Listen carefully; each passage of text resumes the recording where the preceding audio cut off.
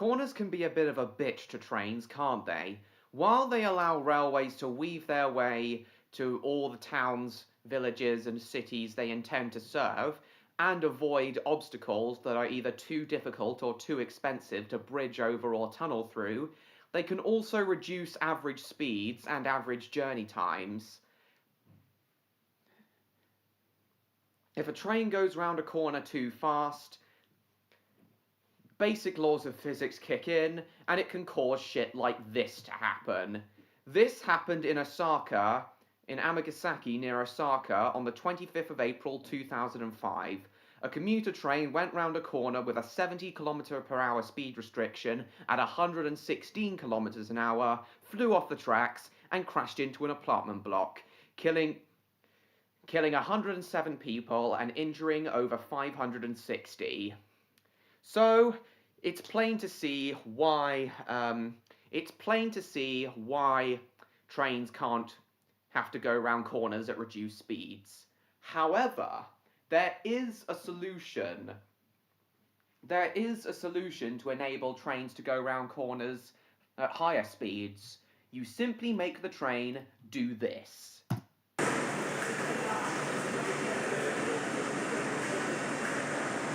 Yep. You make it tilt.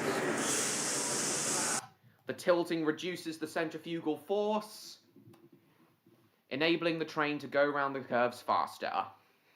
Basic physics. And this stream shall be themed to tilting trains.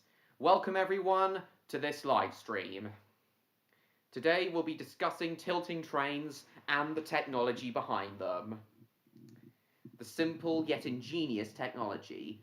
You didn't know trains could tilt, did you, Don Murray? Well, some of them can. The basic laws of physics reduce centrifugal force and enable them to go around curves a lot faster. Well, lovely to see you, everyone. Hello to Martin, John Murray, Eric, Timelad, Carl Box, Cool Gamer. That appears to be everyone for now. I'll just let everyone know we've started, and then we will get into talking about tilting trains.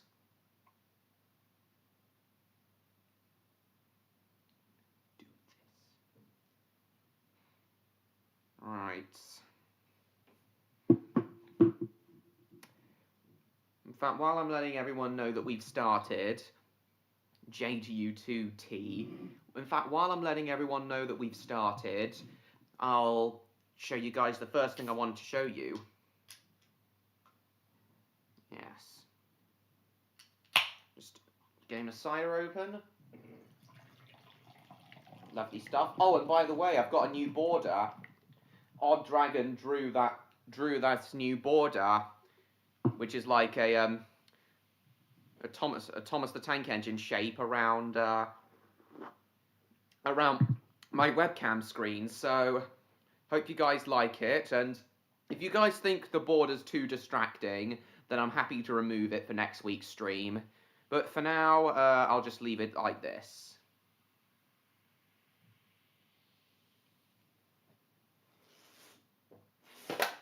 Yeah, if you guys think the border's too the new Thomas-shaped border's too distracting, I'll remove it for next week's stream.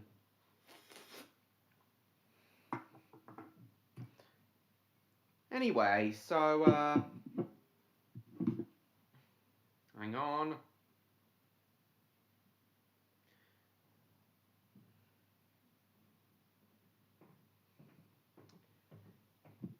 Last live stream with me before you turn 18? Cool.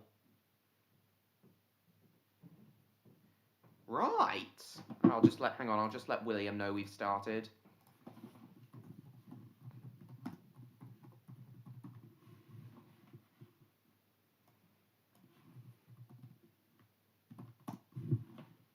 Right then.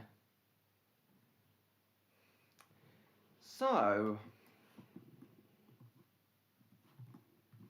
it would not be a stream themed to tilting trains without talking about one of the ones that pioneered them all, the gas turbine powered APTE.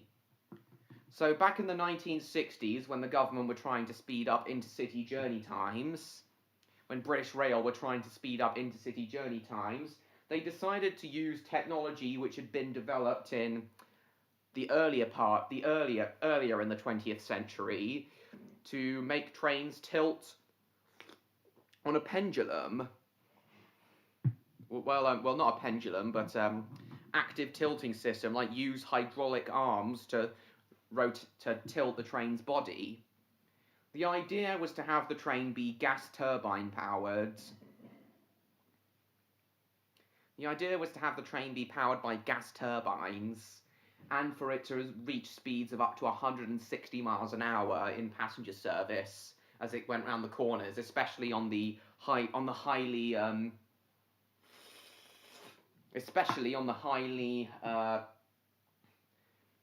very windy West Coast main line from London Euston up to Glasgow. He'll be here soon, Martin. So, while I message everyone and while I let everyone else know that the stream has started, I'm going to show you guys this quick little bit of archive footage from British Transport Films of the APTE being tested. Then we'll talk. Then, as you guys are watching it, I'll let everyone know that we started. Welcome, Jupiter. That's not it. That's Kestrel. That's it. Beginning a series of slow-speed runs at Derby, British Rail's advanced passenger train is intended for speeds of more than 150 miles an hour. And yes, this is The team of research engineers who designed the train are there to check on the behavior of their latest creation.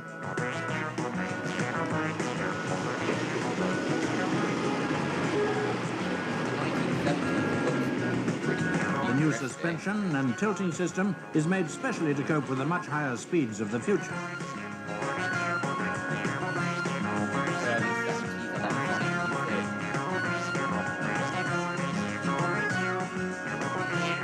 Drivers and stokers of the old steam days would certainly scratch their heads if they were told to work with this modern control panel.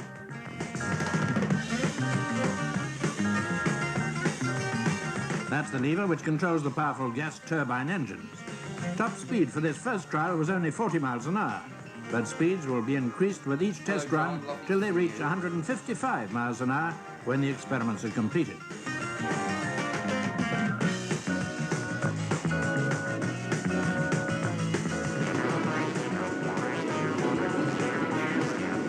British Rail have plans already for a high-speed train to take over an intercity route towards the end of the year. John, as you said, you didn't say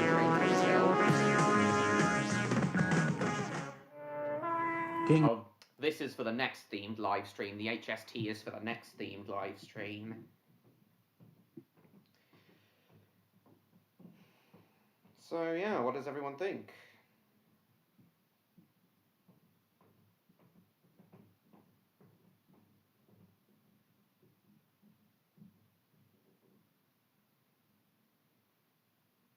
Albertine, good.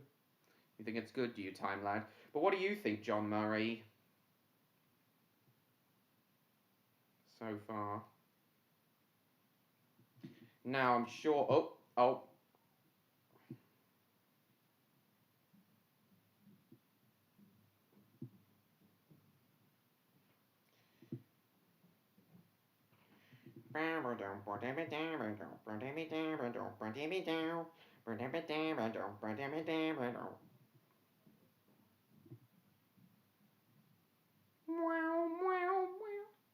Looks like a good train because it is.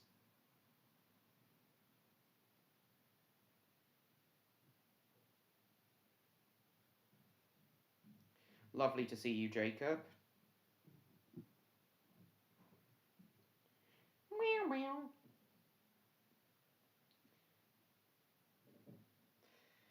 Hey, MLP fan, lovely to see you as well.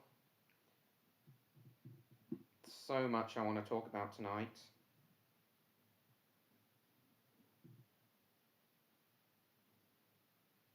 Hope we see Odd soon.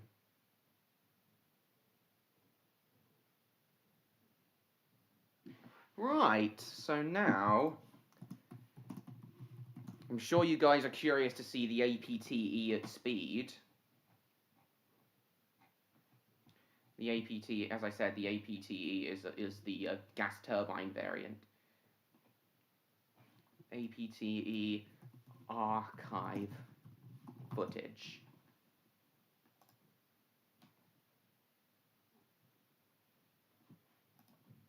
Wants to know it.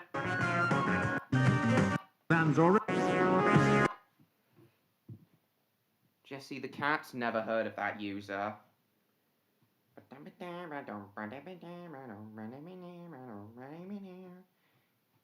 But yes, the APTE was capable of tilting.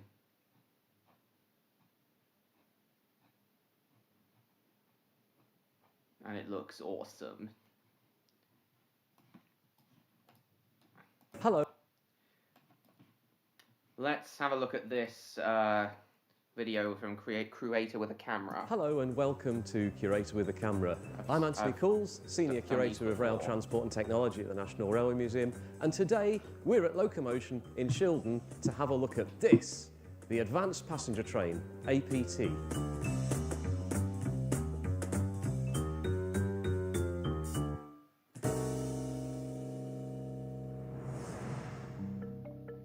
In the 1960s, British Railways were heading towards a 100-mile-an-hour railway. British Railways were heading towards a 100-mile-an-hour railway. On the East Coast Main Line, the Deltics were running regularly at 100 miles an hour on express passenger services. On the West Coast Main Line, south of Crewe down to London, new electric locomotives were doing the same, running at 100 miles an hour regularly on express trains. But north of Crewe, the West Coast Main Line curves, and the trains at their certain speeds would begin to hunt, which is like a side-to-side movement, which is very uncomfortable for the West Coast Main Line curves, and the trains at their certain speeds would begin to hunt, which is like a side-to-side movement, which is very uncomfortable for the passengers. It's quite unnerving, and it could lead to derailments. Yes. So British Railways wondered what to do, and they found their solution with a man called Alan Wickens. In 1962, British Railways engaged Alan Wickens from the aerospace industry to undertake research into the rail-wheel interface and how they could control the side-to-side movement, the hunting, which was causing such problems. And after extensive research throughout the 1960s and prototyping and computer modelling, the ultimate fruit of Wickens and his team's research was this, the Advanced Passenger Train Experimental, APTE. So let's have a look at it. You've got something that's quite unlike anything else the railways have seen. This is prior to the high-speed train and Kenneth Grange and his no couplings and buffers on the front end. But this is purely an experiment. It doesn't need to be coupled to anything because British Railways use abandoned section of 13 miles of railway in Leicestershire near a place called Old Dalby for their test track, which is solely used to try this train out. It's like something out of a very futuristic film. There's nothing on it. There's no external door handles. There's no fiddly details. Yes, this train, like every inch of it is made to run fast. The APTE, I've just realised, genuinely looks like a futuristic train out of Thunderbirds. Like, you know the monotrains, the trains which run underneath at high speeds underneath a single rail. The APTE kind of looks like those, well, akin to those anyway. Like something out of a 1960s and 70s science fiction film, like The Train of the Future. You can clearly see how futuristic they wanted it to look. It's like something out of a very futuristic film. There's nothing on it. There's no external door handles. There's no fiddly details. This train, every inch of it is made to run fast and cut through the air. The aerodynamics of this, reflect that aerospace industry origins. So there's the grills on the side to allow as much air in to cool the gas turbines as possible, and then the exhaust stacks on the top. Nice to see you. There's very large cowlings because there are 4 British Leyland gas turbines providing power to each power car, and then a 5th turbine at the end there to provide auxiliary power for electric and air and the various research systems in there. It's an unusual colour scheme, very different to the British Railways blue and grey, because that is the BR blue there, but this is not grey as such. It's actually a metallic sort of silver, so it's beyond the British Railways corporate image. Beyond the corporate image. Oh, that's what I wanted to show you. British footage of the APT running at test speeds of 155.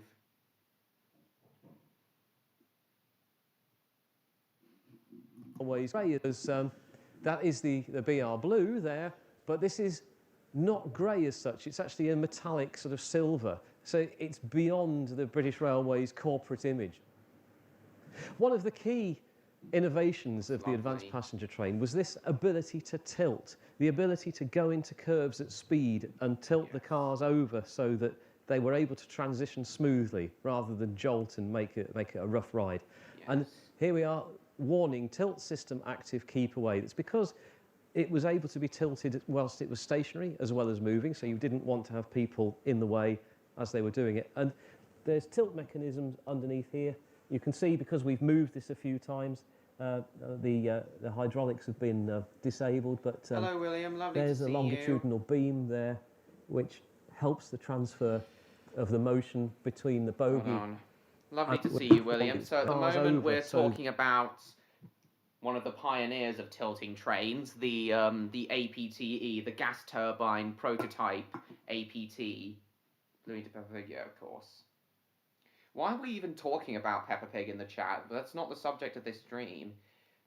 Then it was eventually used for the Pendolinos decades later. We will be talking about the Pendolinos. The ability to go into curves. The Pendolinos are actually more than just the Class 390s. They're a whole family of tilting trains developed in Italy. Of the advanced passenger train was this ability to tilt, the ability to go into curves at speed and tilt the cars over so that they were able to transition smoothly rather than jolt and make it a rough ride. And here we are, warning, tilt system active, keep away. It's because it was able to be tilted whilst it was stationary as well as moving, so you didn't want to have people in the way as they were doing it. And there's tilt mechanisms underneath here. You can see, because we've moved this a few times, the hydraulics have been disabled, but there's a longitudinal beam there which helps the transfer of the motion between the bogie and the bodies, which is again very key to how this thing operates. And there's some of the piping coming down from the tilt pack in PC2 as to how it all happens. Then there's more cabling for the electric motors on the outside. And actually, yes, while we're talking about electric motors, those are the motors around the axle. That's how this thing works. It's not got a separate motor. It's the motor is integral part of the mechanism there. So having had a look at the outside of this amazing train, let's go and find out a little bit more about what it's like inside and have a look at the driver's cab. So one of the incredible things that I really like about this is how do you get into this train? Because you've got that amazing aerodynamic shape on the outside. And here is our little secret steps. And that, having opened the door, we can then push this button and the access steps drop out like that. It's fantastic, isn't it? But there we are, steps open. Last Tuesday. Nice. Let's go and see inside. Hi, HMC Squared. Nice to see you. Welcome to the stream. Welcome to my channel. Don't think I've seen you before, so please subscribe if you haven't already. Drop out like that. It's fantastic, isn't it? But so there we are, steps open. Of this train, Let's William, go of the and APT see inside. That's yeah, not interested.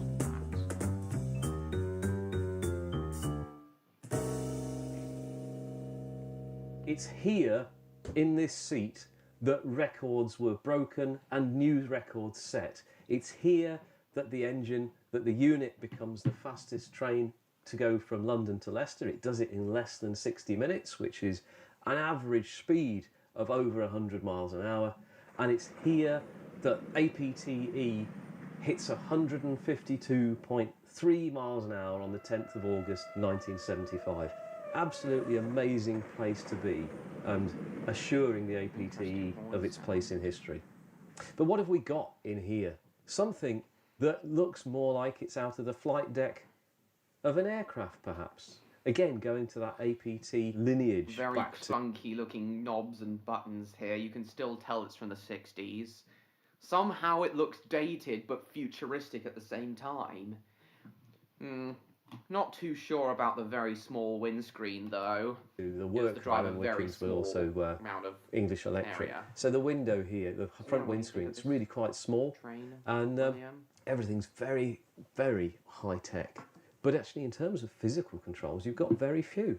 You've got directions, forward shunt and forward main, so shunting at slow speed for the direction.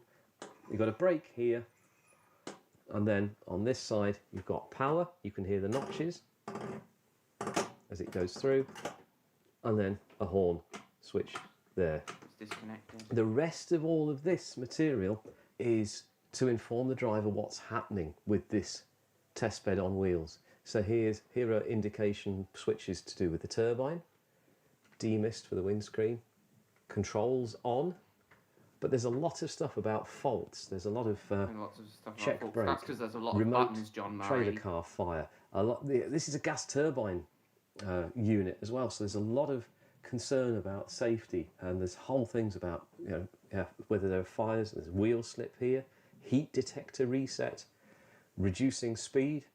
There's our ammeter for what the alternator's producing off the generator, speedo there, inches of mercury for the vacuum, and this here is the automatic warning system, the signalling system, sunflower, which has the yellow, and that's why it says suspected tritium paint there, because when the sunflower is showing and you get the yellow triangles in that will be that paint will be reflective and radioactive. Yeah, but radioactive. More of oh these, damn! Why have a radioactive thing there? And you get the yellow triangles in that will be that paint will be reflective and radioactive.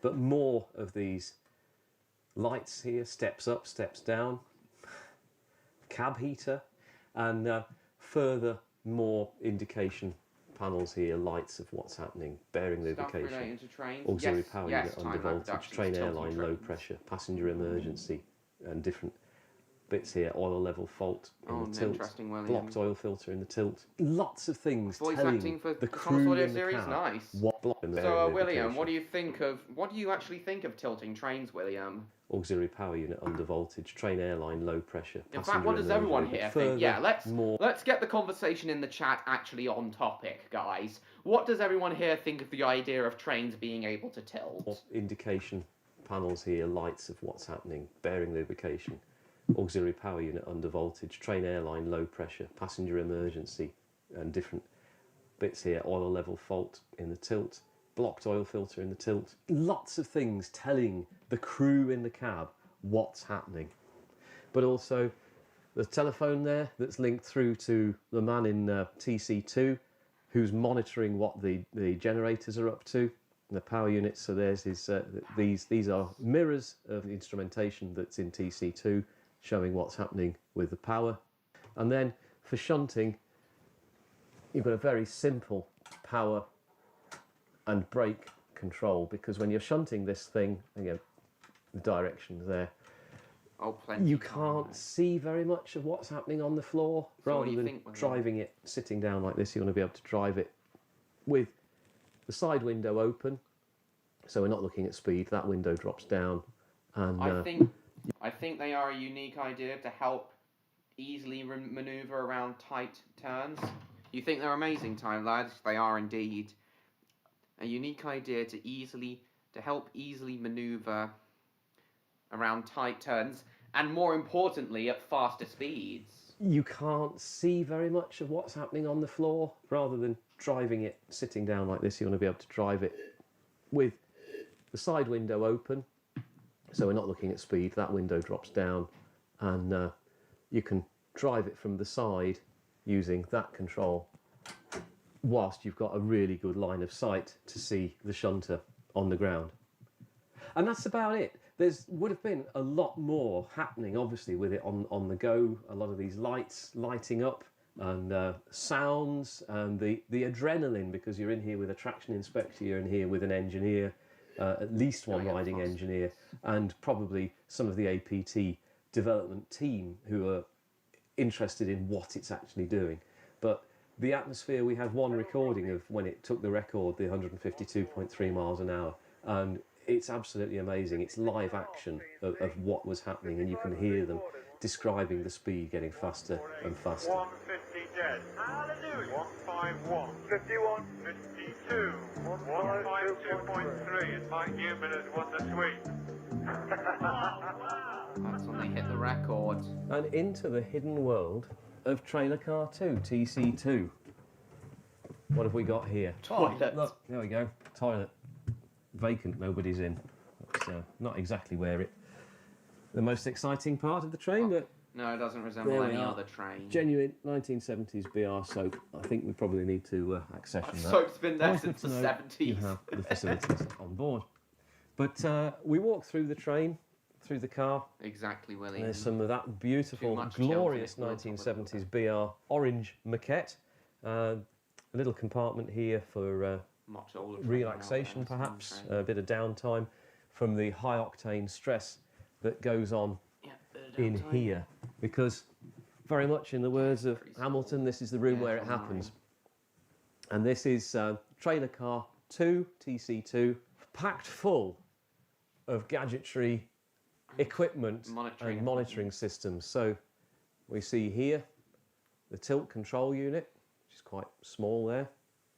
The HK brake control unit, that's a hydrokinetic braking system to slow the train down from those incredibly high speeds. In fact, there is a picture of the train leaving St Pancras on one of the high-speed trials that they did between London and Leicester, where it made Leicester in less than an hour, which was incredible. The big box underneath us, underneath there, is the tilt pack itself. It says it's soundproof because the noise from the hydraulic pump and the control systems would be too much otherwise. It's inside the I didn't vehicle know here. that they would The have been control pretty systems loud. would be too much otherwise. It's inside the vehicle here because the team need easy access to adjust it and modify it during the testing. So they can actually tweak this thing on the move. The prototype train's APTP, this was mounted beneath the carriage itself. The moving from the tilt pack and all the gizmos and gubbins there, we have something almost straight out of sci-fi here. Yeah. If it something looks out a of little Thunderbirds Doctor Who, there. well, again, it's a child of the 70s. Those Sci-fi gadgets and all look the like something out gizmos of and Thunderbirds. gubbins there, we have something almost straight out of sci-fi. Well, except for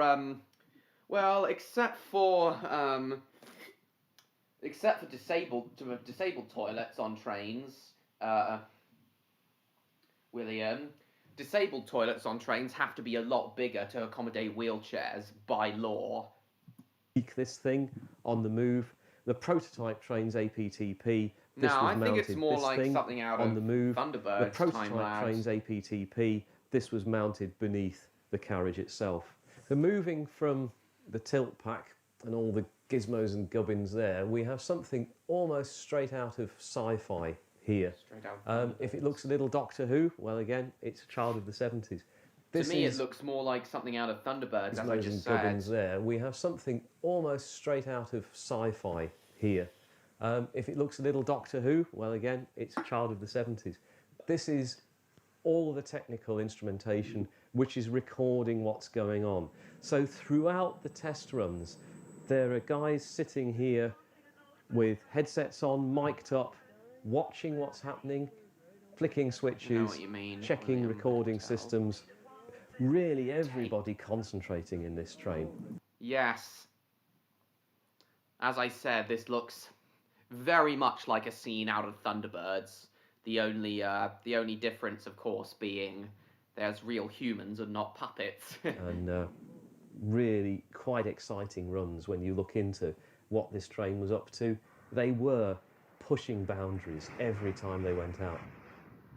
This is where the high speed is being recorded, but of course this isn't just about the speed of the train, it's about the performance of the rails and the wheels and the turbines, how it's operating. Every movement is monitored. You can see that each of these has plugs, switches. People are moving the wires around to suit what's happening where and when. So they are lab coach lines number 1 end, lab coach lines number 2 end, TC1, PC1 bogey input lines. This is all pre-digital. This is not that. This is all wires and relays. It's an amazing thing, and actually testimony to the APTE support group who help us look after this, because a lot of this material had been stripped out. Before you arrived, William, I mentioned how I think the APTE kind of looks like the monotrains in Thunderbirds. Thing. Kind of. And not actually, exactly, but kind wires of. and relays. It's an amazing thing. Real And human hands. actually, testimony to the APTE support group who help us look after this, because a lot of this material had been stripped out when the train came into the museum. It was pretty much a carcass, and between APT support group and the National Computing Museum and a couple of other supporters, including Serco Rail in Derby, where the train was constructed and tested initially, they've helped us put all this lot back, which is absolutely amazing. If it sounds like I don't know what any of it does, that's because I don't. But this is the nerve centre of why and how APT is, and what it does, and how it performs. This was never intended to be a passenger carrying train. This is solely an experimental device, an experimental vehicle. You can see the lightweight fibre panels there, but also there very clearly the structural members of the carriage. So it's said that having been made alongside the F6 Lightning, there are some common components, and I'm not entirely sure. I'd like to blast an APT in. Yes, the tilting, the actual tilting technology behind tilting trains as a whole was actually developed by aircraft engineers, not train engineers, because aircraft engineers obviously knew how to make trains bank.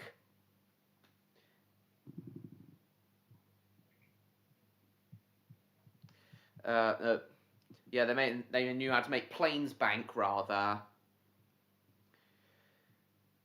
Do you, Pet Squad fan, in that case, happy birthday for Monday? Of the carriage. So it's said that Stay for a little bit longer? having been made Cool, alongside William. the F6 Lightning, there are some common The F6 components, and I'm not entirely sure I'd like to blast an APT into space or put a Lightning aircraft along the East Coast Main Line. Lightning I'd like to aircraft on blast the an East Coast Main Line blast an APT into space.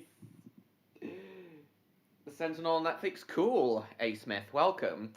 So, A. Smith, what do you think of the idea of trains which can carriage. tilt their So bodies it's around said corners? That, having been made alongside the F6 Oh, Lightning, who there does are turn some common 60? components, and I'm not entirely sure I'd like to blast an APT into space or put a Lightning aircraft he's talking along about the East. you. I'm not entirely sure I'd like to blast an APT alongside happy- the F6 Lightning. happy there birthday are for some Monday, common John components, Murray. and I'm not entirely sure I'd like to blast an APT into space or put a Lightning aircraft along the East Coast Main Line.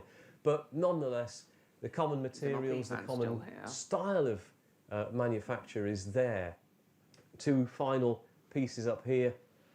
The all-important clock to see what time it is and where you are. Smith's, very well-known For some reason, the speed's measured in kilometres an hour, not miles an hour. manufacturer of clocks there. But then Always, the Smith. speedometer as well. Very large numbers, 300 kilometres an hour up to, which of course translates roughly at quite a lot of miles an hour. 186 miles an hour.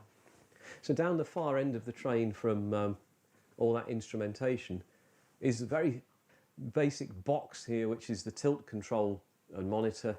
And this... Hello, James. Lovely to see you. So at the moment, James, we're talking about the gas turbine APTE, the experimental passenger train that was used to test out 300 tilting kilometres an high-speed hour up. technology. But then the speedometer as well, very large numbers. What do you think of the 300 idea of kilometres an hour tilting up trains, to, James? which of course translates roughly. Hello, Stephen. Welcome to the stream. The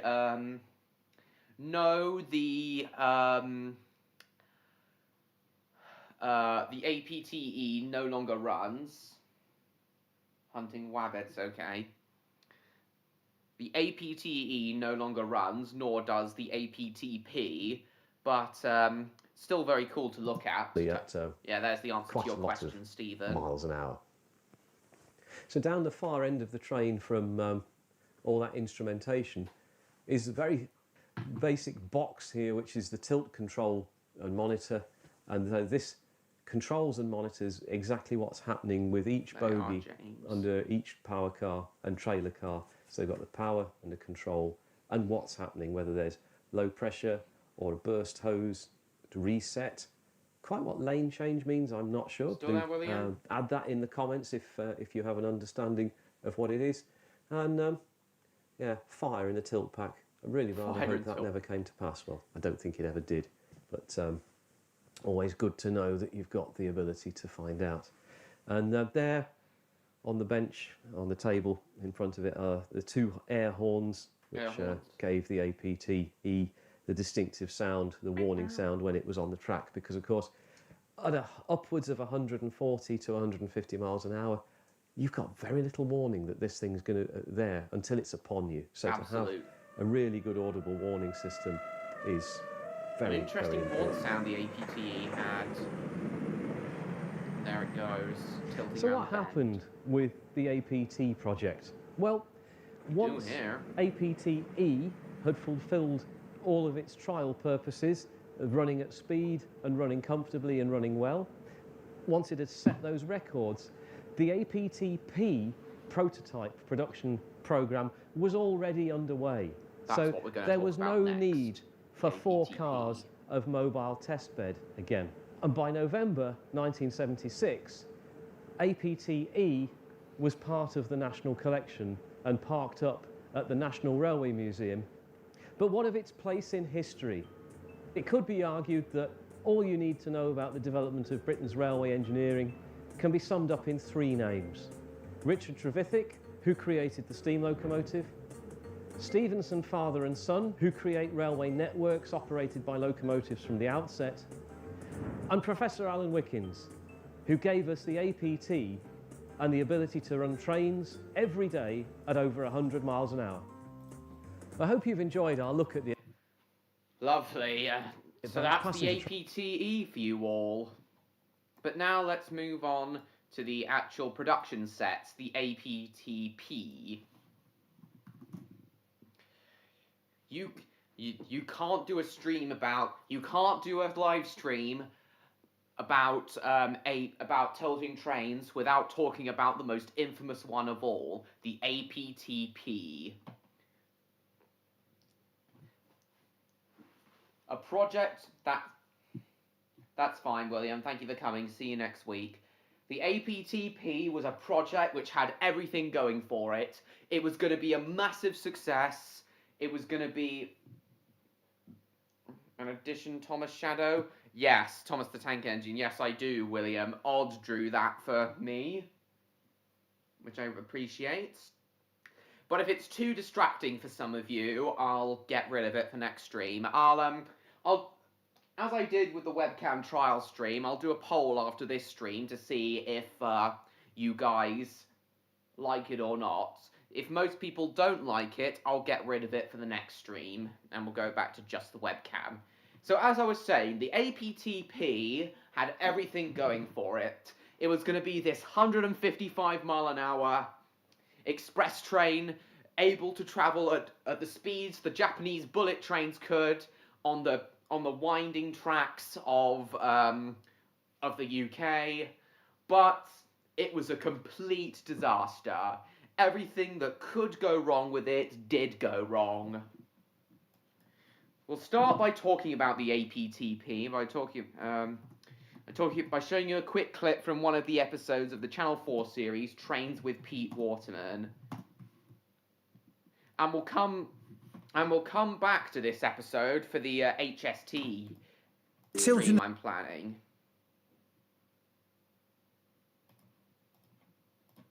Was only meant to be a temporary fix until this, the Advanced Passenger Train, or APT, was ready to take to the rails. The APT was going to be British Rail's flagship, something the rest of the world would look at in envy. Instead, it turned into one of their biggest disasters. Back in the 1960s, British Railways needed to drastically speed up journey times on the intercity routes to compete with the car and the domestic airlines. But there was a problem. The busiest route on the network, the West Coast Main Line from Euston to Glasgow, is also one of the slowest. It has lots of curves. To travel at really high speeds, the track would have to be ripped up and new straight lines laid. But the cost of building a new line would be astronomical.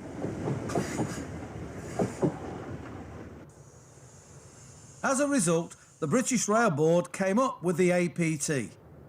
This train could run on existing tracks at speeds of over 160 miles an hour.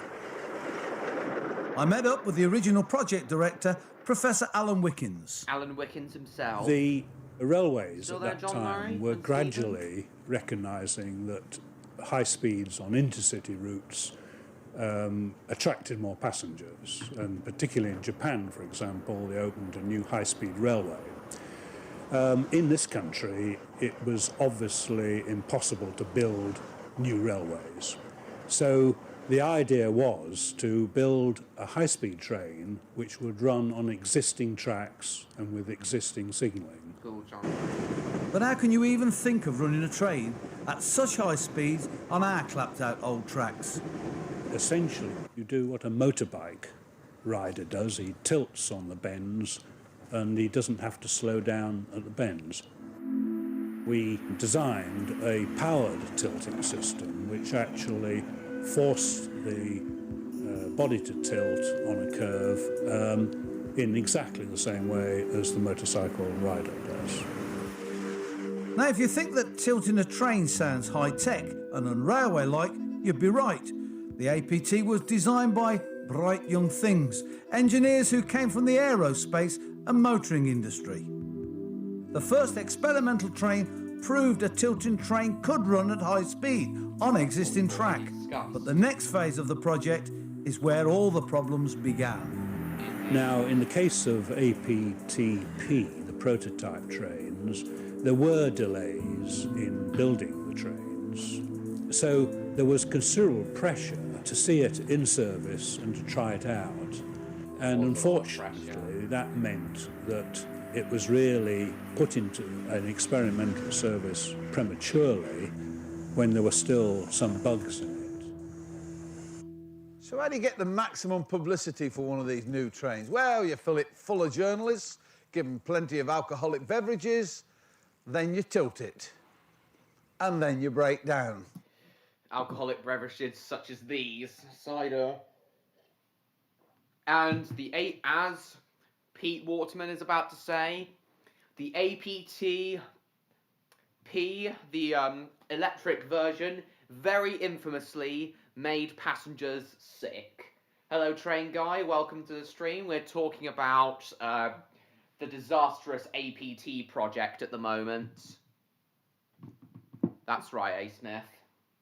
But yeah, we're talking about the disastrous APT at the moment.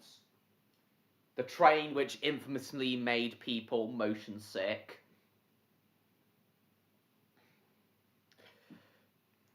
Obviously, the motion sickness itself was caused by the tilting, but obviously it wasn't helped by the amount of alcohol the journalists were given to drink. So yes, what does everyone think of that? A train making people beverages, sick. Then you tilt it, and then you break down. The journalists are sick. This is funny. This is a funny cartoon. Intercity APT that's not streamlined, and people vomiting out of the smashing windows. That's a funny cartoon. It's not going anywhere. Bingo. Maximum publicity. But it wasn't just the motion sickness that was a problem. There was a myriad of other problems the APTP had. A myriad of mechanical problems. One of your mates has a 00 gauge APT? Awesome. But what do you think of that, James? Oh, you already said that. Definitely wouldn't have wanted to ride on that train? Well, all the bugs were ironed out by the mid-80s. But by then, the APT project was so infamous that BR just couldn't continue it. The train's not going anywhere. Bingo. Maximum publicity. Not quite the publicity you want, though.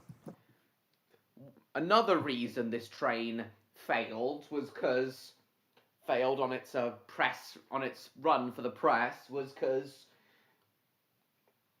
it was run in December when there was very icy conditions and the overhead wires caused electrical problems and the lights went out on the train and it ground to a halt due to overhead wire problems caused by the cold weather, and the end result was the train had to terminate at Crewe. And it broke down on its third day in service and had to be shunted back by a Class 47. A total disaster.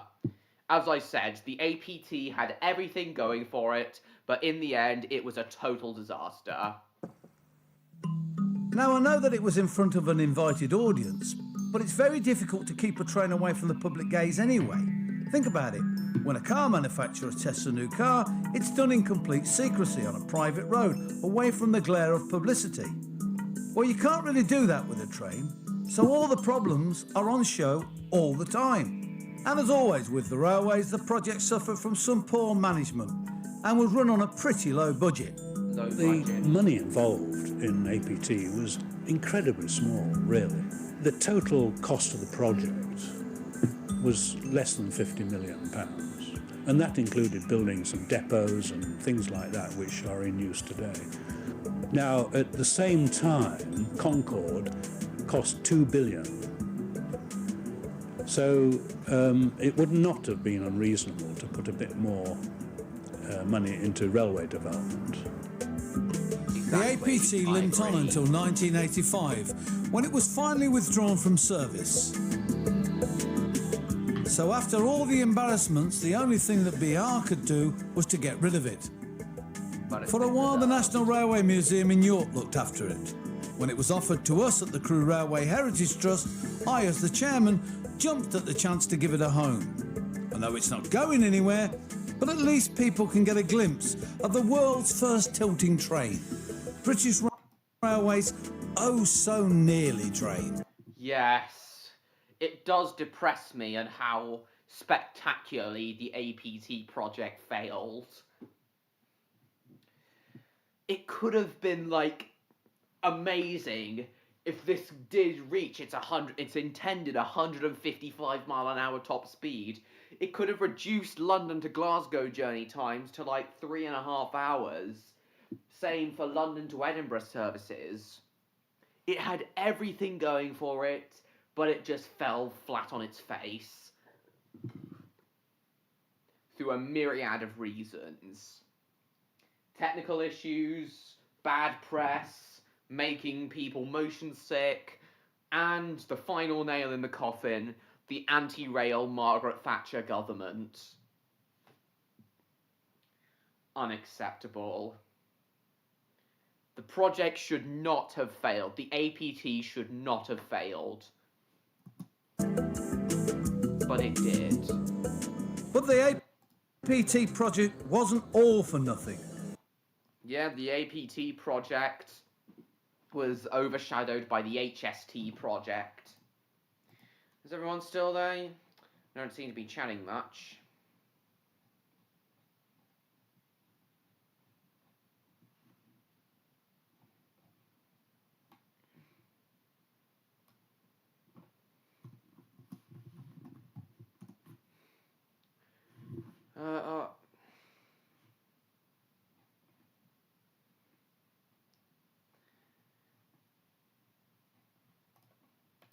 Now It wasn't really a law. In a moment now, we're going to watch this video by The Right Track, which goes into more detail about the APTP. But first, I need the loo. So I'll be back, everyone.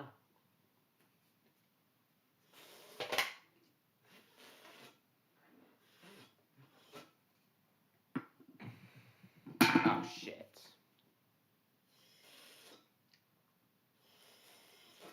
Hang on.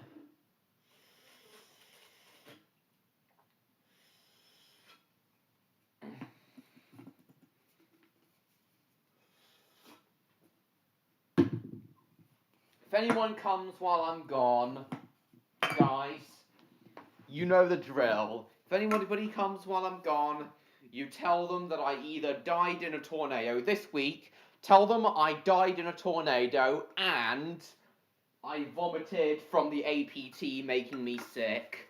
I'll be back, everyone.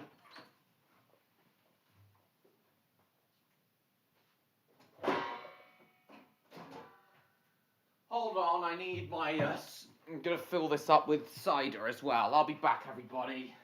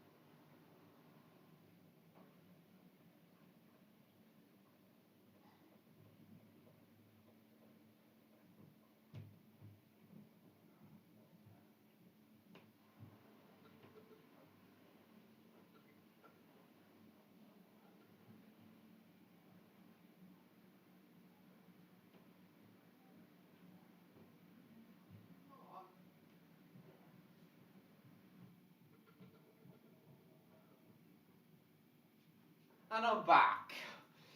So what's been happening in the chat? Hello Felix, nice to see you. Is everyone else still there? Is MLP fan and A Smith still there? Right. APT. This is the Advanced passenger train. It's cost over £40 million to develop, tilting on the bends for faster cornering. Till no discomfort at all. People were extraordinarily jolly. But this new train was by no means perfect. In fact, it's failed. The train now arriving at Platform 1 is the most expensive ever to be developed by British Rail. The first time I travelled on it, I did feel travel sick. In the winter of 1981, on its third day in service, it broke down on its way from Glasgow to London. This one doesn't work. Yes, but this one's Doors don't work. The APT was withdrawn after one disastrous week in service. It was the right idea, but it didn't quite work. Tomorrow's train is now yesterday's train. Tomorrow, maybe. Our story starts in 1966 when a man named Alan Wicken decides that Britain is lagging behind other countries in terms of high-speed rail. Building a new infrastructure is incredibly expensive. It can only be justified when there are very big traffic flows. Countries in terms of 66 when a man named Alan Wicken decides that Britain is lagging behind. Tomorrow, maybe.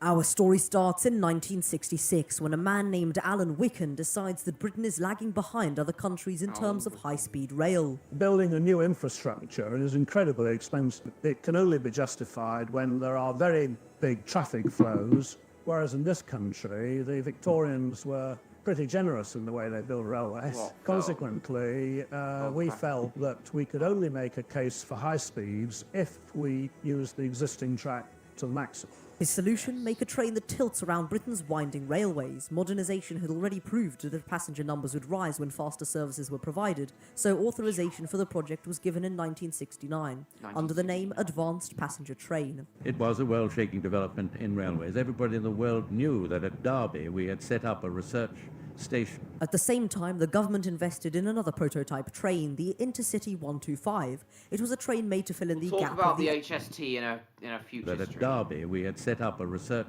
station. At the same time, the government invested in another prototype train, the Intercity 125. It was a train made to fill in the gap of the APT's creation, and so they started work on a high-speed diesel train using tried and tested conventional technology for short-term use until the APT was able to take over. Back to the APT, The government at the time had agreed to put a 50% stake in the project, and so in 1972 it began track testing, with the experimental train being dubbed the APTE, powered by gas turbines. This was decided as government-owned Leyland was working on turbines for road use, and therefore the projects could be done simultaneously. Something I forgot to mention before now is that the reason they switched to from a gas turbine train for the APT to an electric train is because of the 1973 oil crisis, when fuel prices went really high and they decided it just wasn't viable to use gas turbine trains, so they switched to electricity. I think gas turbine powered trains would have become mainstream were it not for the oil crisis, because France originally intended for the TGV to be a gas turbine train before they switched to electricity. Train being dubbed the APTE, powered by gas turbines. This was decided as government-owned Leyland was working on turbines for road use, and so yeah, a gas turbine could have been successful, where it could have become mainstream were it not for the oil crisis. Turbines. This was decided as government-owned Leyland was working on turbines for road use, and therefore the projects could be done simultaneously. Beginning a series of slow-speed runs at Derby, British Rail's advanced passenger train is intended for speeds of more than 150 miles an hour. The team of research engineers who designed the train are there to check on the behaviour of their latest creation. However, this launch was not without troubles, as ASLEF, the drivers' union, found issue with the cabs, as they only had one driving seat. Mainline testing followed on the Midland Main Line, but problems persisted with the train's wheels overheating. Oh, yeah, overheating wheels. They also stopped the APT in its tracks while it was undergoing testing, the ASLEF union, and because of the lack of onboard train crew that the APTP would have had,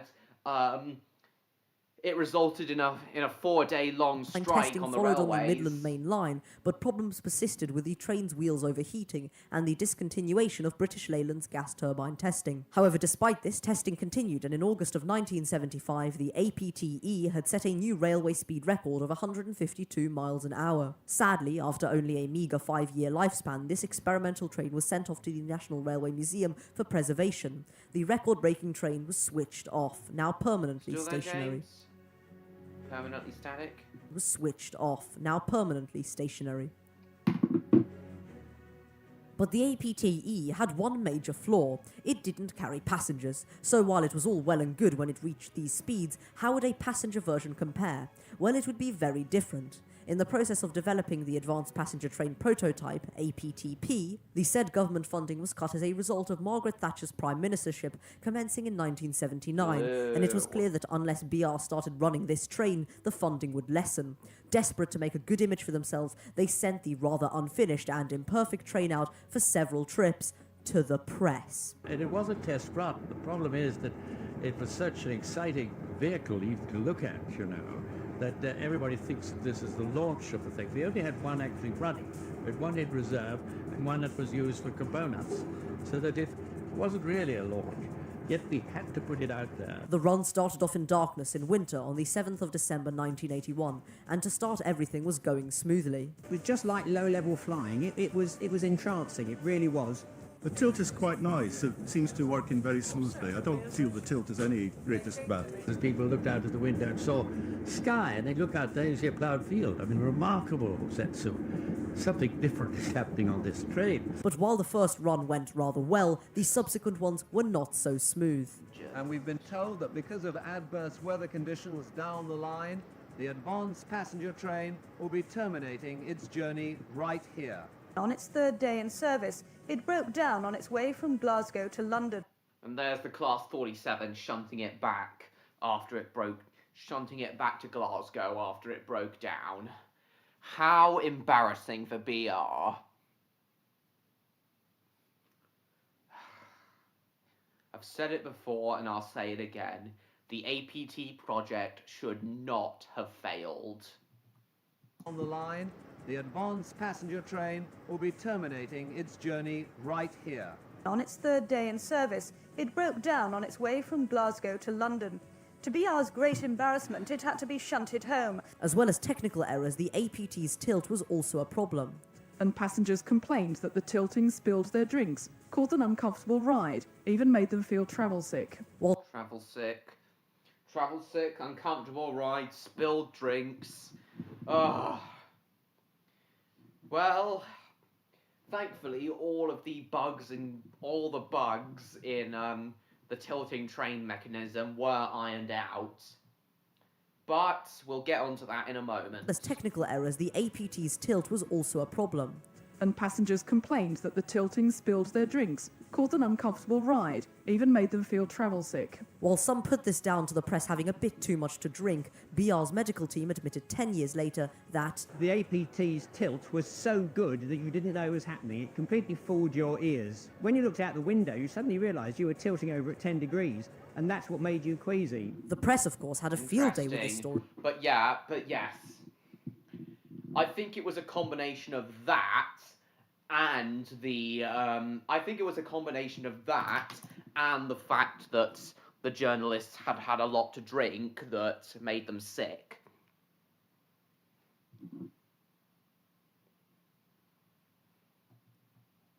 So yes, I do think that while the actual tilting itself did cause the sickness, while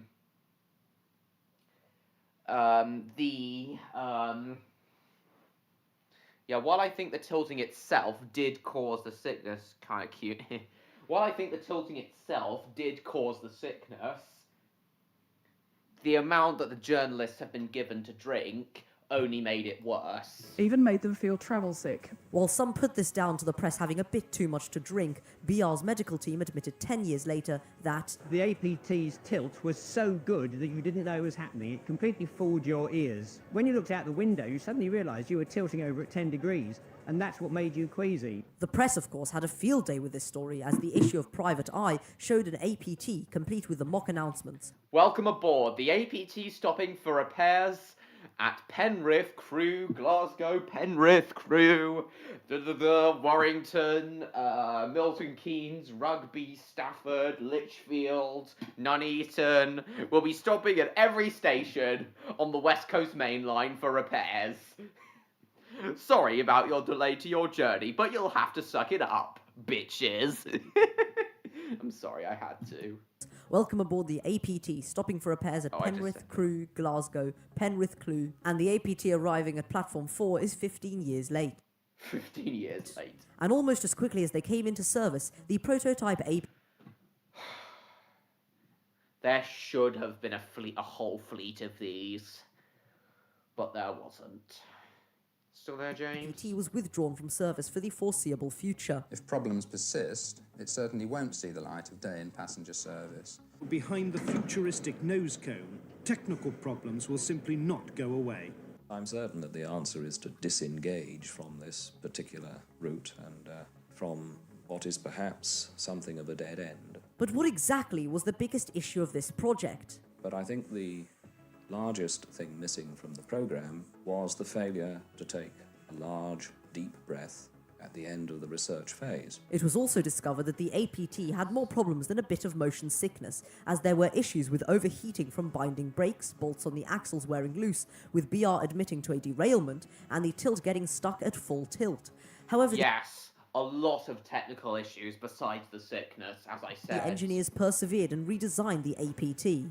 Without any fanfare, they're now designing a slower APT that will enter service not at 155 miles an hour, but at 125. Furthermore, the fleet of APTs was now lowered from 60 to a mere 20. Is it any longer the APT we were promised? The answer has to be no. But no new trains appeared, and by 1984, the same fleet, but improved, entered service again. This was done quietly, as the trains were not mentioned on timetables and just appeared at the platforms. Now modifications are being tested with a twice-weekly service between Glasgow and London. It went back into passenger-carrying service today, for the first time in 18 months. The above passenger train has become dogged by technical problems since its planned launch in 1981. £4 million has since been spent in a bid to rectify the faults. today, it's running between London and Glasgow at a top speed of 120 miles an hour, instead of 168 it's capable of. British Rail's advanced passenger train is back on the rails, 2.5 years after its first disastrous launch.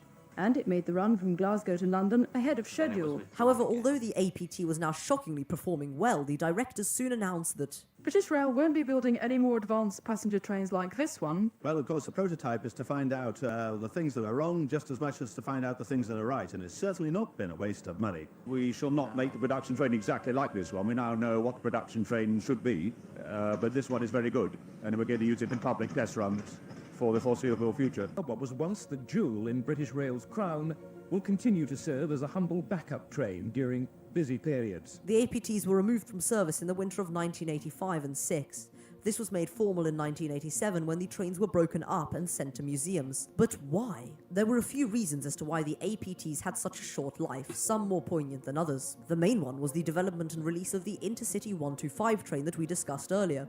Originally intended as the train to fill in the gap between the APT's development and release, it performed outstandingly and became BR's main advertising gimmick. The APT was overshadowed by its more successful, more versatile successor before even being brought to the main line, and the HST is still around today, well, while I'm making the video anyway. Yeah, it is still around today. ScotRail and GWR are still using it, for now anyway. Or to the main.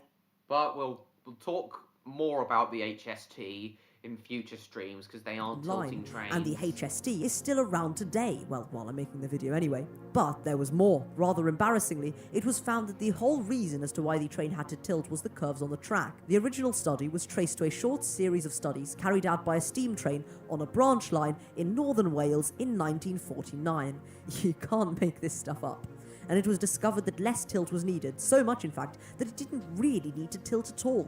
The last major reason was that I think perhaps we tried to take on too many novel systems and devices all at the same time. And the lack of political will from Thatcher's very anti-railway government. Unacceptable how anti-rail the Margaret Thatcher's government was. The Nostalgia Zone? Cool. All at the same time. Would the Nostalgia Zone include things like the AP trains of the 80s? Novel systems and devices all at the same time. And the lack of political will from Thatcher's very anti-railway government and negative press spoiling its reputation from day one. The tilting technology was sold off to Fiat Ferroviaria in 1982. But what actually came out of APT, and how can you still kind of experience it today, over half a century after the first prototype started testing? Well, despite the APT-S, that being squadron service, not happening due to reasons discussed earlier, there was also work taking place on the APT-U after the demise of the prototype units. This one would have the tilting feature as optional among other aspects. This project was later retitled Intercity 225 in order to distance itself from the controversial and disgraced APT name. The Class 91 locomotives had design features imported wholesale from the APTP power. Yep. So the Intercity 225s were derived from the APT project. Class 91s and the IC 225s, as I said, they are some of my favourite modern trains. So I guess the Intercity 225s owe their existence to the failure of the APT. In order to distance itself from the controversial and disgraced APT name. The Class 91 locomotives had design features imported wholesale from the APTP power cars. So technically APT lives on, thriving mostly on the East Coast main line, but what about the tilting technology that this whole thing was all about? In 1997, private operator Virgin Rail Group, owned by Richard Branson's Virgin, started operating the Intercity West Coast franchise, taking over from state-owned operator British Rail. They wanted a train that would tilt on the bends, and following negotiations with several manufacturers, Virgin placed an offer with Fiat to produce the envisioned tilting train. However, ironically, this came in the form of their Pendolino train, the very same that was created from the ashes of APT. Yes. We brought back our own technology. Today, one can still see two examples of the two APT designs. The APT-E is now owned by the National Railway Museum and is on display at its Locomotion Museum. The APT-E. Today, one can still see two examples of the two APT designs. The APT-E is now owned by the National Railway Museum and is on display at its Locomotion Museum at Shildon, while the one surviving APT-P train sits in a siding in Crewe owned by the Crewe Heritage Centre, next to the West Coast Main Line. Overall, it was quite successful in terms of being an advanced passenger train, nobody can doubt that, but it was the politics, press coverage, more efficient trains, and releasing the prototypes too soon that ultimately pushed the whole idea into a siding, abandoned and forgotten about. Unacceptable. I hope you enjoyed this video. Should not have happened.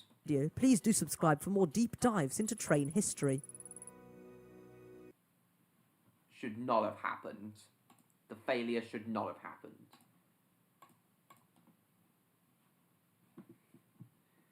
"86 views, lovely stuff from 14 people, lovely. Oh, 12, go away. So, that's the APT for you all, and its failure. As I've said, the APT should not have failed, but it did, and that makes me sad.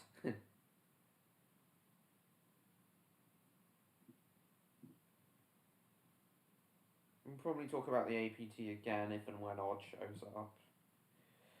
But is everyone, for now, is everyone still there? Is John still there? John Murray? Oh, and is A. Smith still there?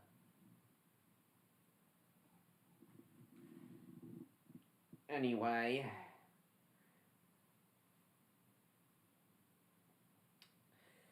Let us now talk about the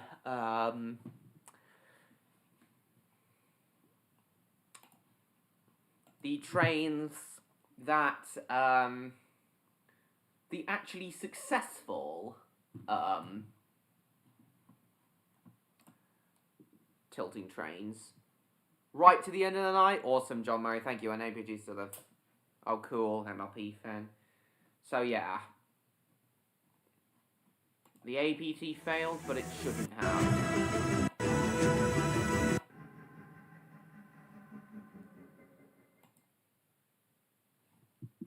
Thank you, John Murray.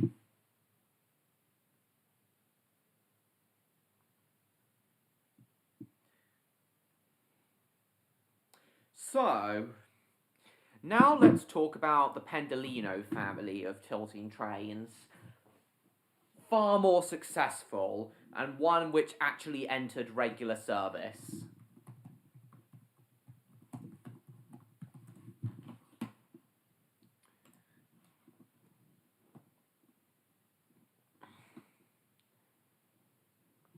Of course, the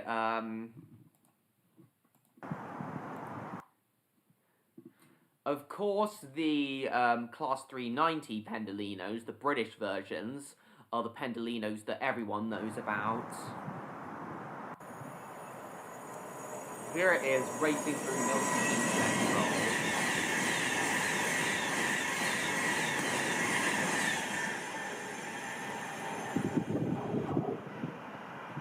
So these trains were built by Alstom, and they entered service in 2002.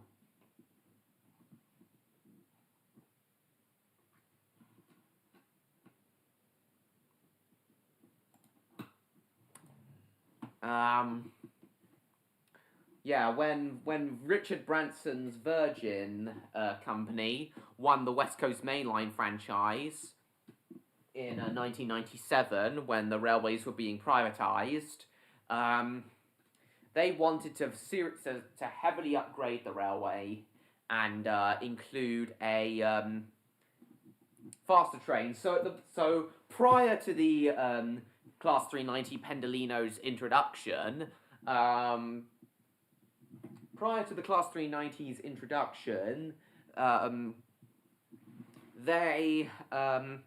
West Coast Main Line ran Class 87s and Class 90s hauling Mark II and Mark III coaches, but they could only reach 110 miles an hour. The Pendolinos could reach 125 on the West Coast Main Line, so they were key in reducing journey times, particularly between London and Glasgow, to under 5 hours. So before the Pendolinos, it took the average journey times between London and Glasgow took more than 5 hours. But now, of course, thanks to the APTs and their 125 mile an hour top speed, they're now capable of making the journey time between London and Glasgow has now been reduced to 4.5 hours.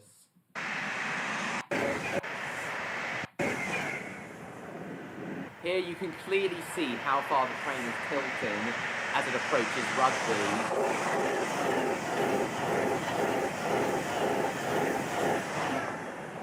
And yeah, the Class 390s are good, but yeah, I still prefer the Intercity 225s, even though they can't tilt, so they were designed to be capable of being retrofitted with tilting mechanisms.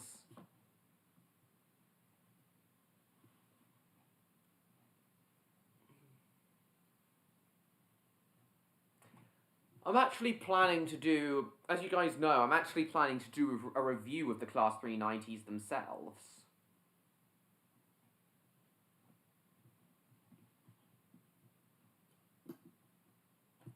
So yes, as you can tell, the Class 390s were far more successful than the APT ever was. The Pendolinos are basically the successors to the APTs. Is everyone still there? Yep, the Class 390s are basically the successors to the APTs.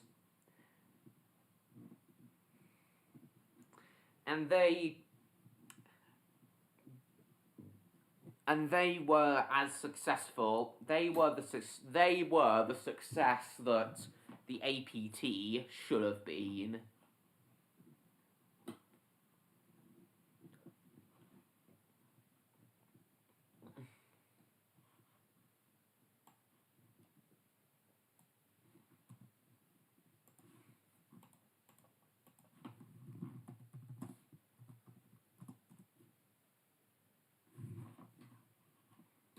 Oh, this is a good example of how far the trains can tilt.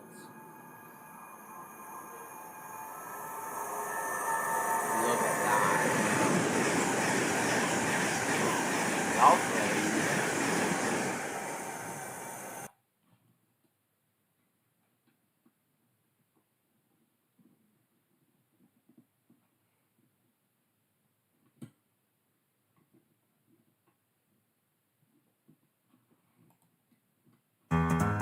Oh, and something I forgot to mention was the Class 390 Pendolinos were also capable of being hauled by Class 57 locomotives. Are John, MLP fan, and James all still there?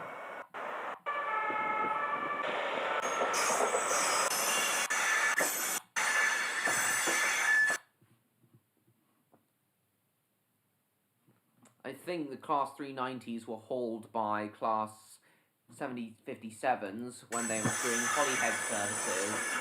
Could be wrong though. Or of course when they broke down.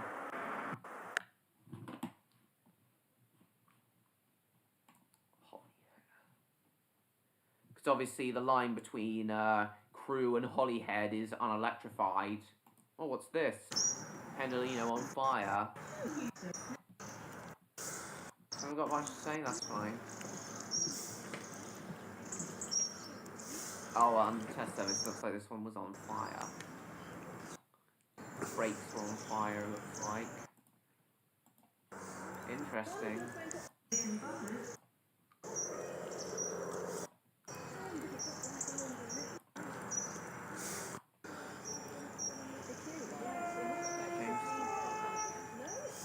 You don't have much to say either? That's okay.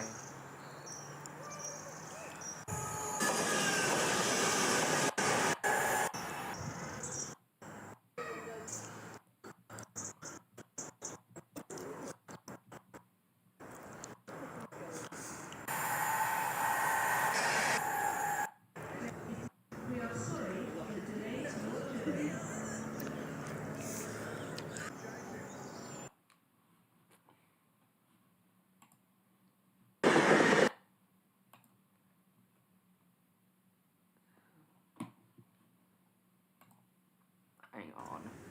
On the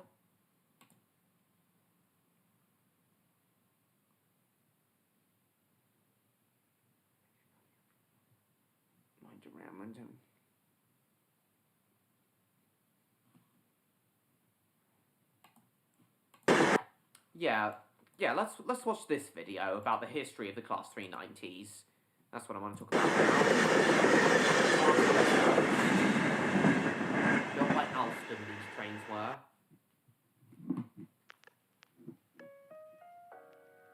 The APT routes.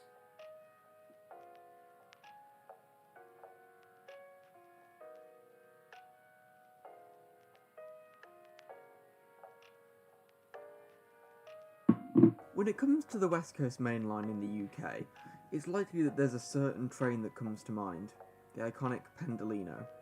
In this video, I will explain its roots, its creation, its operation, and its future. The Pendolino, assigned in the system TOPS as the Class 390, is not the first of its kind. What is a tornado's favourite game to play? Twister! I get it. Operation, and its future. The Pendolino, assigned in the system TOPS as the Class 390, is not the first of its kind. Its roots span back to the Class 370 known as the Intercity Advanced Passenger Train. That's the very image I used for the thumbnail of this stream. Or the APT. The failed tilting train from the 1980s, while revolutionary, a rushed introduction, slow development, intense tilt, and having to share track with slower trains led to problems and its withdrawal in 1986. Around this same time, in 1982, in Italy, Fiat Ferrovia purchased APT patents that were used to improve their technology for the ETR 450 train sets. Yeah, the ETR 450. I think we'll talk about the ETR 450 and the other members of the Pendolino train family next, as it was Italy that refined, improved, and succeeded in tilting train technology where us British had failed. Yeah, after this we will talk about other Italian tilting trains and the rest of the Pendolino family. Gisnado. Destroyed December. In 1986. Around this same time, in 1982, in Italy, Fiat Ferrovia purchased APT patents that were used to improve their technology for the ETR 450 train sets, which were tilting trains. In 1999, 17 years later after this sale, and 13 years after the APT's withdrawal, the newly formed Virgin Trains West Coast, owned by Richard Branson, ordered the Class 390s to replace their ageing rolling stock comprising of the Mark III and Mark II coaches and the locomotives such as the Class 86, 87 and 90. Alstom were selected to construct the Class 390s, utilising the same tilting technology from Fiat Ferrovia. 1 year later, in 2000, Alstom acquired Fiat Ferrovia and rebranded the division into Alstom Ferrovia 2 years later. Unlike most trains, the Class 390 was built with two pantographs. While this later became the standard for intercity trains in the UK, this was a new pantograph had the Fiat same tilting technology Ferrovia developed and rebranded from the division the into APT. Alstom Ferrovia 2 years later. Unlike most trains, the Class 390 was built with two pantographs. While this later became the standard for intercity trains in the UK, this was a new thing at the time. This allows for more time to drop the pantograph if an obstruction is sighted, and also allows the unit to continue if one pantograph is damaged. The original order for the Class 390s were 53 sets comprised of 9 coaches, although they were initially delivered with 8 coaches, with 5 carriages being standard class and 4 being first class. The Class 390s were constructed at Alstom's Washwood Heath plant in Birmingham, England, from 2001 to 2004. They were all designated the Class 390-0. Washwood Heath closed a year later in 2005. They were built to have a top speed of 140 miles per hour.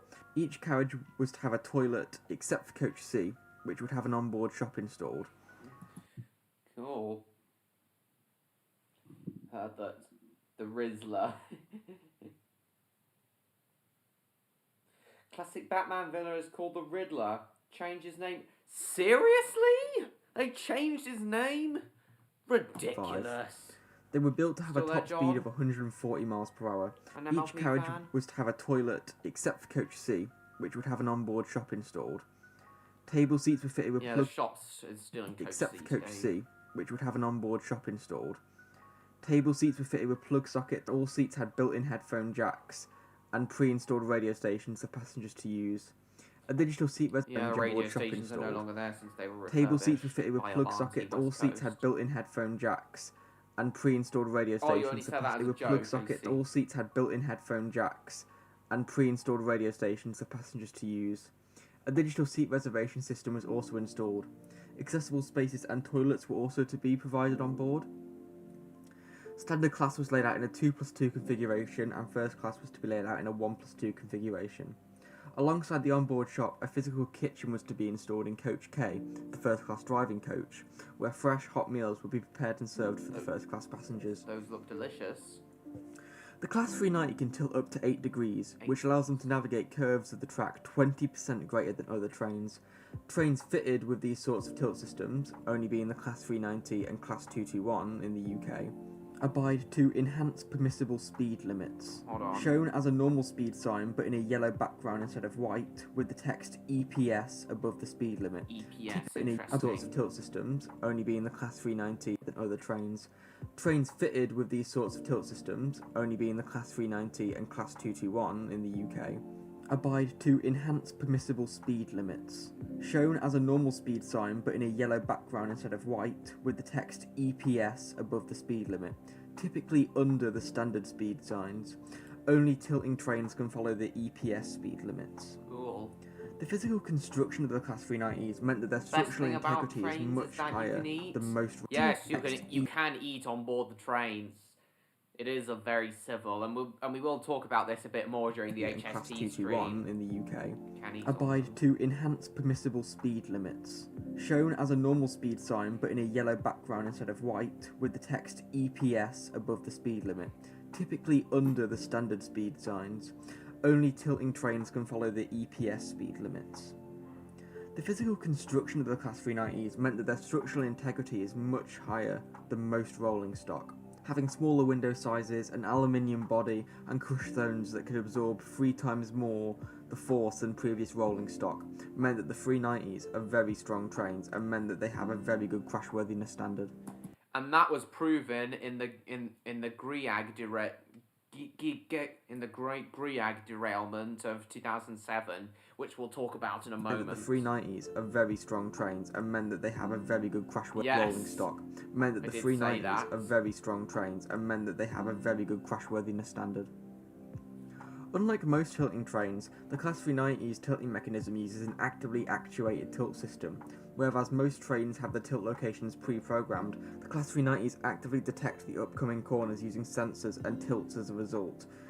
The Tilt Authorization and Speed Supervision System, referred to as TAS, was also integrated with this. In the event of the tilt system failing, the train would automatically return to the non-tilting position and apply the emergency brakes automatically. The Class 390 was fitted with the standard UK rail systems, such as the Automatic Warning System, AWS, and the Train Protection and Warning System, TPWS. What stands out with them is the inclusion of the Tilt Authorization and Speed Supervision System, as mentioned a moment ago. TAS controls the Class 390's tilting system through track-fitted beacons within 5 miles of each other.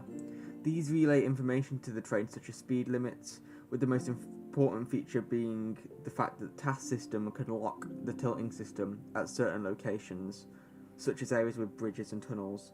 The system is disabled and re-enabled by the beacons at the designated locations. The introduction of the Class 390 was repeatedly delayed due to inadequate project management and the collapse of Railtrack, the controversial predecessor of Network Rail. The Class 390 entered passenger service with Virgin Trains, so inadequate project patience. The introduction of the Class 390 was repeatedly delayed due to inadequate project management and the collapse of Railtrack, the controversial predecessor of Network Rail. The Class 390 entered passenger service with Virgin Trains on the 23rd of July 2002, running a daily return service between Birmingham and Manchester for the 2002 Commonwealth Games in Manchester. Attention,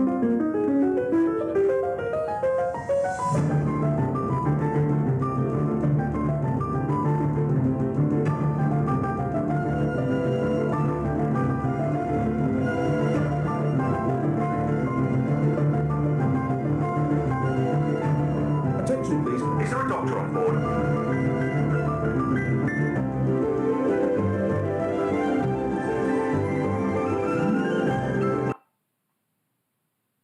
The audio's gone. Oh dear.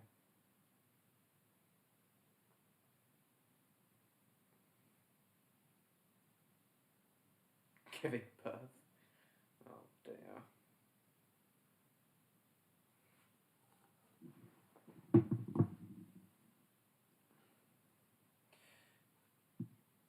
Caught up in a twist of fate? You are here. New trains. A new beginning. Yes, new beginning advert. 6 months later, the first Class 390 carried passengers out of London Euston for the first time. The full fleet was almost fully rolled out by January 2005, with only 8 locomotive sets remaining for peak time services out of Birmingham. Virgin Trains applied their classic grey and red livery to all of their Pendolinos, alongside assigning each train with their own unique nameplate, with many incorporating Hello, the Loveco. Virgin... Welcome to the stream. So, at the moment, with this being a train stream themed to tilting trains, at the moment, we've already discussed the disastrous APT project, but now we're talking about the far more successful Pendolino trains. Specifically, right now, the Class 390s. But in a moment, we'll talk about the other members of the Pendolino family scattered throughout Europe. The full fleet was almost fully rolled out by January 2005, with only 8 locomotive sets remaining for peak time services out of Birmingham. Virgin Trains applied their classic grey and red livery to all of their Pendolinos, alongside assigning each train with their own unique nameplate, with many incorporating the Virgin brand, such as Virgin Star, Virgin Hero, Virgin Prince and Virgin Spirit, to name a few. Alongside this, many Class 390s were also named after cities or towns, such as the city of Manchester and the city of Glasgow. The Class 390s initially received backlash due to their reliability problems and their awful capacity, with the early 8-coach units having a 50-50 split of first class and standard class carriages, which is a ridiculous prospect. The introduction of the additional coach changed this to 55-44, which slightly improved things. Yeah, I think I knew that. Carriages, which is a ridiculous prospect. The introduction of the additional coach changed this to 55-44, which slightly improved things. By 2007, all of the 9-car Class 390s were running and in service. Their reliability had increased, and they were revolutionary for the West Coast Main Line, being a drastic improvement to the old rolling stock they had replaced. Their comfort, speed, acceleration and efficiency was much better than the ageing rolling stock they had replaced, and for the first time since the APT, the UK saw tilting trains once more. Unfortunately, a rainy evening on the 23rd of February 2007 would shake the railway to its core. Aging rolling stock they had replaced, and for the first time since the APT, the UK saw tilting trains once more. We need to cover this. Unfortunately, a rainy evening on the 23rd of February 2007 would shake the railway to its core. On that day, Unit 390033, named the City of Glasgow, was running a service from London Euston to Glasgow Central when it hit a faulty set of points at Grey Rig between Oxenholme and Penrith Station in the Lake District, and derailed at 95 miles per hour. On board, passengers described the feeling of rocking and violent swaying before it derailed. The first coach jackknifed with the rest and the train rolled down an embankment, ripping down the overhead electric equipment with it. The driver, Ian Black, was slammed into the control desk during the incident and broke his neck. A large, extensive rescue operation took place, and unfortunately, there was one fatality, an elderly passenger. Despite the awful nature of the incident, an elderly passenger killed in this crash. Despite the awful nature of the incident, which was found to be the fault of Network Rail for their failure to inspect the point, fortunately, there was one fatality, an elderly passenger. Despite the awful nature of the incident, which was found to be the fault of Network Rail for their failure to inspect the points, Richard Branson expressed his respect for the Class 390, comparing it to a tank due to its strong structural integrity, as mentioned before, claiming that the accident would have been a lot more devastating if it involved the old rolling stock, which had poorer crashworthiness standards. 390.033 was written off and scrapped due to the cost of the repair being higher than ordering a new set. The driving and shop coaches of 390.033 still remain as a static installation for the Avanti West Coast Training Academy and crew. 390.033 is the only of the class that has been withdrawn and scrapped as of making this video. For a time, the greatly named Pendolino was introduced to fill in the place of 390.033, bringing back the sight of local hauled rolling stock to Virgin trains. It was a set of 9 Mark III coaches hauled by a Class 90 and DVT, wearing the Class 390 livery, sharing similar properties inside. After the grey rig derailment, operation of the Class 390 continued as normal. It should be noted that the integrated onboard system was permanently disabled during March 2010 when the system was replaced with onboard Wi-Fi on the trains. Following the increase in capacity on the West Coast Main Line, Virgin trains were made by the DfT to extend the increase March 2010 when the system was replaced with onboard Wi-Fi on the trains. Following yes, this was drawn by Odd Dragon. I hope livery, it will come in sharing tonight similar to see this in properties action. inside. After the grey rig derailment, operation of the Class 390 continued as normal. It should be noted that the integrated onboard system was permanently disabled during March 2010 when the system was replaced with onboard Wi-Fi on the trains. Following the increase in capacity on the West Coast Main Line, Virgin trains were made by the DfT to extend the Class 390 fleet. 31 of the now 52 Class 390s were to be lengthened to 11 coaches alongside the ordering of 4 brand new 11 coach Class 390s. The new coaches and new units were built in Savigliano in Italy and imported via the Channel Tunnel. Alstom fulfilled this and delivered the first of the new units by July 2011. Alongside the delivery of the new coaches, the lengthening of the Class 390s was completed by December 2012. The new 11-car Class 390s were assigned the subclass 390-1. This included the pre-existing 9 cars that had been extended to 11 cars. For example, 390.019 became 390.119. The Class 390 is identified in this way. The 390 number itself is the actual TOPS classification of the train. The 0 or the 1 indicates if it is a 9 or 11 formation, and the last 2 numbers refer to which number it was assigned when it was built. So the first 390 to be built is a 9 car, and therefore it is 390.001. The 43rd Class 390 to be built is a 9 car, and therefore 390.043. The 57th Class 390 to be built is an 11 car, and therefore it is 390.157. The introduction of the 11 car sets alongside the 4 new units boosted capacity dramatically and reduced overcrowding on the sets. It also allowed the Pendolino to be retired. From 2012 to 2019, operations were almost completely uneventful. One thing to note, the introduction of the 11 car sets alongside the 4 new units boosted capacity dramatically and reduced overcrowding on the sets. It also allowed the Pendolino to be retired. From 2012 to 2019, operations were almost completely uneventful. One thing to note is the project to repaint the Class 390s out of their original livery and into the brand new flowing silk livery from 2017. However, the fleet would never fully get this repaint. In August 2019, it was announced that Virgin Trains had lost the Intercity West Coast franchise, and First Trenitalia, a collaboration between First Group and the Italian transport company Trenitalia, would take over operations on the 8th of December 2019. Fitting as First Trenitalia, a collaboration between First Group and the Italian transport company Trenitalia, would take over operations on the 8th of December 2019. All of the Class 390s were stripped of any and all Virgin Trains branding, wearing a plain white livery across the fleet up until the introduction of First Trenitalia, branding as Avanti West Coast. On the 8th of December 2019, Avanti West Coast took over operations and inherited all Class 390s. Over the next 2 years, all of the Class 390s were applied into the Avanti West Coast livery. At this point, the Class 390s were rapidly approaching 20 years old. Following the introduction of Avanti West Coast, they made a pledge to refurbish the entire Pendolino fleet extensively.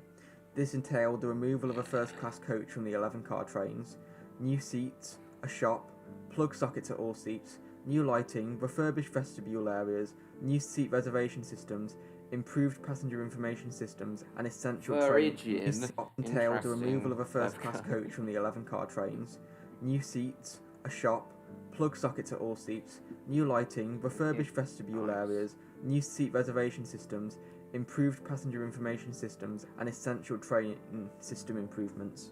This refurbishment, worked by Alstom, began in 2021 with the 11 coach trains being done first, followed by the 9 coach trains after, due to the lack of need for the conversion of the coach, as all the 9 cars had a first class removed. This was completed in June 2024. The refurbishment, referred to as a midlife refurbishment, brought the Class 390s up to modern day standards and ensured the trains were kept up to a good standard of service. Presently, the Class 390 is a 56-strong newly refurbished fleet. They are still quite reliable and now all wear the iconic Avanti West Coast livery, the most notable of the fleet being 390-121 and 390-119, wearing the Climate and Progress liveries respectively. While Avanti West Coast as a company is considered to be quite controversial, the Class 390s and their refurbishment are viewed in a very positive light overall, with future plans for 140 mph running, installation of European train control Future plans for 140 mile an hour running, so the original top speed they were intended for. That would be awesome if these trains could get up to 140. That would be incredible. While Avanti West Coast as a company is considered to be quite controversial, the Class 390s and their refurbishment are viewed in a very positive light overall, with future plans for 140 mph running viewed in a very positive light overall, with future plans for 140 mph running, installation of European train control system, and up to date from the refurbishment. It's clear that these iconic workhorses won't be going anywhere soon. Good. And I can see these trains continuing for another 20 to 30 years, until like 2050. I do hope we continue to see these trains until around 2050. Nothing. Nostalgia cricket. Oh god. Right, I need the loo again, guys. I'll be right back. You all know the drill. Tell anyone that comes while I'm gone that I died in a tornado and got sick from the APT. I'll be back, everyone. Just need the loo again. I'll be back.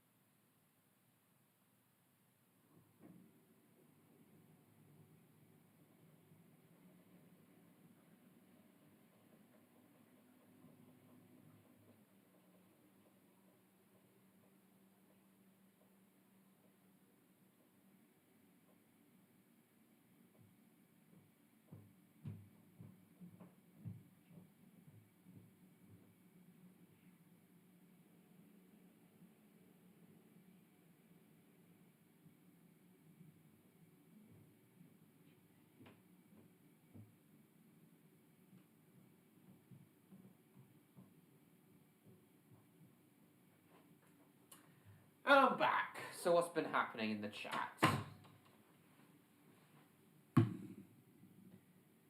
2021, nice. 17. James is 17, cool. Right then. So now I think we'll talk about Italian tilting trains.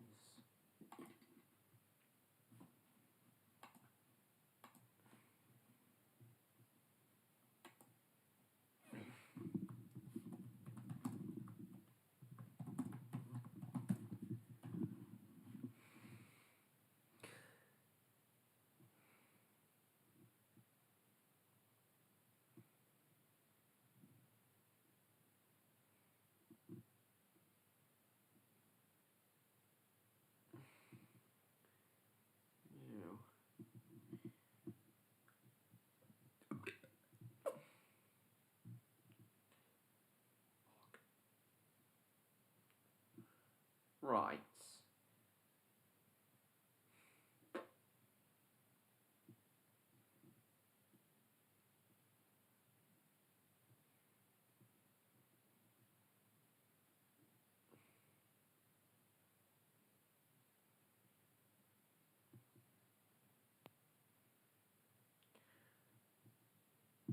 Okay. Right, now...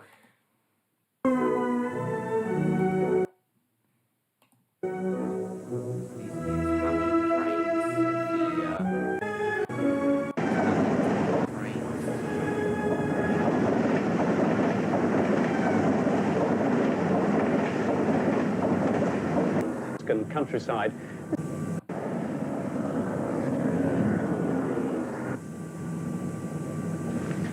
As it thunders through the tranquil Tuscan countryside, this train might look a little bit out of place. But there is a very good reason why it's undergoing extensive tests here. Because not only is it new and extremely fast, it also has a very special extra feature. You don't notice it on the straight and narrow, but on the curving tracks in Tuscany, it soon shows up. This is Il Pendolino, or the train that tilts, which the Italians are hoping will be more successful than the British APT, or Advanced Passenger Train.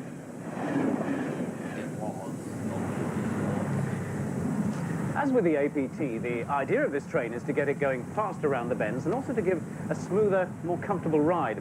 And the effect as it banks into each of the bends is a little bit like being on a super comfortable roller coaster. It's really quite exciting.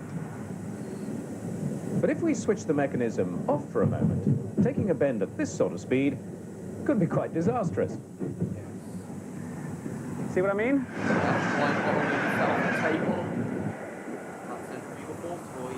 Britain's APT was withdrawn from brief service after a series of technical problems. It used a system of airbags for suspension, which could be inflated to tilt the carriages into a bend. Although it was complicated, it wasn't so much the concept of the APT the that tilting trains use either airbags or Britain's or APT hydraulic jacks to tilt the train. See what I mean?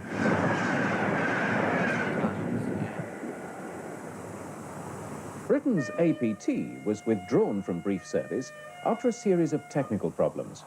It used a system of airbags for suspension, which could be inflated to tilt the carriages into a bend. Although it was complicated, it wasn't so much the concept of the APT that was faulty, but the fact that it didn't stand up to the rigors of everyday use. The Italians are hoping the simpler Pendolino system will prove more robust. Si può fermare, per favore? Grazie. The Italian system relies on the fact that as the railway lines curve round a bend, the outside track is laid slightly higher than the inside.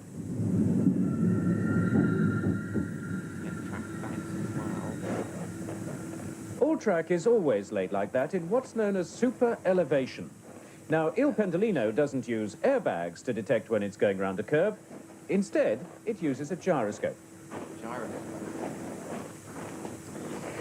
Which is mounted up onto the front of the train there.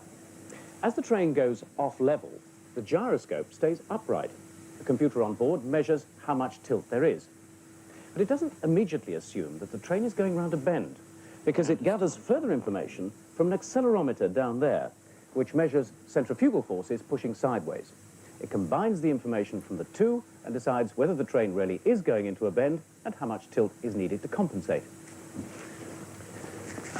Yeah, that's how the tilting accelerometer down there, which measures bend, because it gathers further information from an accelerometer down there, which measures centrifugal forces pushing sideways.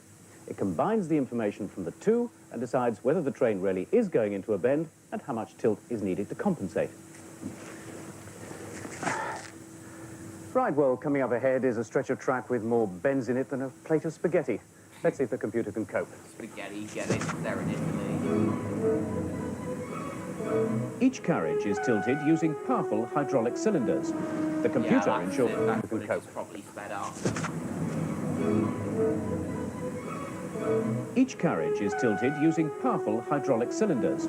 The computer ensures that they tilt in the right sequence and to just the right amount.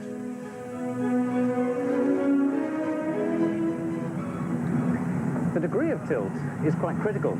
If there's too much, then the passengers could begin to suffer from motion sickness.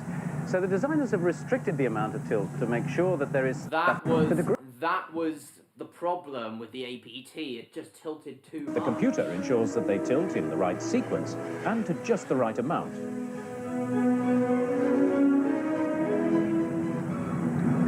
The degree of tilt is quite critical. Right sequence.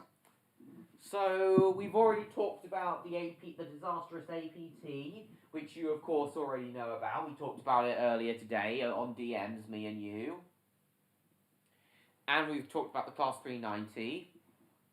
This isn't the APT actually, Neon. This is the Italian train, the first Italian tilting trains that was designed from the APT technology. We've already talked about the APT and the Class 390, but now we're talking about using the Italian powerful tilting hydraulic trains, cylinder. as the Italians were the ones who Let's see if the computer can refined cope. the tilting technology. Oh, Each carriage is tilted using powerful hydraulic cylinders. No. The computer ensures that they tilt in the right sequence and to just the right amount. Oh, you're joking. The degree of tilt is quite critical. If there's too much, then the passengers could begin to suffer from motion sickness.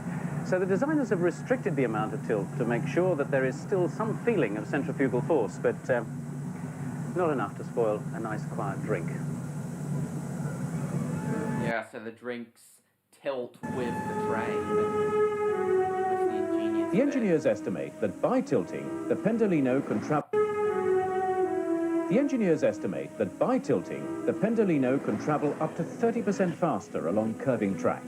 There's already interest in the system from 4 European railways. It may even influence British Rail's thoughts about reintroducing tilting onto their high-speed trains in the 1990s. Well, that didn't happen for Virgin Trains until the 2000s, but it did happen eventually. You knew it was Italian? Work has really gone into Interest in the system from 4 European railways. It may track that by tilting, the Pendolino can travel up to 30% faster along curving track.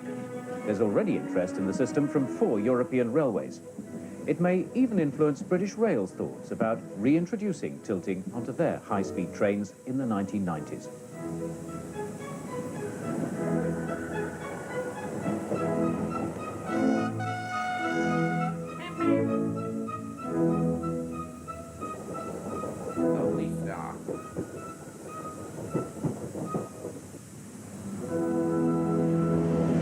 That footage is obviously sped up.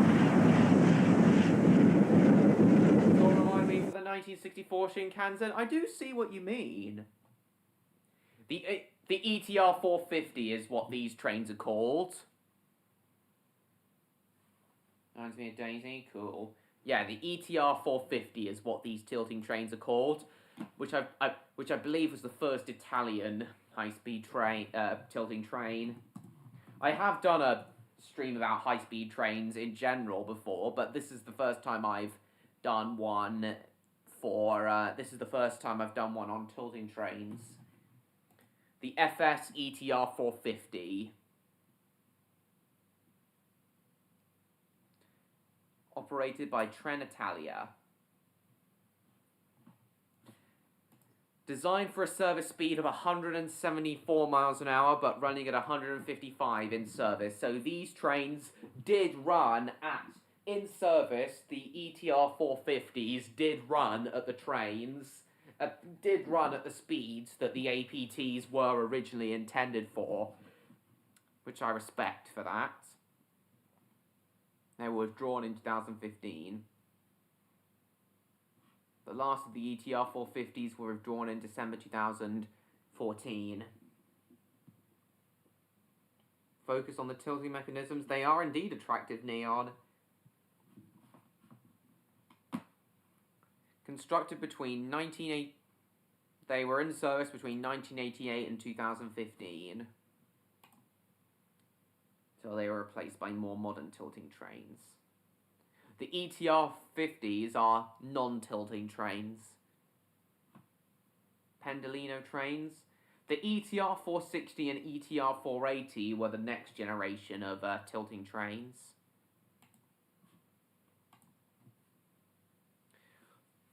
only one ETR 450, Italo Train Rapido, is what these trains are known as. Only one has been preserved.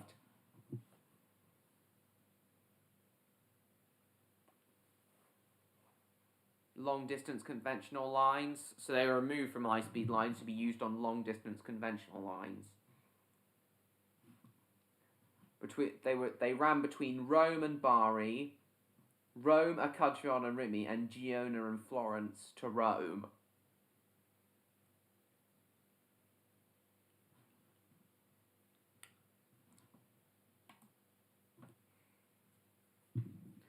So yeah, the evolution of tilting trains has basically gone APTE, APTP, ETR 450, and then the Class 390s. Thanks, Neon. So this was Odd's idea. I do hope we see him tonight. I don't... cheaters, James? Are they not welcome? That's the obvious answer. Yeah, they're lovely, the ETR 450s.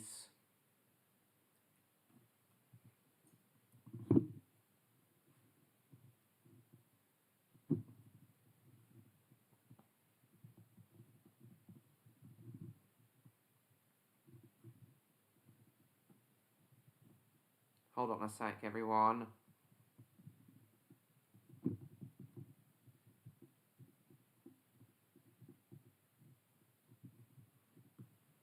We need a train named the Cheetah.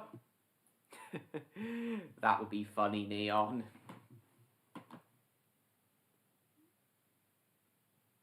Falls off the bogies. The tilting train tilts so far it falls off the bogies. I've never thought about that. Hilarious.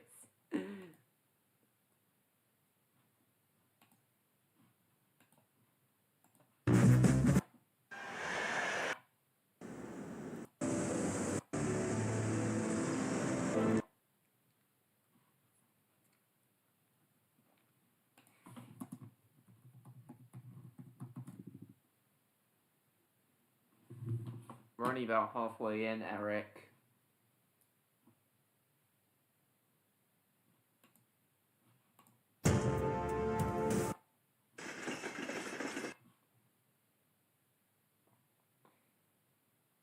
Train named Jeff. Oh yeah, referencing the electric car called Jeff that the guys on Top Gear built. Jeff.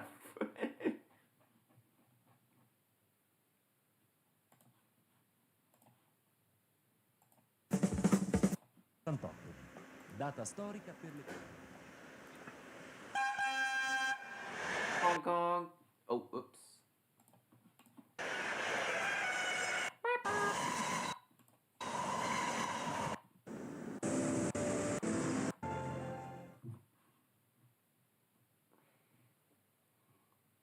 Aluminium panels and run on 2 batteries. You're clearly referencing a garage door. Yeah, you're clearly referencing the electric car from Top Gear. Oh, God.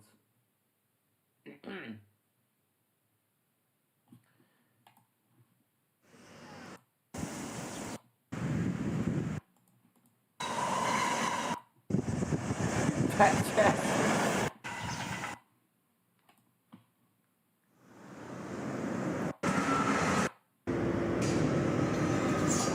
Then, of course, there's also the ETR 600. And you can tell from the same style of doors that that these trains have that that the Pendolinos were based on Italian trains. Yeah, then there's the ETR 600. I believe Poland and the Czech Republic have ETR 600 train variants. Delivered in mid-2008.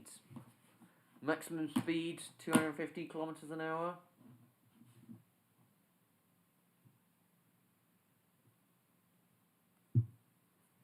These trains could reach 280 kilometers an hour on test runs.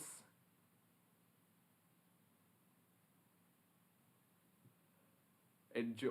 Yeah, not bolting down.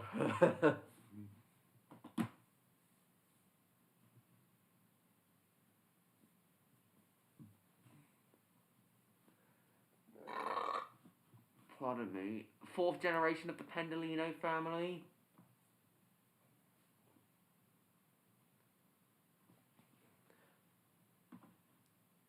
Pendolino trains were even used in Russia.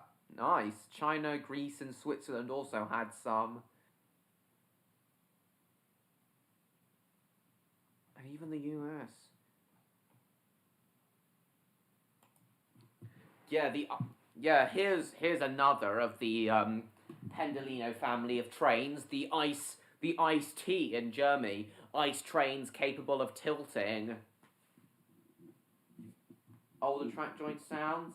Yeah, I know they're welded, but there's still plenty of old track jointed sounds on old track joints on rural railways. Yeah, most tilting trains in service today are from the Italian Pendolino family.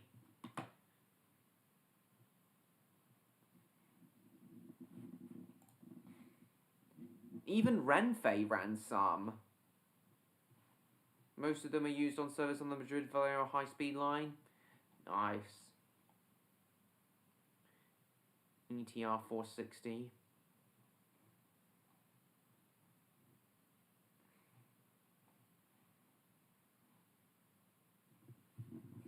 Welded now? Yeah, I thought so. Czech Republic CD Class 360. These are also tilting trains belonging to the Pendolino family. Poland as well, and Slovakia. China.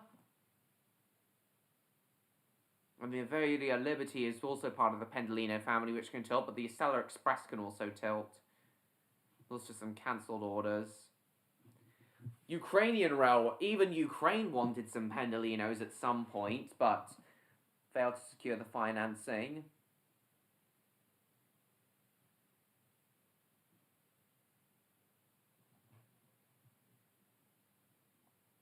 Scratching of flanges. Cool. So yeah, there's a whole family of Pendolinos. Then, of course, we've got the British ones, which we've already talked about.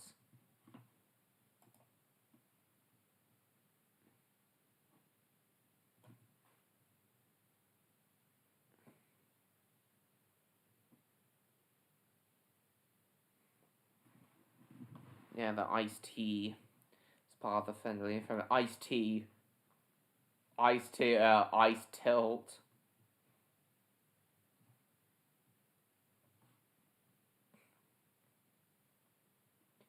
Some iced tea units were even sold to Austria. It's fine if you misspelled it slightly.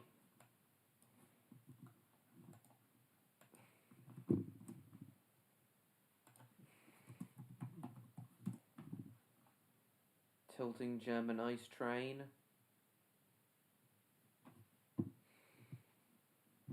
That's right, Neon. We talked about that earlier. But something is holding the train back. What's stopping many modern trains from going faster is twisty old track.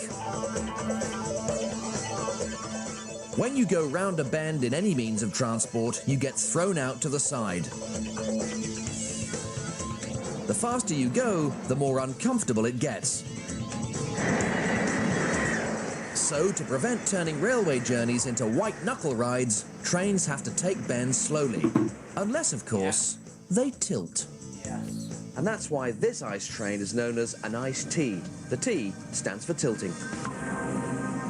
Tilting trains not only look really cool, by leaning into corners, they turn rather like banking aircraft. So instead of being thrown sideways, your bottom pushes comfortably down into your seat. Oh, you can't beat a good tilt. By tilting, we can take the corners up to 30% faster without feeling a thing. So a journey that would take a non-tilting train an hour can be reduced by about 20 minutes. Yep. Lovely stuff.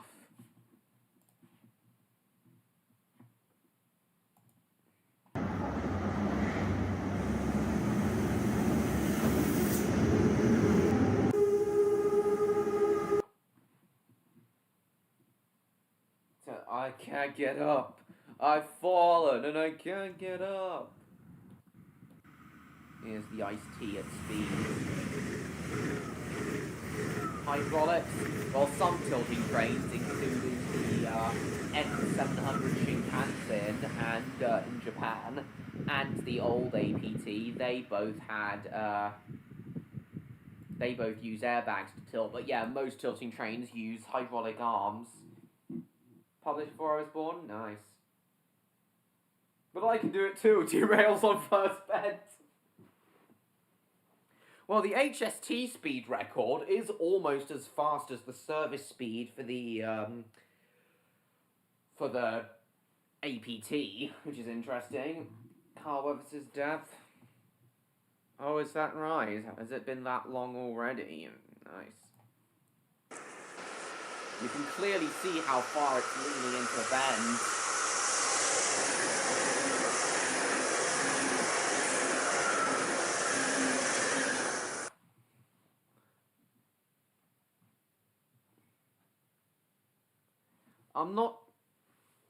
I don't think that Iced Tea can go as fast as the non-tilting ICE3, though.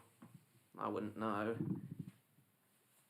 I think the iced tea is mainly used on on conventional railway lines, which to enable faster services on those.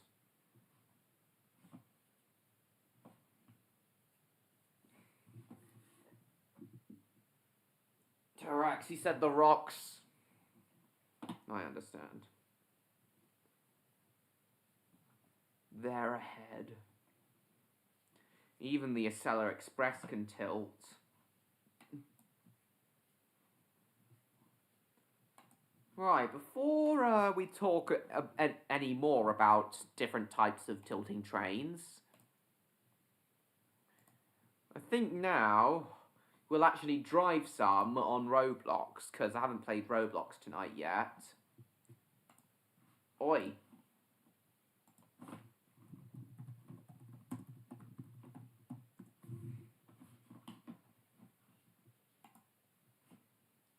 Play Terminal Railways. We'll drive some tilting trains on Roblox now, because we haven't done that yet.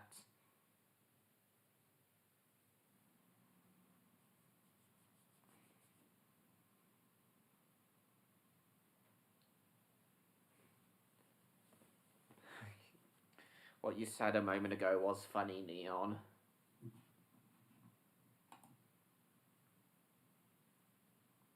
Ugh.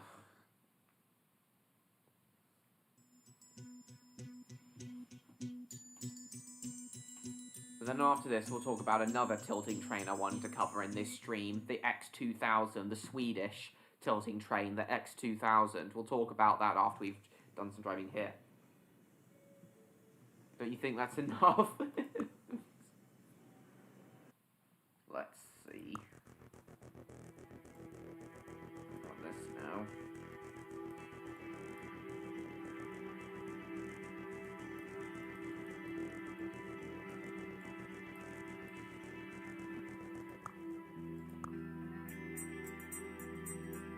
I have variants, you don't.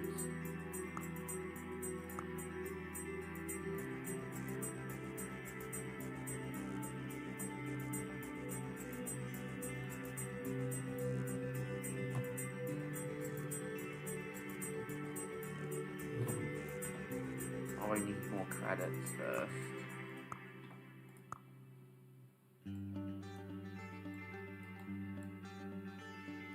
$3.90 roll size. Oh, I scroll. I scroll now. Caravan train. Aha! Oh, I don't own the Class 390 yet.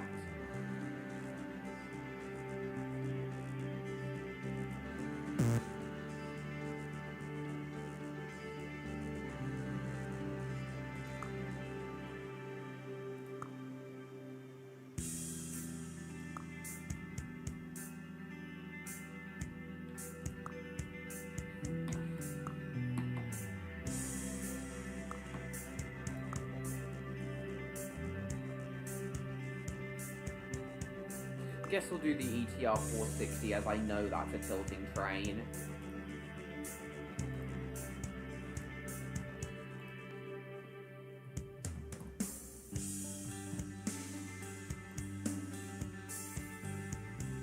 Yeah, the ETR 460 will drive on here to start with.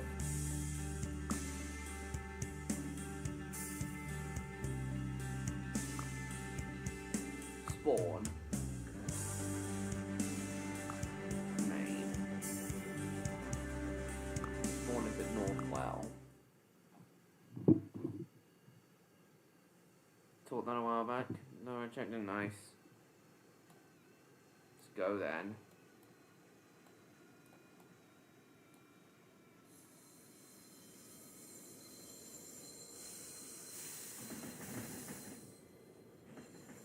It's just a room.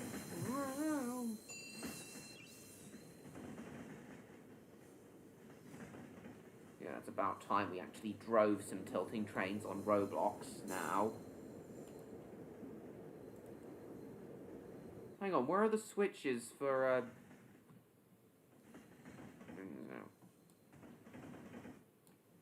A and D?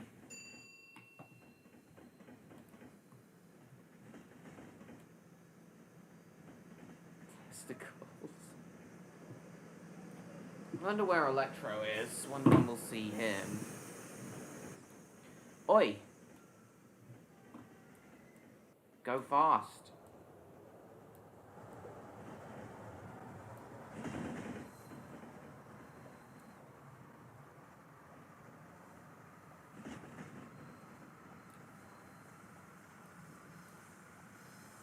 Stop at Bridgewater.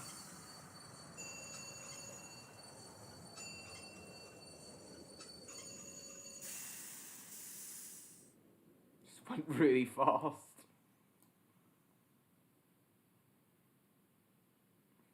You still there, Neon? Yeah, very.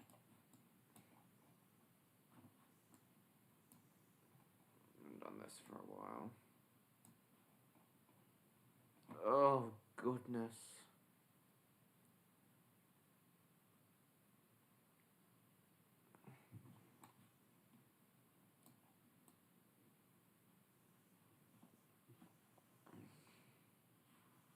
Are you still there, Neon?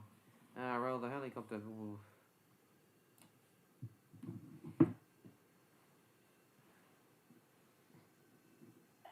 Oh, you are still there. Nice. Train looking wide. It is wide. And square. Rectangular, rather. Very rectangular. Thick. Yeah, it is thick.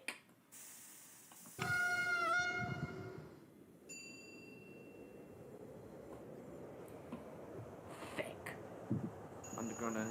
Oh shit, speeding.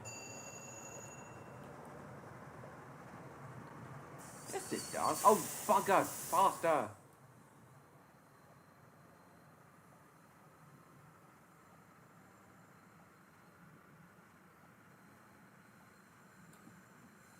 Brake.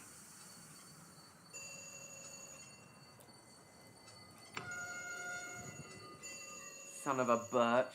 This is... Oh, no. Trains are, yes. I'm not landing, then it's good. Brake. Brake on.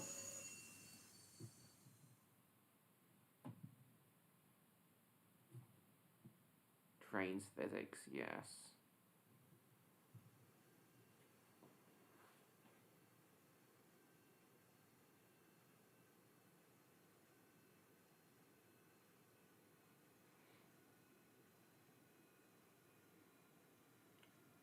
Altitude sickness tablets.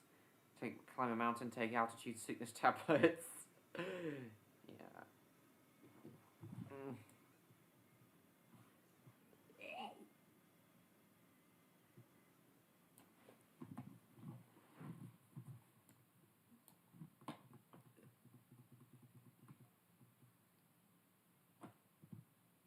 Beavis did. Beavis and Butthead, yeah. Go.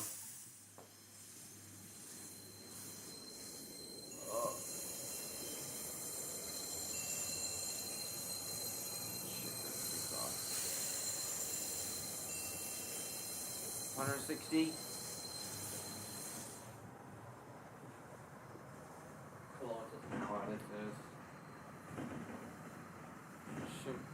Sure it'll be worth it? Yes. We've got to go down to 120. Brake! Sadly, the Roblox models can't tilt, but these are tilting trains. The 460s, ETR 460s, Beavis and Butthead.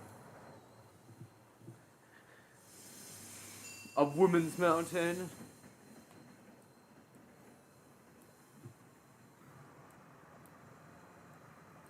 Oi, brake!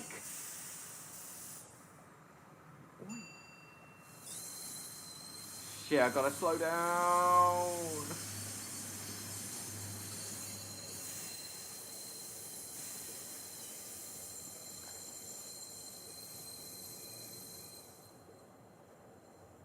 Glorious, man. New curves, then I'll be expecting you. Into Spring Hill Station.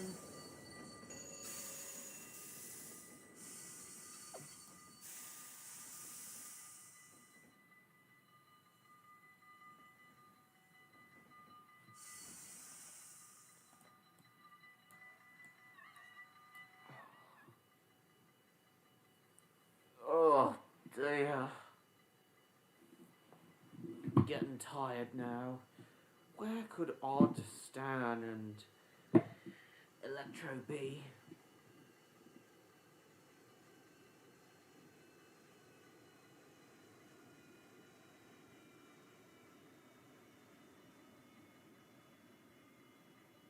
Oh, dearie me.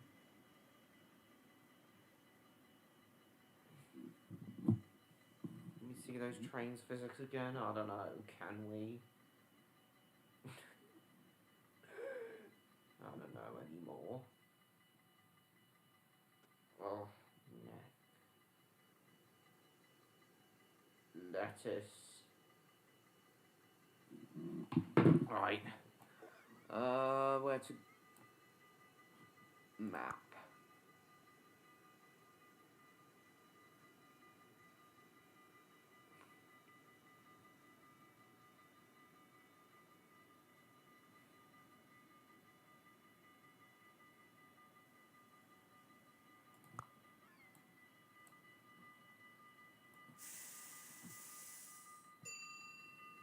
Acceleration, yeah.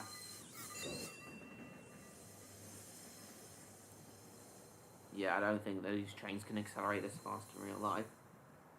TP for my bunghole. Shit, speeding.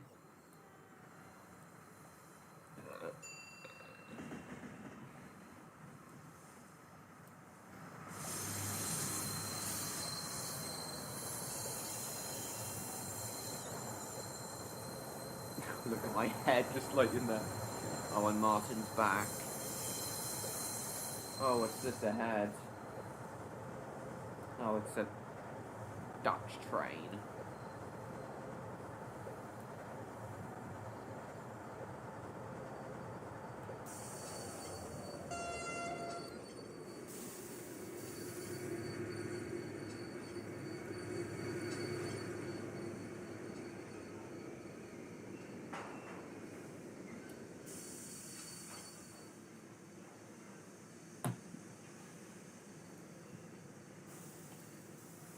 What is this, Martin?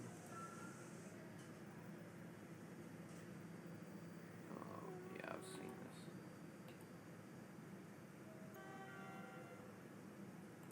Right. I do hope Electro will be here soon, as you're here now, Neon.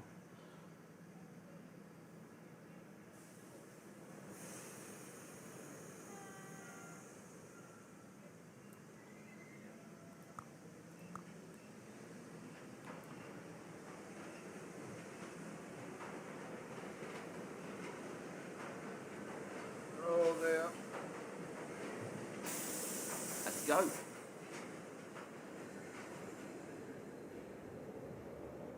Most dangerous criminal masterminds. Who are they, Neon?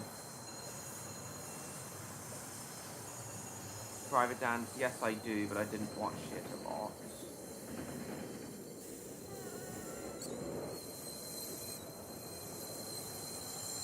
I could also never understand why the train wasn't actually railed. Freedom train. Oi, break on!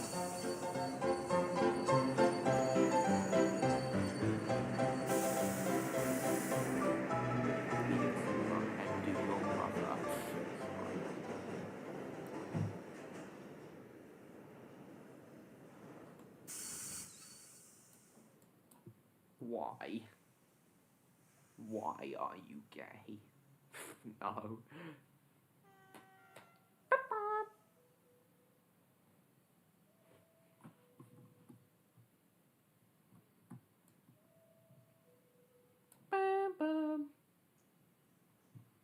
Beavis and Butthead, do your mother.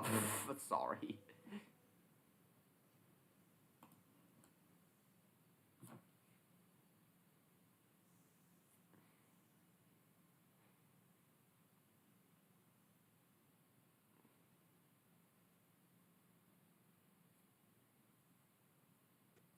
Tickles my funny bone, okay. Boom, boom, boom, boom.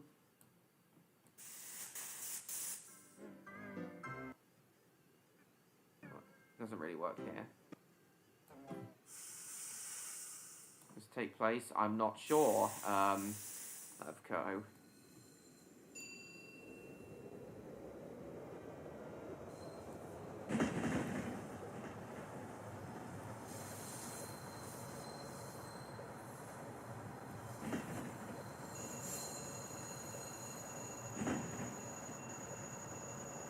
Will you shut up?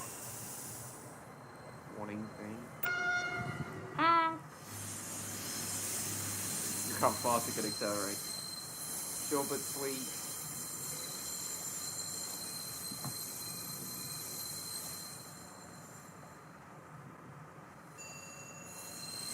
Break on!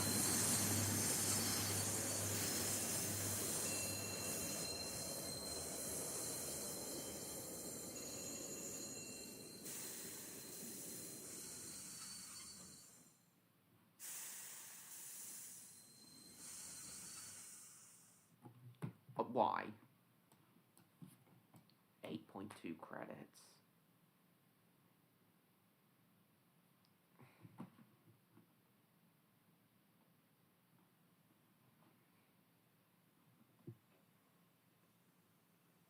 Ugh. Feel drunk now.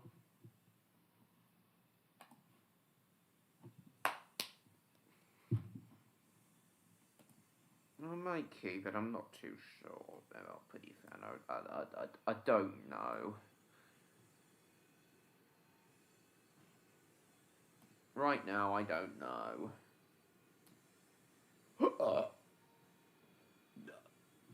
Excuse me.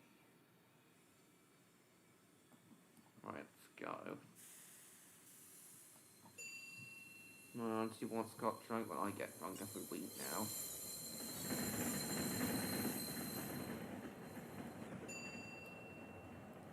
Really fast.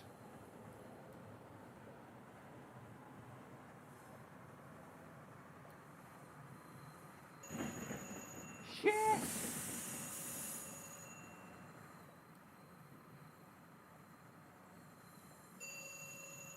Speeding.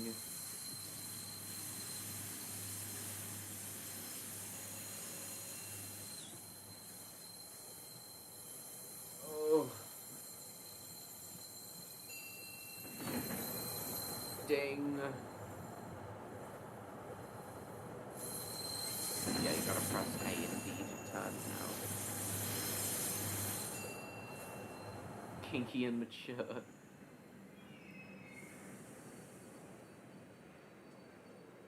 Bit like my arse. Here we are on the high speed line now, so now we can do the full potential of this train's speed.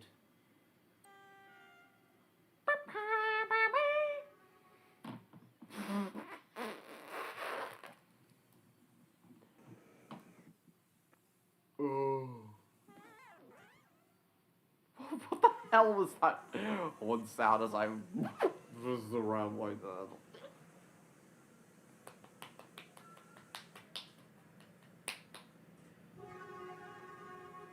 Is it already? No, in the first place, yeah. Well, there's another telly train, the 700 series Shinkansen. These trains can tilt. Still there, Neon?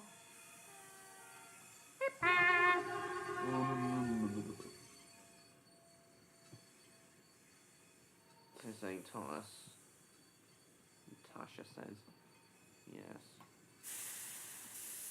Where's your other character? Here we go, high speed.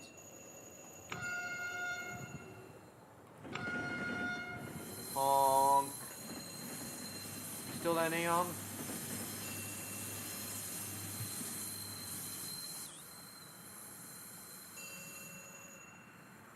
We can go faster than this.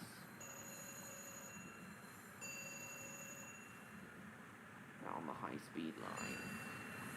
280.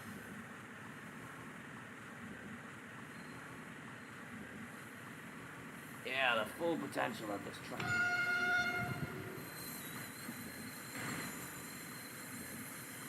Oh, it's starting to jump track. Oh, you're back now. Cool, Neon.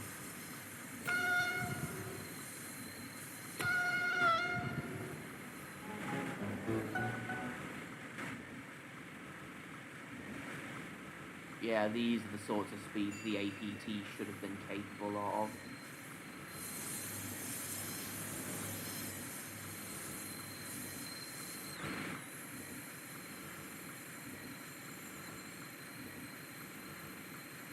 Even without telling we can defy physics. Yes, we can.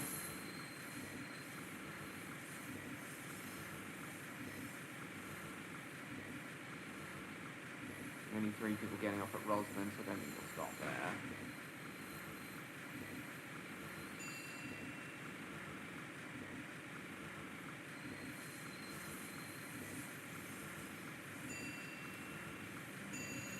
Oh shit! Oh, we nearly derailed. Oh, Roslyn's got a nice new look.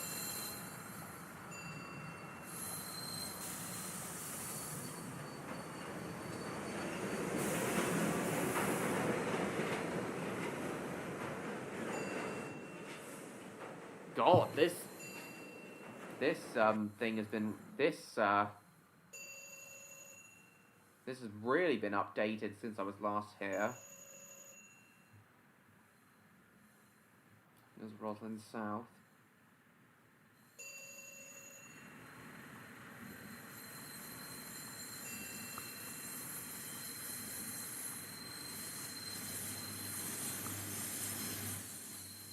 Four-track high-speed line looks built up, a lot more built up than it was before. Oh, the webcam's falling down a bit. Yeah, bitch. High speed. 34 passengers for Dinsmark Central.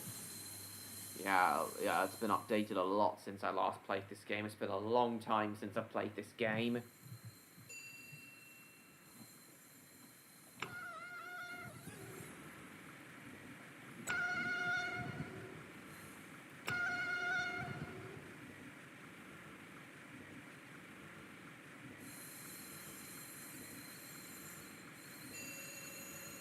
It's a bit too high now.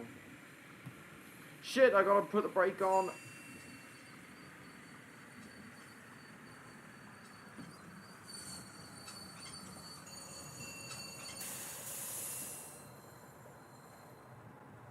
That's a lot better. That's better, actually.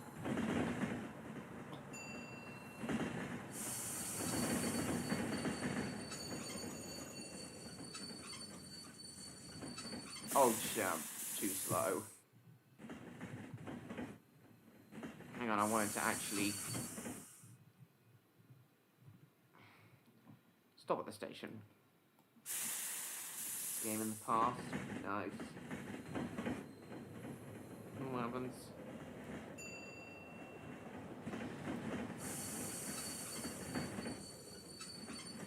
Yeah, maybe. Levco. Forward.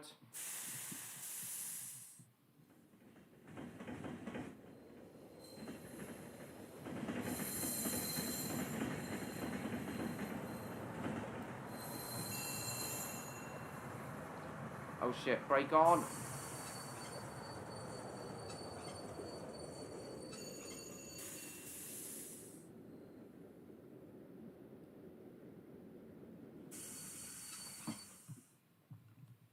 Unload.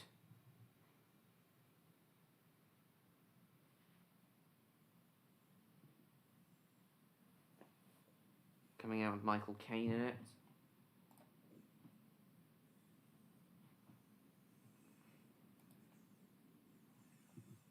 My name is Michael Caine. And I'm in a film with Death himself taking me into hell. What have I done?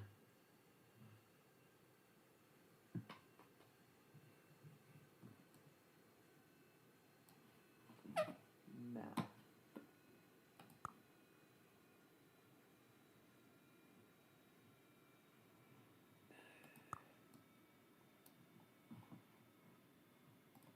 Gotta go back to get back on the high-speed line.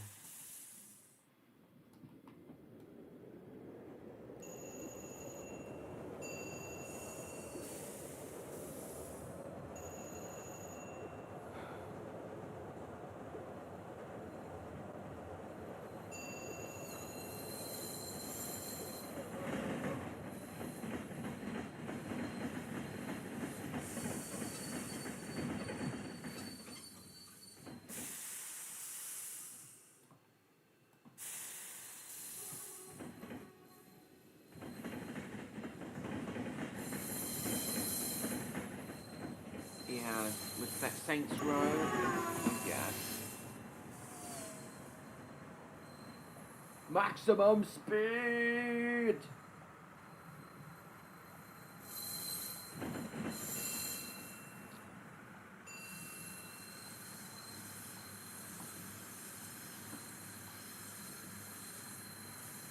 No, I'm not familiar with that game, Neon.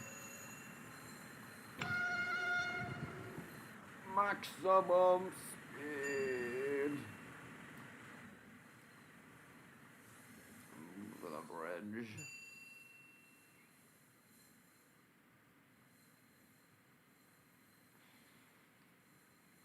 Mess with the cheats.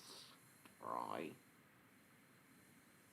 Maximum speed.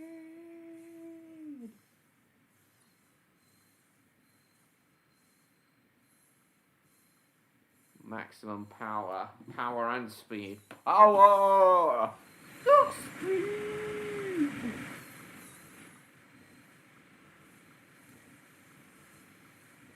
John Cleese voice Gordon. That would be fitting, actually.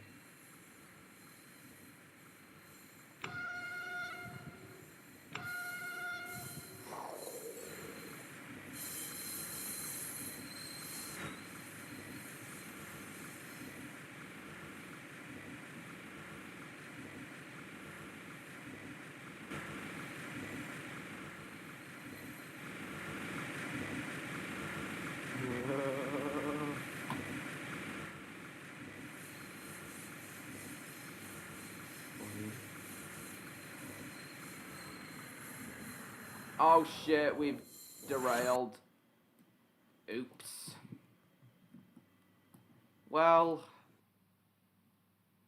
speed is everything. Yes, it is.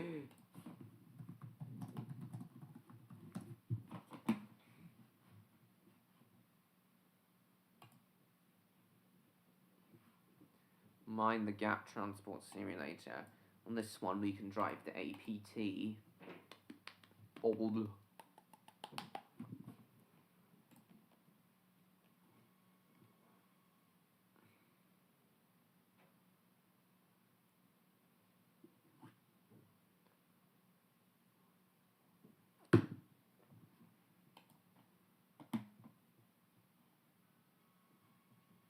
Express.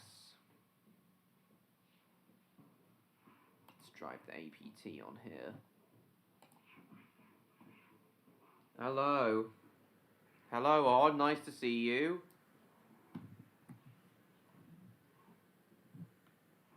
Big ape in space with a bunch of planets on it. Would that be apes of the planet? What?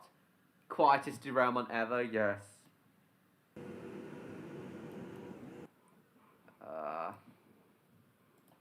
Oh yeah, this, we click here to switch direction.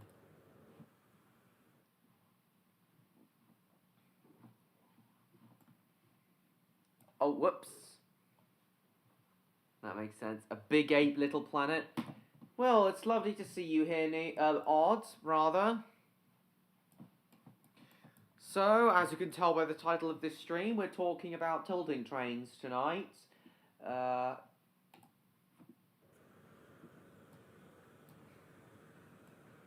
It's been a while since I played this game. Interesting horn sound. It does. So this train right here that you're seeing on the screen, Odd, this train you're seeing on the screen right now, Odd, is one of the most infamous trains in the history.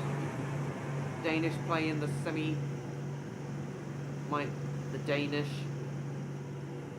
tilting trains. No, well, they're literally tilted, Odd. They tilt because that reduces centrifugal force, and they tilt because that reduces centrifugal force, and they tilt because that reduces centrifugal force and enables them to go around corners a lot faster.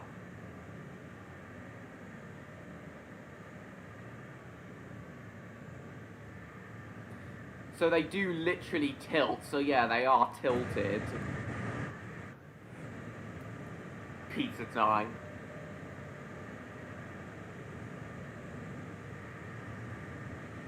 Humble something file they just finished, cool. Got an HST there, we'll be talking about the HSTs in the next stream.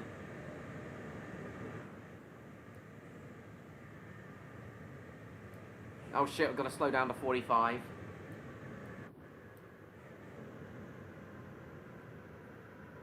As I was saying, Odd.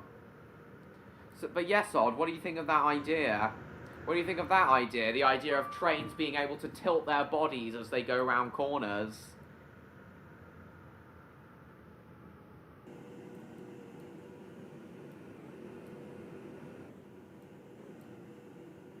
Fix the Tower of Pisa. Go past tilted towers, tilting tower, leaning Tower of Pisa. Yeah, we were talking about Italian. The Italians were actually the ones to refine the tilting train technology. Segue into Toy HST, what, by rear-ending it? Yes.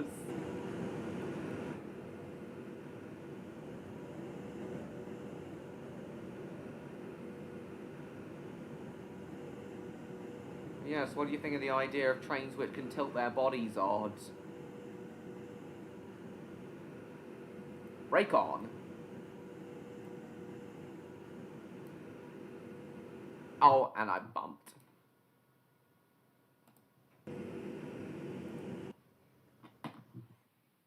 Isambard to Denthorpe.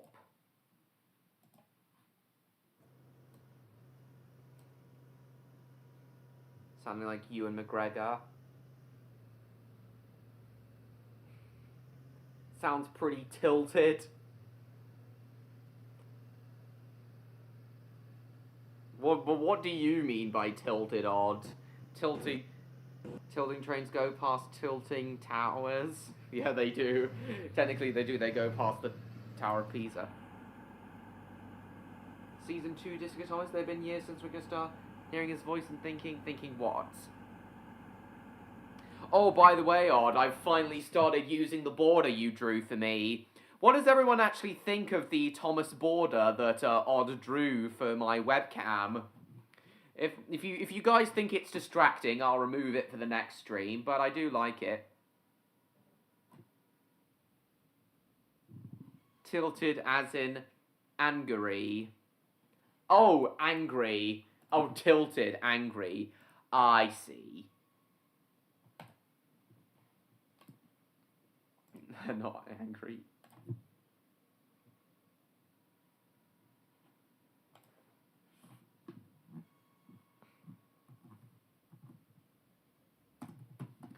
Yeah, this is the train we're driving right now on this game, Odd, the APT.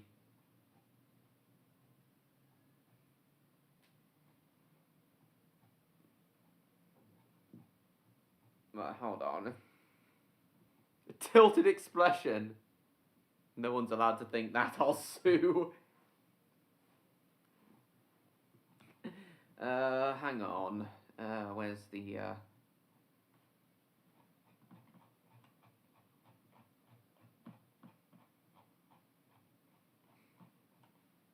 APT Train 1981 report. Of the journey. It's more being invited to group web. The things that are wrong just as much as to find out. Unreliable. Today's re-inaugural run was only half full. Benefits that the advanced passenger train offers, and given of what we want. It was the usual press. I'm trying to find the news reports on tilting trains on the APT. This is the age of the train.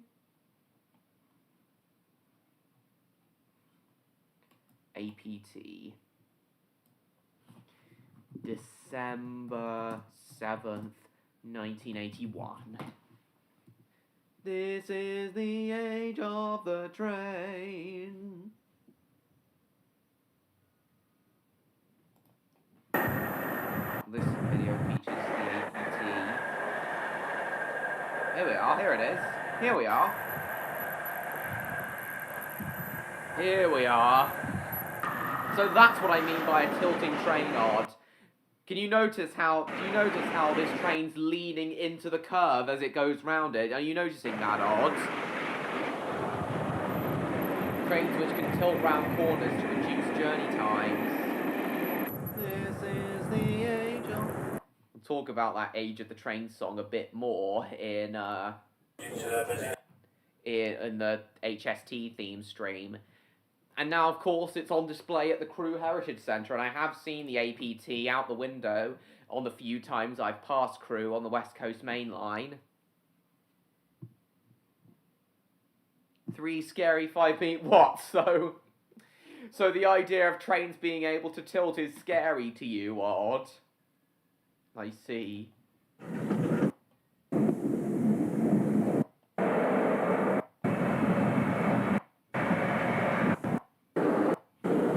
The thing about this train, Odd, is the APT is actually one of the most infamous and disastrous trains ever built because it actually made people motion sick. The tilting actually made people motion sick, if you can believe it, Odd. The tilting was so smooth and was done to such an angle that you'd look out of the window and realise how far you tilted, and that made you feel motion sick. That wasn't helped by the fact that the press had been given so many drinks on the infamous trial run on the 7th of December 1981. Serious, yes. Never been on a tilting train?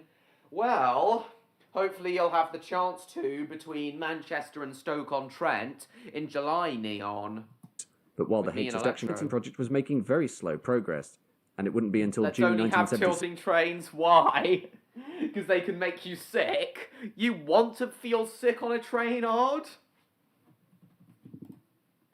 Train of 2 half sets, designated the Class 379, at 162.2 miles an hour, a record it would continue to maintain until July 2003, when a Class 3 mile and spring 1980 steam intercity actually was, a problem that caused further storage to were watered down, meaning that even at low speeds, the APT sets would struggle to stop within acceptable parameters, while the compressed air system that operated the brakes and powered the doors were also prone to condensation freezing due to the torturous testing regimen of the train sets. Perhaps the most glaring problem with the APT-P being the clearance of the tilting trains themselves, with the potential existing for APT sets at full inward tilt to strike one another due to the narrow loading gauge of the BR network, presenting a possibly deadly flaw in the APT's overall design and operation that could not be easily addressed.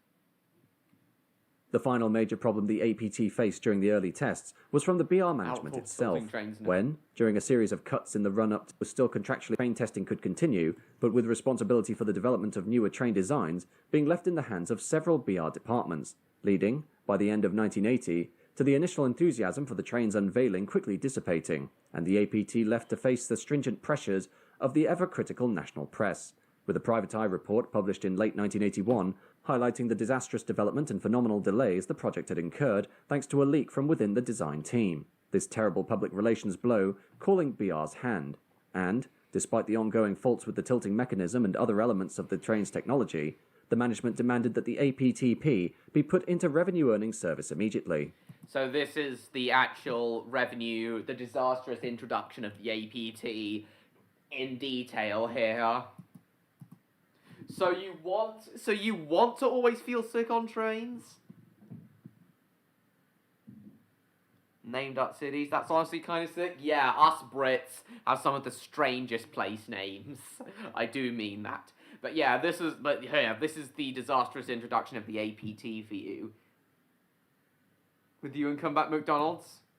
The date was December 7th, 1981, and after being hastily prepared by the maintenance crews at Polmadie Depot south of Glasgow, a Class 370 rolled into Glasgow Central Station in order to whisk invited members of the press on a 4-hour and 15-minute journey to London Euston, being able to shave 45 minutes off the current journey time. Although tragically, in one of the most infamous days in British railway history, the APT's image was tarnished irreparably when Private Eye released its next issue, placing less emphasis on the train's improvements in speed and more on the sensation of seasickness felt due to the active tilt system, epitomised by the now iconic Queasy Rider headline, to which BR responded by saying the sensation of motion sickness experienced by the press officials was more due to their liberal consumption of the complimentary alcoholic beverages rather than the train itself, though it was later discovered through various leaks that the BR design team were fully aware of the motion sickness induced by the tilting mechanism.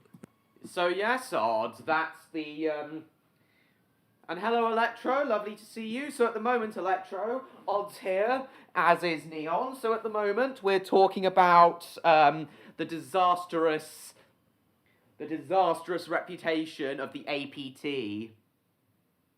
Name for a baseball team? No. No, it's a real town served by trains running from London to Manchester. Weird, that's an understatement. So yeah, at the moment we're talking about the disastrous APT Electro and how it actually made people motion sick. So, do you actually want to feel motion sick when you travel on trains, do you? So you actually want to feel motion sick when you travel on trains? So, given how much you like alcohol, Odd, do you reckon you'd be having the time of your life if you drunk a liberal amount of alcohol and then tilted left and right on the train until you threw up? I've seen a few Super Sentai episodes. I've seen Zyuranger, but not a lot. Oh, welcome. So would you be having the time of your life if the train was tilting left and right and you'd had a liberal amount of alcohol?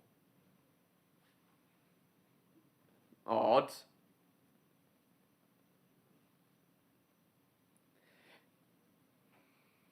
I'm always having a good time when I'm drinking, but would you be having an even better time if you were throwing up on this APT as it tilted left and right?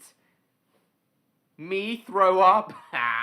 No. But due to the APT being rushed into public service, they could do little to rectify this fault.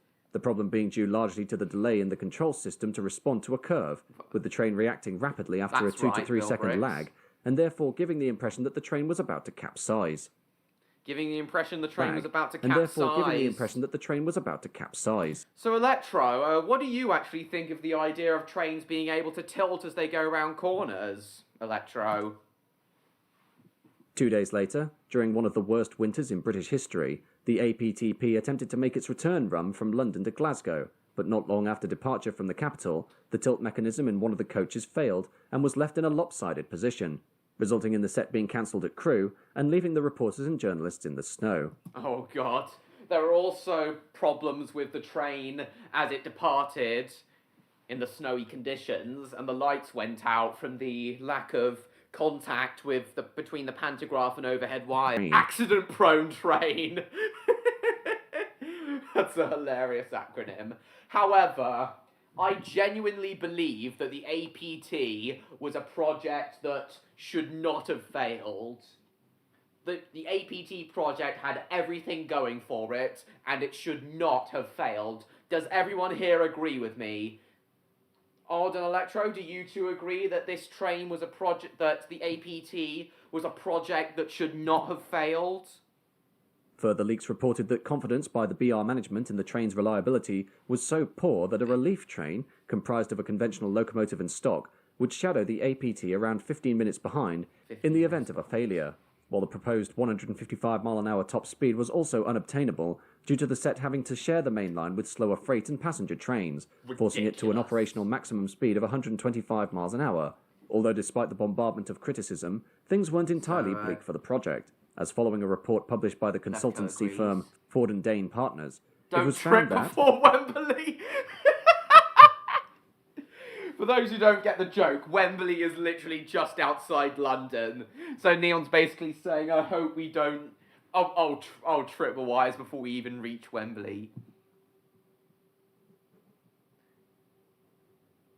If instead of APT they call it ape, would have said yes. Well, there was actually APTE. So there was actually APTE. That was the experimental train. APTE, so technically your wish has sort of came true even before the production APT. on a technical level, motion sickness could be made by slightly reducing the amount of tilt to be deliberately less than needed, which resulted in a small amount of leftover centrifugal force, but this came at the expense of any perceived improvements from the tilting train proposal. Between 1981 and 1984, development and amendments to the APT project quietly continued, while further variants of the train were established, including the APT-S or squadron sets, which would comprise of between 8 and 10 coaches, either sandwiched between 2 power cars, or between 1 power car and a driving van trailer cab car. So this is the APTE odd. Technically, so just remove the T and the dash and you will have got your wish. A train called the APE. The APTE. This was the gas turbine prototype of the APT odd. The APT was originally going to be a gas turbine powered train, but that never happened, mainly due to the 1973 oil crisis. I do think gas turbine trains would have become mainstream had, I do think gas turbine trains would have become mainstream if, the oil crisis hadn't happened. But yes.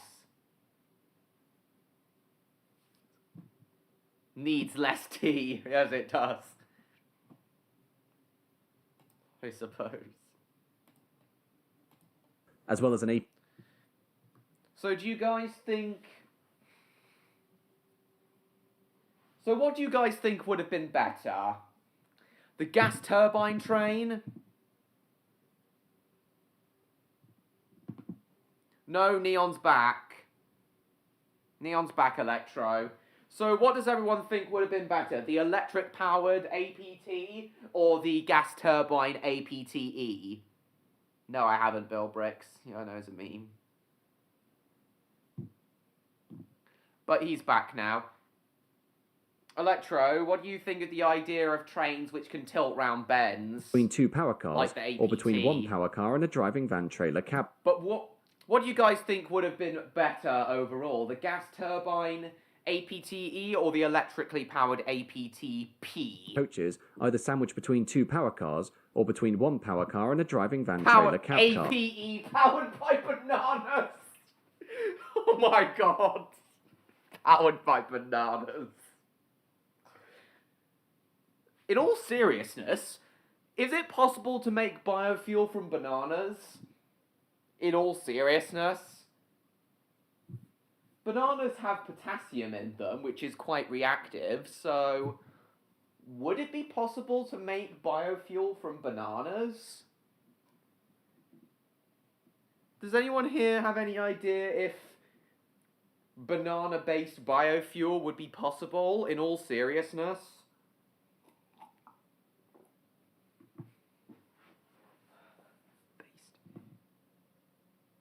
So tilting trains.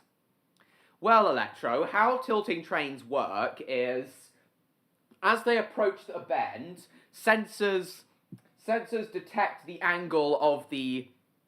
Fueled by bananas quite often. Yeah, I know you've had bananas. Potassium is a must even for trains. The gas one, because it would have sounded great, indeed. I'm dumb. You're not that dumb, Odd. You're actually quite smart. Banana can create ethanol?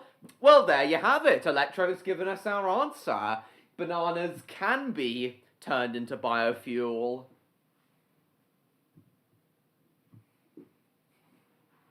Thank you for that, Electro. That's our answer, I guess. Bananas can be used for biofuel, so yeah, an APE train powered by bananas would technically be possible, Odd. Nor have I, Neon. And the crocodile. Yeah, nor have I. But anyway. Oh, banana peels can create ethanol. Still, it still counts as bananas creating, biofuel. You are dumb, Jackie Chu. But anyway, to answer your question, Electro, about how tilting trains work, are the best, and APE is the future of transport, future of trains? Maybe not. Dry banana can also create methane? Nice. As I was saying, Electro, to answer your question on how the tilting trains work, as they approach a bend, sensors detect how much the track is curving, at what angle the track is curving, the amount of degrees it's curving at, and either mechanized hydraulic arms or airbags tilt the train's body to a similar sort of degree. This reduces the amount of centrifugal force as the train goes round the bend, enabling trains to go round said bends a lot faster, increasing their average speed on journeys, and increasing their average speed and decreasing journey times. Polluting our planet? Yes, it is. Does that make sense to you, Electro? That uses sensors and either airbags or hydraulic arms to tilt the train bodies? Internal compressors of Star Wars. So does that make sense to you, Electro, on how tilting trains work? As well as an APT power cars, or between one power car and a driving van trailer cab car, as well as an APT set suited for use through the proposed Channel Tunnel, a set that was third rail compatible for the southern region, and a possible diesel-powered APT that could supplement the HSTs, while within the wider project itself, Class 370s were gradually reintroduced into passenger service throughout the summer of 1984, and were inserted into the schedule on diagrams usually reserved for loco-hauled trains, with passengers unaware they'd be riding one of the new tilting trains until it arrived at the station. Can you see how much the drink is this coffee is shaking here? This goes to show how unrefined the tilting technology was usually at the reserved time. for loco-hauled trains, with passengers unaware they'd be riding one of the new tilting trains until it arrived at the station in 1984. Oh, right. So does this all make sense to you, Odds? How the tilting trains actually work, and does that make sense to Electro? And were inserted into the schedule on diagrams usually reserved for loco-hauled trains, with passengers unaware they'd be riding one of the new tilting trains until it arrived at the station. Responses to the APT this time being a touch more positive, thanks largely to the motion sickness problem having been alleviated. But again, due to the train being unable to tilt to its maximum design capability, these sets were limited to only 125 miles an hour, negating their potential speed advantage. The biggest problem, however, was the mud that had stuck to the APT politically, with the anti-rail government of Prime Minister Margaret Thatcher seeing the train as nothing more than a needless waste of state funding. Yes. Yeah, and as a result, as we discussed earlier in the stream, the APT project was canned as a result due to the more successful Intercity 125 and other more successful trains, combined with the anti-rail Margaret Thatcher government, which is ridiculous. As a result, the APT project was a project that should have succeeded but failed miserably.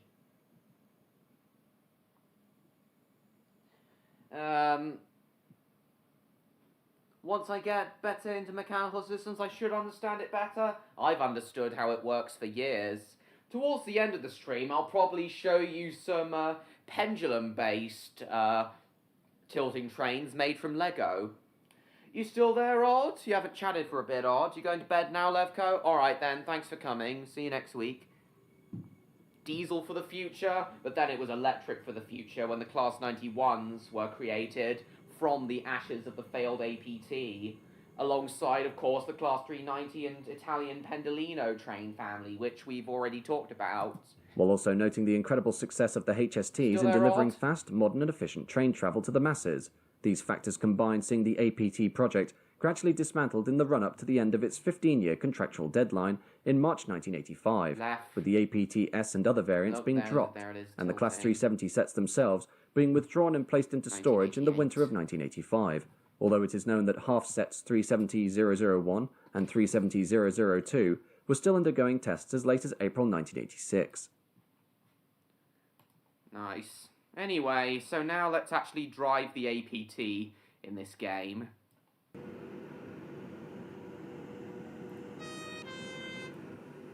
Interesting horn sound. Chaod hasn't responded, he's probably been distracted with something. Hardness test they did for these trains. Sharpie impact test. You did that in college on Wednesday? Nice. Well, these trains were built in the 80s, Electro. Did they have those sorts of tests back in the 80s? Oh shit, derailment.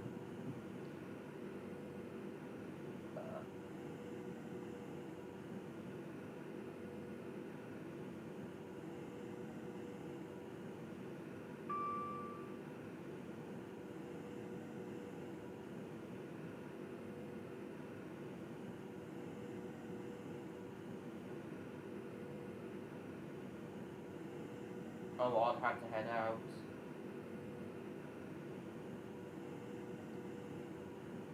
Didn't have time to.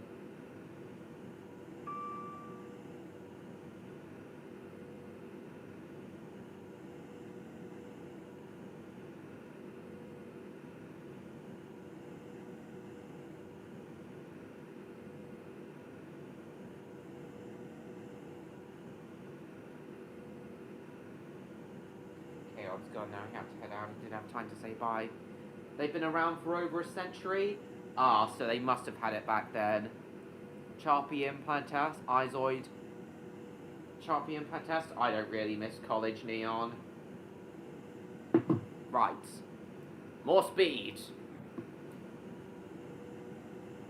More speed. More speed.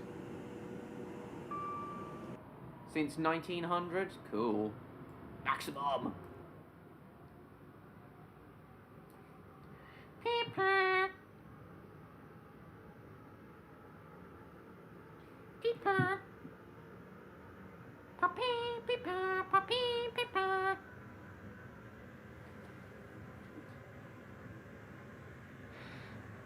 So that's the APT for you, Electro.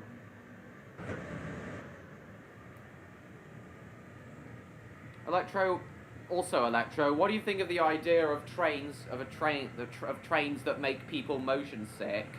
Of a train that made people motion sick, which is what the APT unfortunately did. Made its passengers motion sick, especially after consuming high amounts of alcohol.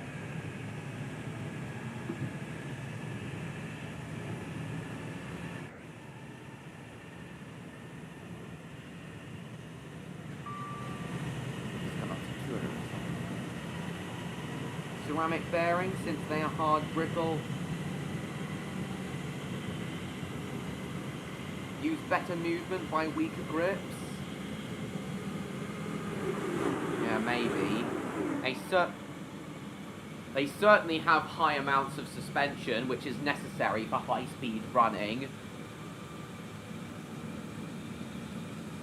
better suspension than most trains is necessary for high-speed running. You've never gotten motion sick at all, have you? Electro, that's interesting. Doesn't come with interior lighting? No, it's just a flat model. Yeah, during testing, the APTP reached a maximum speed of 162 miles an hour. But of course it was intended for a service speed of 155.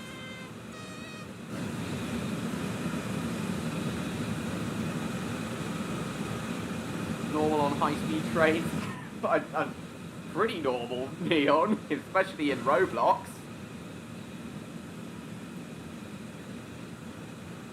Yeah, it is unfortunate.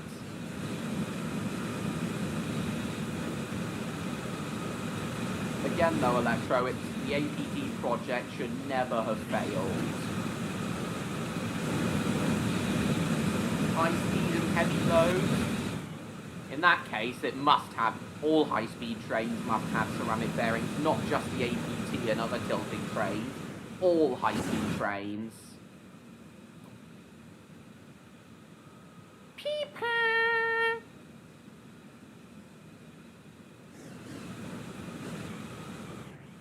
There were two power units. There were two coaches in the middle of each APT dedicated to the power units, which essentially split the APT train in half. As a passenger, you could only walk through half of the APT, as it was dangerous to walk through the power cars in the middle of the train.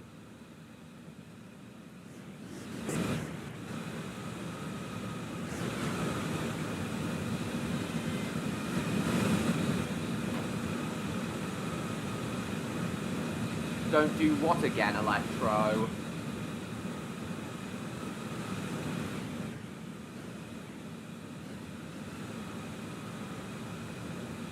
Dead center, exactly. 2 power units to provide enough power for the whole train. Now it's gone up to 230.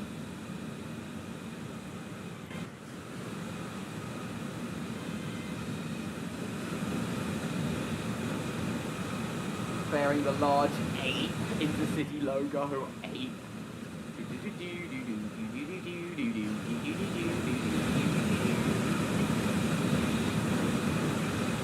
Power cars at the centre. That's like putting a brake coach at the front of the train. I think it was to evenly distribute the power amongst the whole train, because the electrical systems of the APT were quite flawed.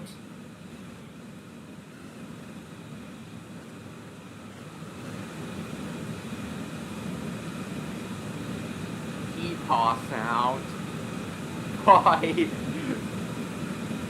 Why didn't you like it, Electro? And then APT. Yeah, you're too distracted from what Odd was talking about.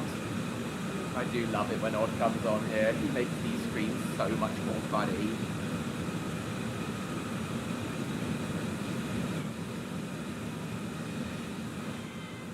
Class 323.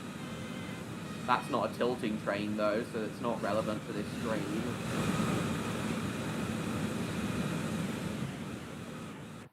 Is James still there?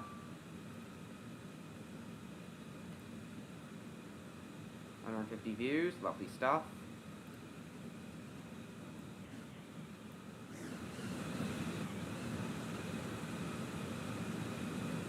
Electron flow remains constant and is altered by voltage and resistance.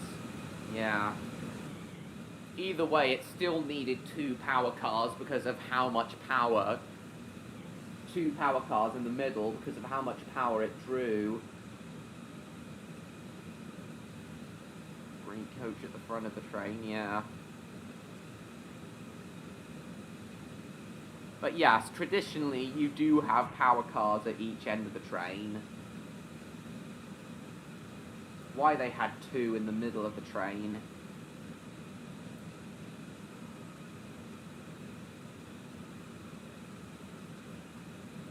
You agree that it shouldn't matter, Neon, or the noise I made?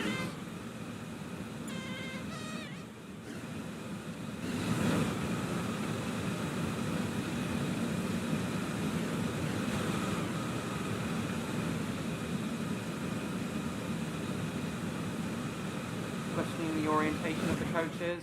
Alright. I can understand the 2 power cars. There are 2 power cars in the middle of the train to actually drive it, and then each half of the train on each side of the 2 power cars is obviously for the passengers. And of course,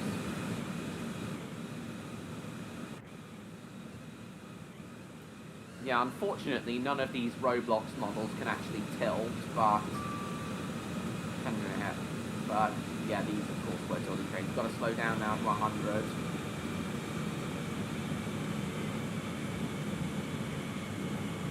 Constant under the power from the overhead wires, indeed. Alternate, yeah, especially with alternating current.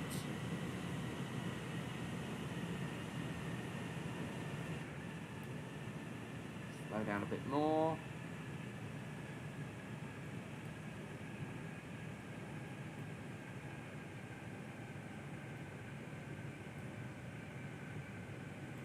Miles an hour as we approach Denthorpe.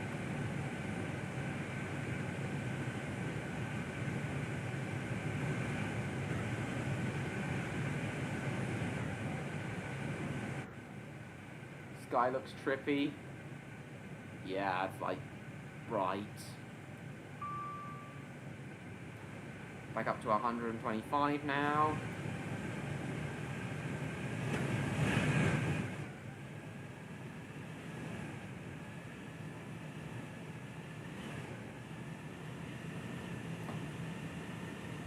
Capacitors for excess electricity. Yeah, all trains, including the APT, probably had those.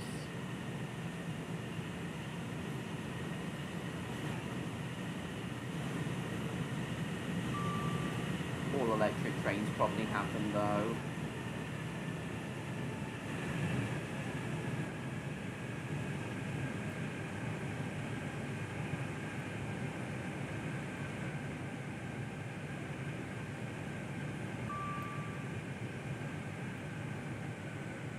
Reserves? Yeah, probably those as well. Right.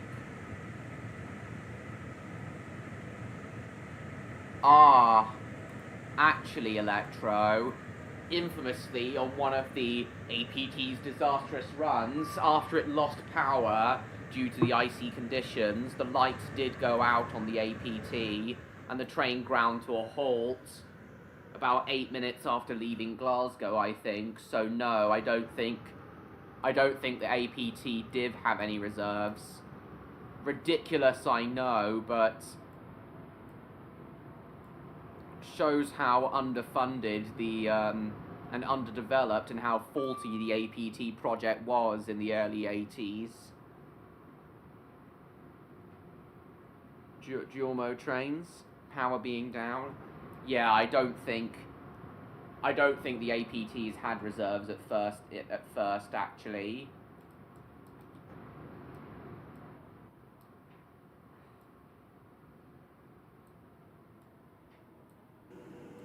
As much as you'll be shocked to hear that, Electro, yeah, probably didn't have reserves due to the incident that it had after it stopped. Brake on.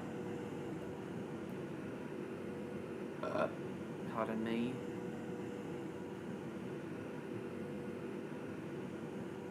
Thatcher was determined to shoot down the project? Indeed. Which she shouldn't have. People hate Margaret Thatcher for many reasons, but... Hello, Jacob. Nice to see you. Talking about the infamous APT at the moment.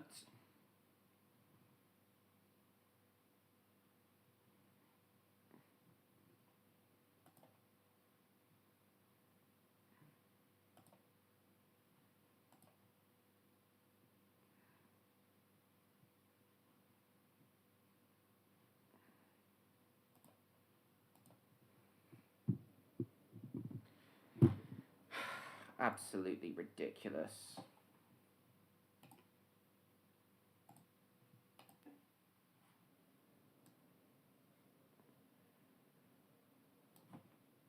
Actually, no.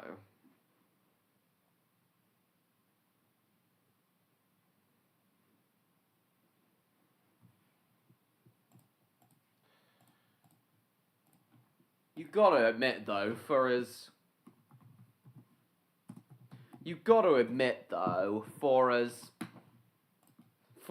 big of a failure as the APT was, you've got to admit it looks amazing, though.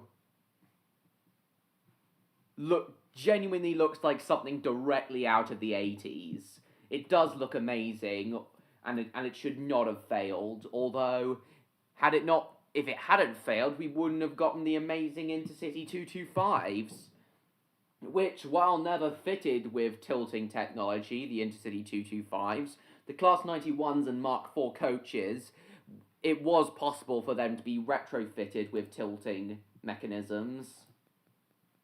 Oh, whoops. Well, as Tony Ryan...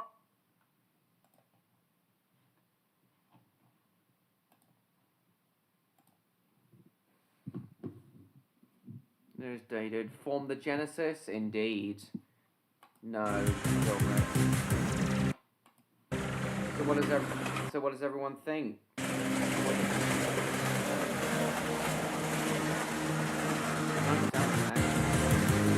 Model of the APT running. For the APT.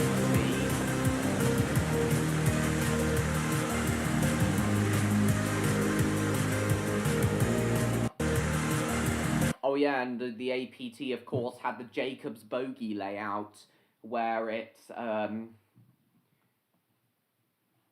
yeah, the APT, of course, had the Jacobs bogey layout, where two coaches share one bogey, much like the TGVs of France. Well, as Tony Ryan... Still there, Electro? Welcome to Ivan.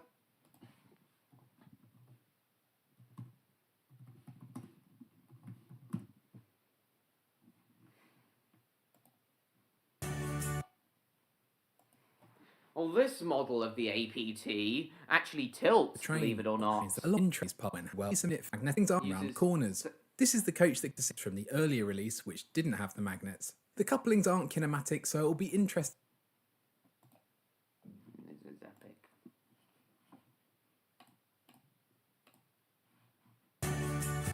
And 25kv.uk. Both have tons of information.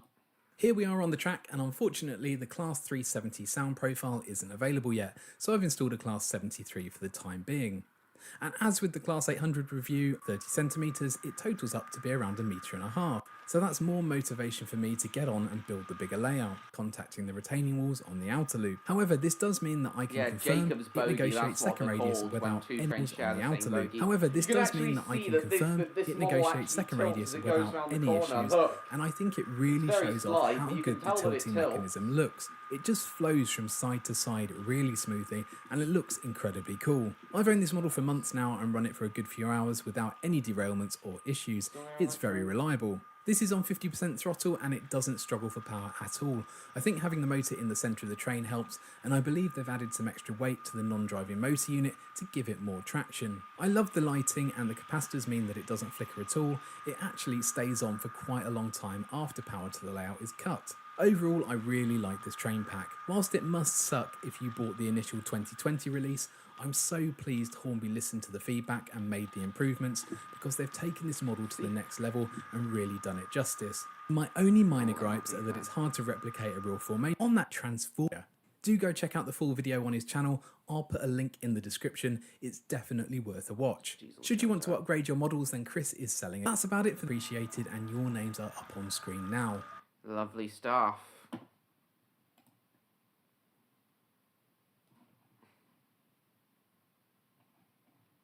Well, anyway, yeah, it's cool that these model tilting trains can actually tilt. That's magic, it is. Yeah. Anyway, so now let's talk about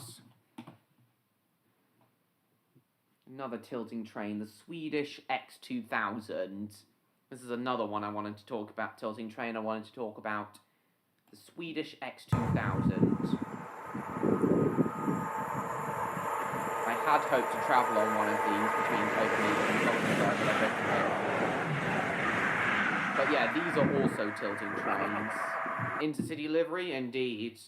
They, some model companies do run tilting trains, which can actually tilt, unlike the models in Roblox.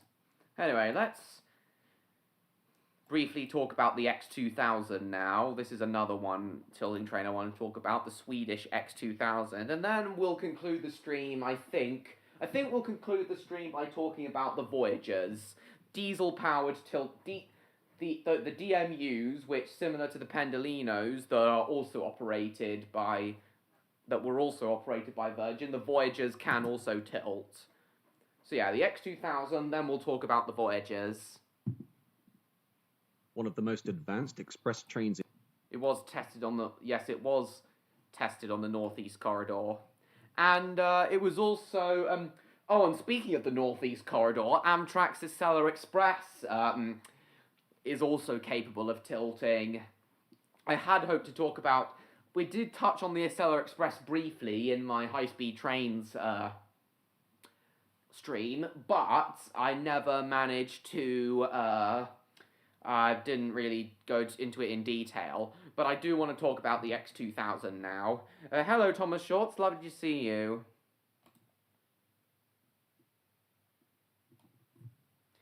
Talking about the tilting Swedish train, the X2000 now. One of the most advanced express trains in Europe, the X2000 of Sweden, was developed in order to overcome the geographic obstacles of this largely mountainous Sweden.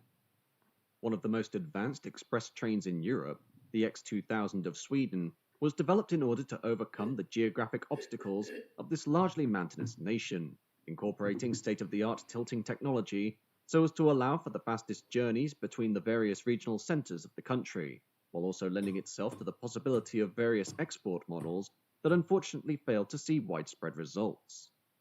The story of the X2000 goes back to 1967, when the Swedish State Railways, or SJ, undertook a study as to potentially speeding up their network from its current maximum of 80 miles an hour to 125 miles an hour. Current maximum of 80 miles an hour to only 80 miles an hour before the X2000s. The only 80 miles an hour Sweden's railways were capable of prior to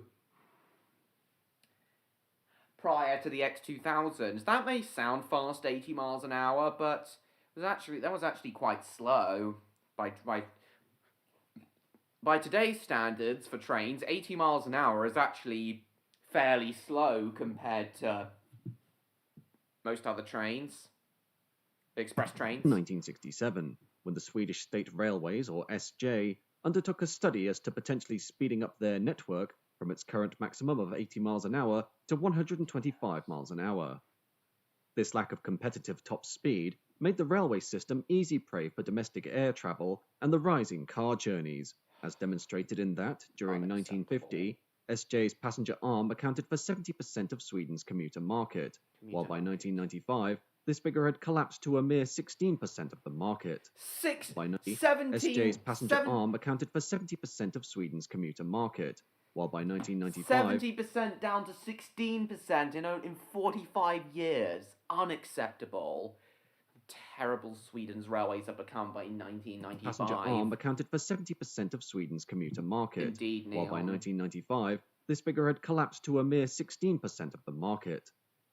The main problems for SJ in developing faster trains was Sweden's primarily mountainous terrain, which precluded the ability to allow for long stretches of straight track that could be upgraded to 125 mile an hour running, while the construction of dedicated high-speed lines, as per the Shinkansen of Japan and later TGV of France, would be ruinously expensive to implement. In 1970, SJ observed the rapidly rising trend for tilting trains as adopted by the nations of Spain, Canada and Great Britain. Oh yeah, even Canada had their own gas turbine tilting train that was developed even prior to even the APT. Canada had their own tilting train prior to the APT. We should have really talked about that as well. That was pendulum based. Trend for tilting trains, as adopted by the nations of Spain, Canada, agree, and Great Neon. Britain, And with yes, two he primary did. system trains, as adopted by the nations of Spain, Canada, and Great Britain, with two primary systems coming to the fore. Spain's Talgo and the UAC turbo train of Canada opted Yeah, for the a passive turbo system train. We should have of talked Spain, about the turbo Canada, train and Great earlier, Britain, but oh with well. two primary systems coming to the fore. Spain's Talgo and the UAC turbo train of Canada opted for a passive system that incorporated pendulums and dampers in order to tilt the carriages, but due to these being controlled solely by physics as the trains entered corners, could be easily knocked off balance at low speeds and thus leave carriages in a tilted position while stationary. Yeah, we've only really been talking about active tilting systems, which use sensors to tilt the trains to the proper angle. Passive tilting systems rely purely on physics to tilt the bodies of the coaches as they enter the curve.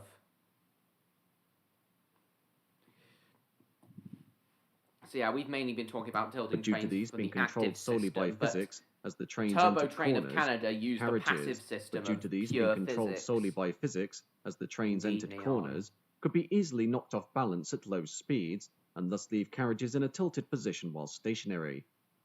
Meanwhile, active systems utilized hydraulic arms and early computer controls to tilt the carriages into corners at the precise moment necessary in order to alleviate the effects of centrifugal force, as pioneered on the Advanced Passenger Train, or APT, that was being developed by British Rail during the early 1970s. Therefore, following an intensive study undertaken by SJ and Swedish engineering firm ASEA, proposals were made in 1974 that a tilting train should be developed so as to alleviate the need for major infrastructural upgrades on the SJ network.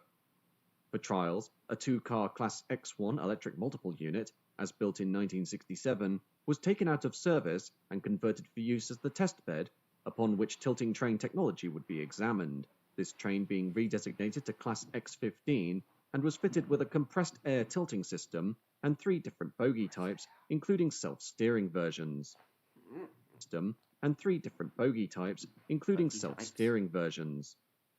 However, the tilt mechanism, due to its size, required a large amount of space in order to operate, and occupied nearly half of the X15 coach, though regardless, the prototype tilting train, once delivered in 1975, was able to set new records for Swedish railways during its first year of trials, achieving a top speed of 148 miles an hour while running between Stockholm and Gothenburg on the Western Main Line.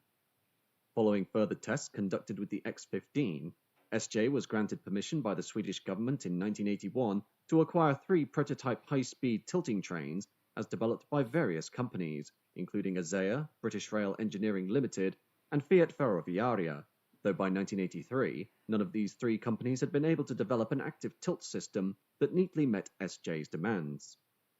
This subsequently saw the withdrawal of the tender during the same year, and a revised specification issued, another abortive round of tendering taking place during 1984 and 1985, before finally, in 1986, ASEA was able to develop a tilting system that met SJ's stringent requirements.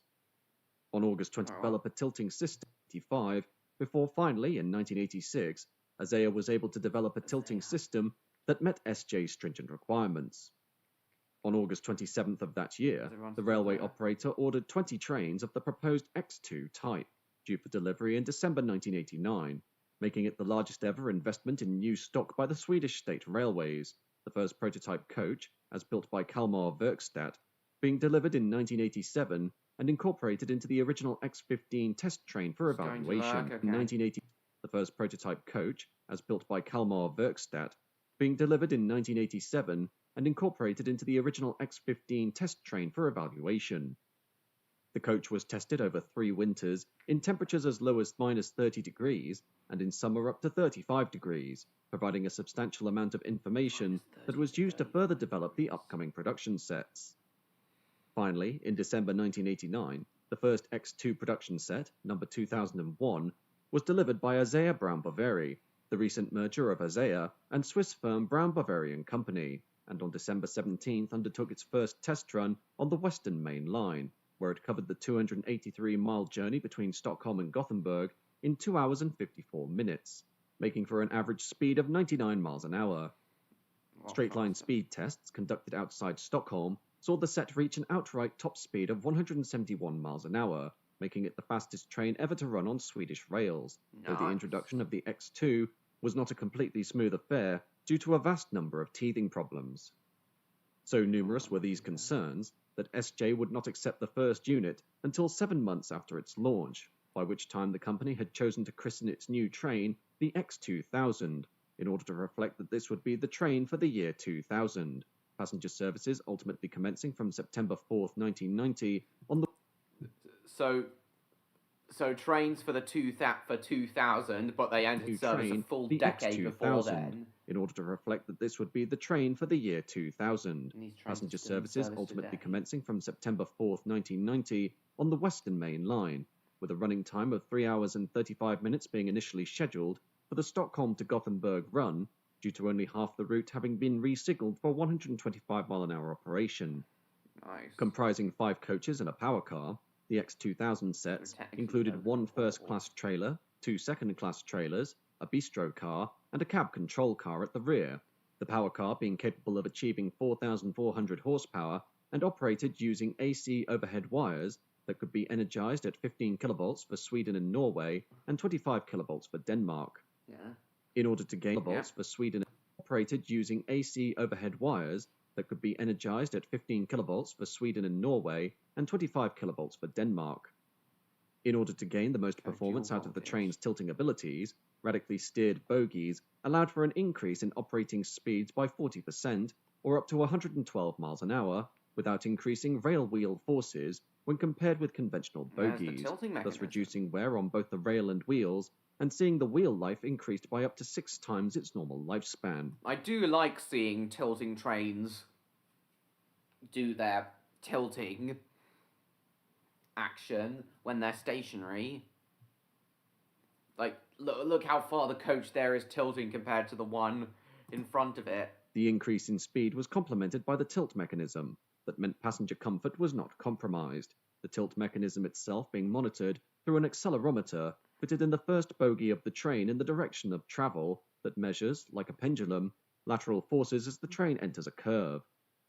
This signal is then processed by the onboard computer of the train that controls a hydraulic ram tilt fitted to each coach, and thus allows for turns into curves of up to 6 degrees to be achieved, the tilting system compensating for up to 75% of the lateral force of a curve, and is only employed at speeds above 44 miles an hour, the smoothness of the ABB accelerometer system, meaning that incidents of seasickness experienced by passengers are extremely rare. Extremely rare. The motion sickness on the X2000 is extremely rare. Lovely stuff. You still there, Neon? Upon its launch in September 1990, the X2000 rapidly became synonymous with high-quality, high-speed train travel across Sweden, with its incredible mixture of speed and comfort, having seen a pronounced modal shift from cars and domestic airliners to these trains within only a few years. Speed train Stainless steel travel across coaches are neat? Sweden. Absolutely. They're like the Bud liner coaches of America. The X2000 rapidly became synonymous with high-quality, high-speed train travel across Sweden, with its incredible mixture of speed and comfort, having seen I was hoping Odd would be here for this part, as these trains are Scandinavian and run into Denmark. The X2000 rapidly became synonymous with high-quality, high-speed train travel across Sweden, with its incredible mixture of speed and comfort, having seen a pronounced modal shift from cars and domestic airliners to these trains within only a few years of their introduction. The X2000 allowed for a 10 to 15% reduction in journey times on the main route between Stockholm and Gothenburg, thus putting it on competitive terms with SAS's primary commuter run between the two cities. Service patterns by 1995, seeing 14 sets running 14 daily diagrams between 5 a.m. and 11:30 p.m. that operated at a 96% Service patterns by 1995, seeing 14 sets running 14 daily diagrams between 5 a.m. and 11:30 p.m. that operated at a 96% availability, a huge improvement when compared to the more conventional RC class electric locomotives that could only muster an 82 to 83% availability. RC class electric locomotives that could only muster an 82 to 83% availability. The X2000, against SJ's stringent requirements of 12 failures per 745,000 miles, only suffered a figure of 3.32 failures during the period of September 4th, 1990 to September 5th, 1995, while of 25,000 departures during the same duration, only 20 failures were recorded due to malfunctions with the tilt mechanism. Maintenance for these sets was undertaken through a computer-controlled split system, with principal maintenance carried out at night, but maintenance also scheduled to be undertaken during turnaround times at terminals, with faults identified in service being radioed forward for attention on train arrival. In terms of onboard amenities, what the X2000 lacked in outright speed against other European high-speed trains, it made up for in sheer comfort. The on-train accommodation of these sets being sold as budget class, equivalent to second class, and X2000 class for business customers. X2000 class. The X2000 class included an at-seat meal and complimentary newspaper, as well as access to fax, phone and photocopying facilities, while budget class ticket holders were catered for by way of an onboard trolley and bistro car, as well as a 3-channel sound system available by way of phone and included an at-seat meal and complimentary newspaper, as well as access to fax, phone and photocopying facilities, while budget class ticket holders were catered for by way of an onboard trolley and bistro car, R32 as well as a subway cars were 3-channel finally sound being withdrawn after 60 years of service. Stainless steel subway cars. I see.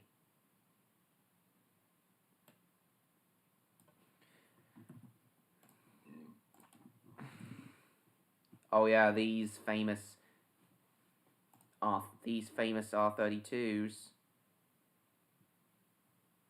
Remaining Phase 1 cars, only one's in work service. 10 have been preserved.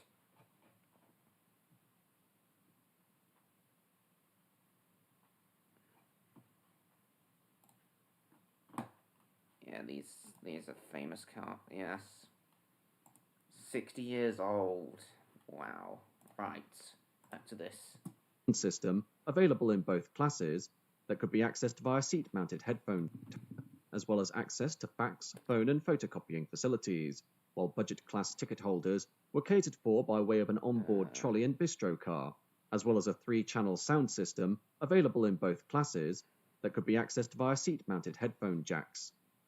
This perfect mixture of speed and comfort saw the X2000 steal back 60% of the market on the stock actually, classes I think. that could be accessed via seat-mounted headphone jacks. Yeah. This perfect mixture of speed and comfort saw the X2000 phone holders were catered for by way of an onboard trolley and bistro car, as well as a 3-channel sound system available in both classes that could be accessed via seat-mounted headphone jacks. This perfect mixture of speed and comfort saw the X2000 steal back 60% of the market on the Stockholm to Gothenburg run from domestic airlines, while retaining 98% of travelers. of customers and back speed from and comfort domestic saw the airlines on X2000 Stockholm steal to back Gothenburg 60% of the travel. market on the Stockholm to Gothenburg run from domestic airlines, while retaining 98% of travelers, and seeing customer satisfaction figures achieving an average of 4.8 out of a possible 5 stars in terms of service quality. Ultimately, SJ's passenger market share, from its 19% figure before the arrival of the X2000, jumped to 71% by the autumn of 1995, 52% by X2000, and the remainder by regular intercity services.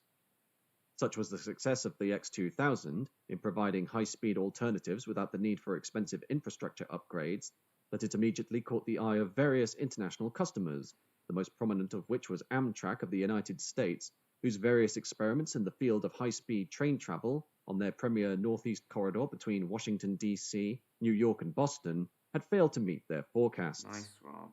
The original Bud Metroliner units of the late 1960s, proposed for 165-mile-an-hour operation, had been curtailed in length and speed to only 125 miles an hour due to their exceptional power draw and poor reliability, while the following E60 locomotives, based on the design of heavyweight electric freight engines, also had their top speed stunted due to rough riding on poor quality track, which led to a series of derailments. Unacceptable. The most successful train at work on the Northeast Corridor was the AEM-7 of 1978, which itself was based on an Americanized version of Sweden's own RC4 electric locomotive, and proved to be a lightweight but sturdy design capable of achieving 125 miles an hour, a vast improvement over its predecessors, but not enough to allow for a competitive edge against domestic air travel, specifically Eastern Airlines shuttle service between Washington National, New York LaGuardia, and Boston Logan Airport. Therefore, in 1992, Amtrak began searching again for possible foreign technology as a means of speeding up the Northeast Corridor, and in October of that year, saw X2000 set number 2013 shipped to Baltimore, Maryland in order to undergo trials on Metroliner diagrams between Washington Union Station and New York Penn Station in revenue-earning service, before undertaking a cross-country tour of New York to undergo trials on Metroliner diagrams between Washington Union Station and New York Penn Station in revenue-earning service, before undertaking a cross-country tour of the United States. Revenue work for the X2000 in America commenced from February Station in revenue-earning service, before undertaking a cross-country and New York Penn Station in revenue-earning service, before undertaking a cross-country tour of the United States. Revenue work for the X2000 in America commenced from February 1993 and saw huge publicity, performance improvements, and customer satisfaction levels when compared to the regular AEM-7 hauled Amfleet coaches. The X2000 working for 5 months on the Northeast City, performance improvements, and customer satisfaction levels when compared to the regular AEM-7 hauled Amfleet coaches. The X2000 working for 5 months on the Northeast Corridor, before being hauled with diesel locomotives on the non-electrified routes of 48 continental states and some parts of diesel. The X2000 working for 5 months on the Northeast Corridor, before being hauled with diesel locomotives on the non-electrified routes of 48 continental states and some parts of Canada as part of a widespread promotional tour. Eventually, the set returned to the Northeast Corridor for another bout of revenue work from August to September 1993, during which it was also seen alongside its potential rival, an ICE-1 set as hired from the German railways Deutsche Bundesbahn, after which the X2000 was shipped back to Sweden.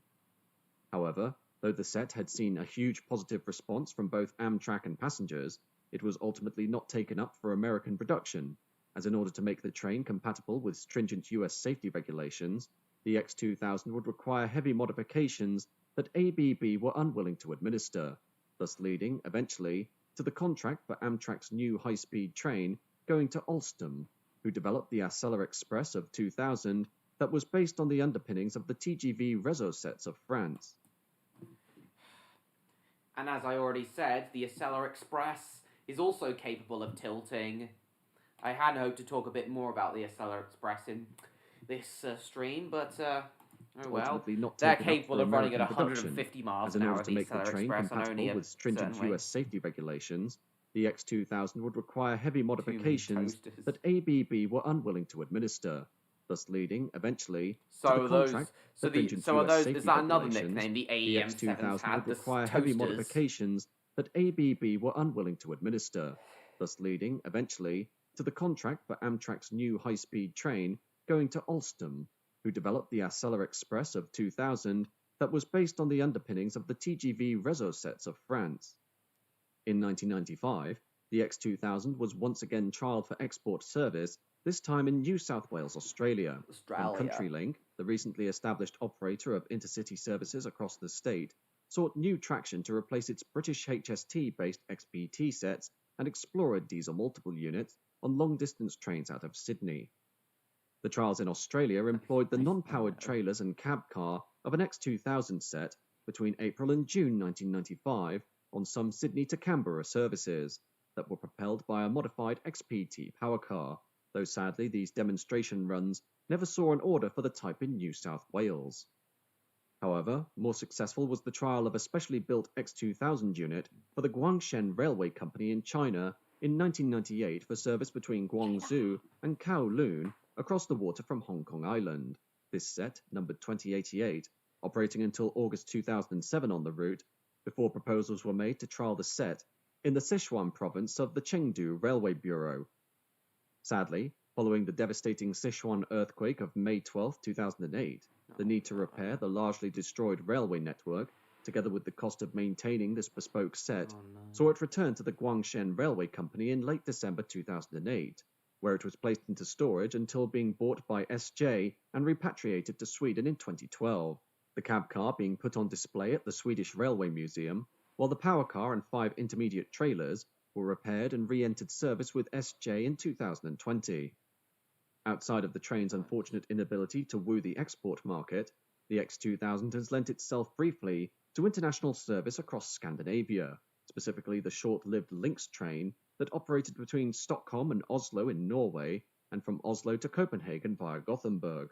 The sets involved receiving a stylish blue-orange Oslo-lived Lynx So train. I could have travelled on the X2000 Lynx train between Gothenburg and Copenhagen if it was still around, but it isn't anymore. There is a direct train between Copenhagen and Gothenburg, but it's not X2000 Train's run, unfortunate which is a inability to shame. woo the export market, the X2000 Though has the lent its Copenhagen to side repaired Stockholm and express re-entered service service with is operated SJ by in 2020. X2000s. Outside of the train's unfortunate inability to woo the export market, the X2000 has lent itself briefly to international service across Scandinavia, specifically the short-lived Lynx train that operated between Stockholm and Oslo in Norway and from Oslo to Copenhagen via Gothenburg. The sets involved receiving a stylish blue, orange and yellow livery. Unfortunately, due to the Lynx service being unable to compete with the speed of low-cost airlines, as well as the extremely winding nature of Norway's railway system, the joint venture was axed after only 4 years of operation in 2004. Today, the X2000 remains the backbone of Sweden's main intercity corridors between Stockholm, Gothenburg and Malmö, operating with comfort, efficiency and reliability that exceeds many of its European contemporaries, even if it is unable to match the outright speed of trains like the TGV, the ICE, the AVE and the Italian Pendolino. Thus, these trains represent one of the finest examples of making the best of a They bad do situation. still run at 125 Bergen miles an Malmö, hour, same as the operating with comfort, Class efficiency and 390s. reliability that exceeds many of its European contemporaries, they are, even if it Neon. is unable to match the outright speed of trains like the Do you mean the TGV, X2000s operating when you with say comfort, that? efficiency When you're and still within their reliability prime? that exceeds many of its European contemporaries, even if it is unable to match the outright speed of trains like the TGV, the ICE, the AVE and the Italian Pendolino. Thus, these trains represent one of the finest examples of making the best of a bad situation in terms of poor infrastructure and topographic obstacles, and thereby have created a machine that shows perfectly how tilting technology can provide a simple but effective means of overcoming such problems. I couldn't agree more. For winding railways in mountainous areas like Scandinavia and Switzerland and other mountainous countries, if these countries desire to run trains at 125 miles an hour, then tilting trains are a must for said countries. Anyway, so now let's conclude this stream by talking about the Class 221 Super Voyagers. Because these are also tilting trains.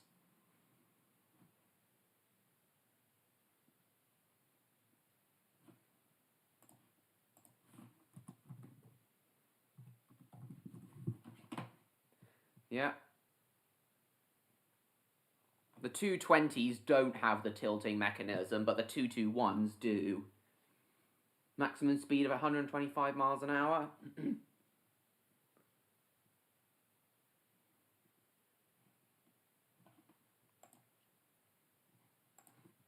So look, here's the tilting mechanism of the Voyager in action. Lovely stuff. I thought none of the Voyagers were capable of tilting, but it wasn't until recently that I found out that the 221s were capable of tilting.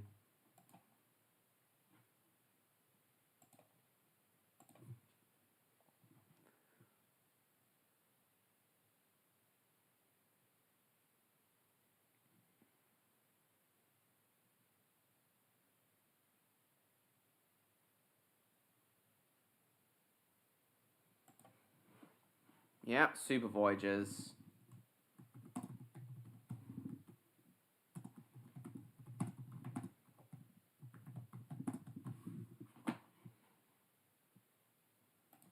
Yes, because they can tilt. Quick look at what else these trains have to offer. Sadly, Avanti West Coast no longer run their Voyagers. I had a chance to ride Avanti's Voyagers, Super Voyagers, one last time, between Llandudno and London Euston in back in Only the tip of 2023. it, so present. The pretty So at least I had before we one west, final driving chance into to Birmingham run New Street on at them about before they quarter were to 12. withdrawn 100 in favour of the IETs. I really don't understand why the IETs. I really don't understand why the IETs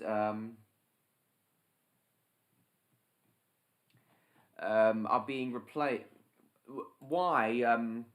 Why the Voyagers and Meridians are being replaced by IETs when they're only 20 years old. It's ridiculous. Day is 1 hour and 20. Be contained to the toilet area with my advanced single. They were comfy.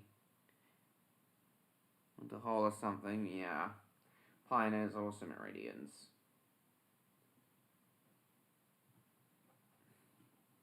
At least cross country still use their Voyagers, and the and Avanti's Voyagers have now gone to cross country to fill in for the gap that was left when cross country retired their HSTs. Very illogical thinking, in my opinion. The Voyagers and the Meridians still have a lot left in them. The Voyagers are pretty hated, though. However,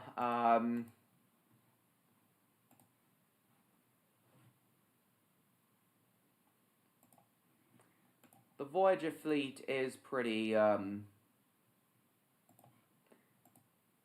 is still pretty young, so I think they should have stayed. But they could have done with them. But cross country, I suppose, could do with the Voyagers. There's the tilting. It's not as, it doesn't tilt as much as the Pendolinos do. You can still kind of see it tilting though.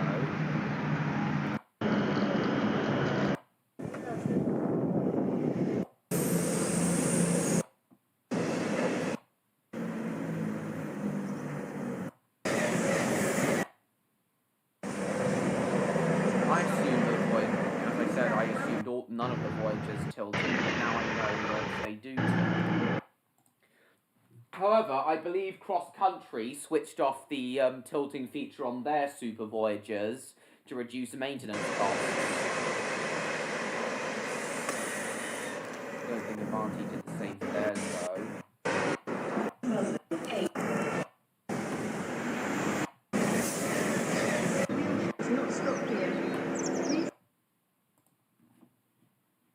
Anyway, let's conclude this stream by actually driving a Voyager on BR. Yeah, the only tilting train in British Railway that's we can drive is the Voyager, because I don't think the Class 801s are tilting trains. Hey Molly, been a while since we've seen you. Welcome. Yeah, I don't think the 801s are tilting trains, so we won't drive those. Diesel electric. Come on, we should still be allowed to operate diesel trains. But yeah, the only train that's actually a tilting train in here, even though the models don't tilt, are the Class 221 Super Voyager.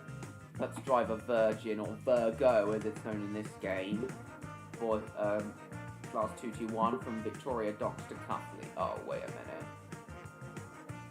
Wait. Victoria Docks sidings to Cuffley. Calling at Leeton, Preston Junction, Norrington and Cuffley. Hope you'll be back in a moment, Neon.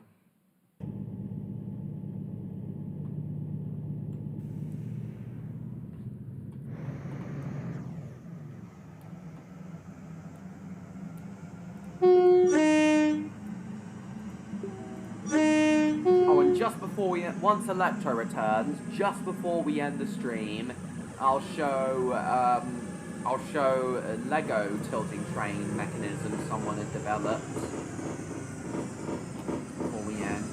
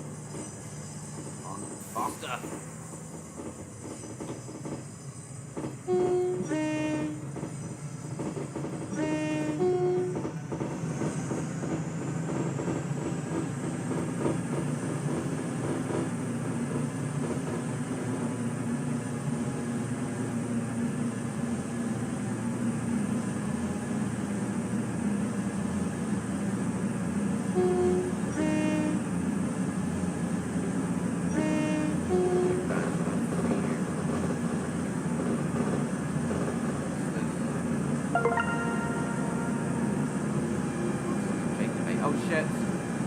Q! Oh, bugger!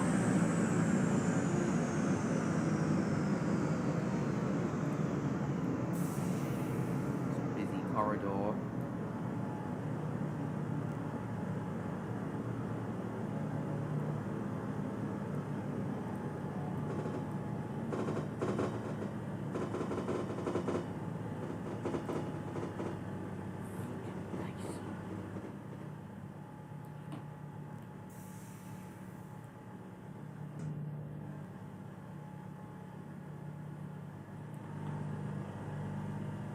We are sorry that the 2238 regional service to Victoria Docks has been cancelled.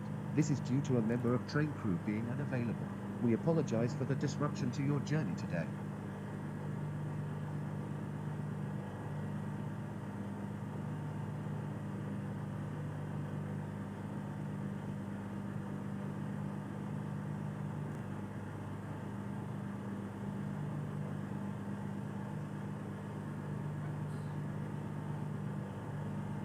In here, entertainment logo. Whatever.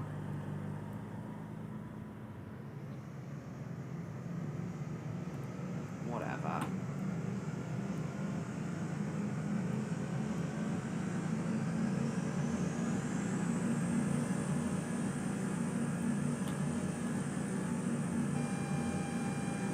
Why does this train ahead keep stopping?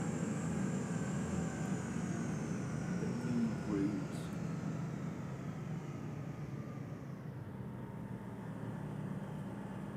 This is the new route.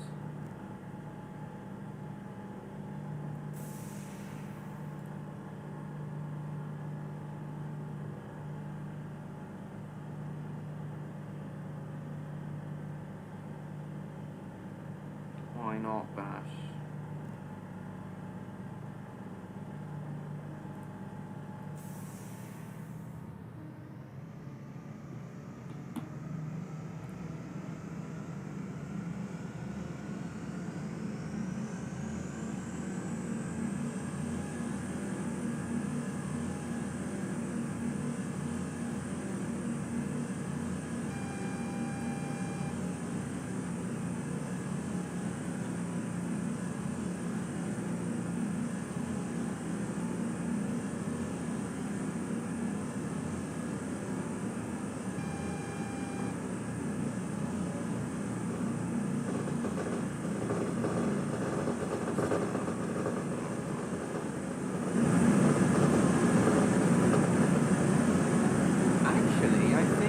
I think the Voyager model in this Voyager model in this game does actually carry flat corners. Everybody moves back up as it leaves the car. Lovely. Oh shit!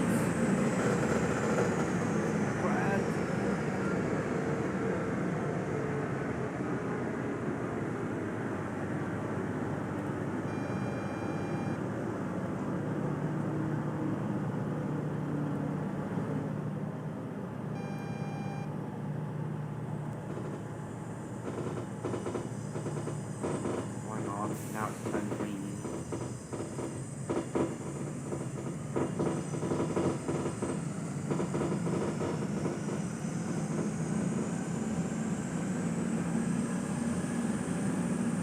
Really cooking with the Virgin 221 I am. I'm pounding along.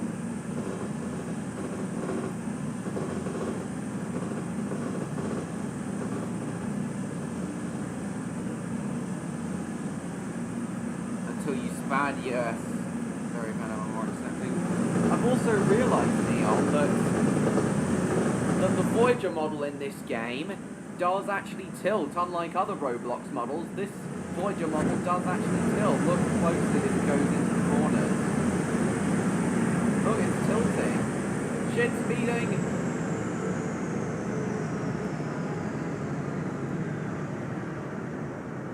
You see that, Neil? It can actually tilt in this game. Because 142, yeah. Very true in this game. I'm gonna stop at Leeton now. But what do you think, Neon? The fact that this train can tilt.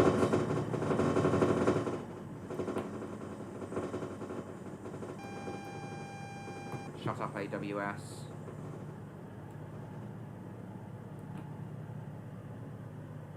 Experience with the 221, but I did not know that until today, that the 221 model in this game could tilt. I knew it was a tilting train, but I didn't know the model in this game could tilt until now.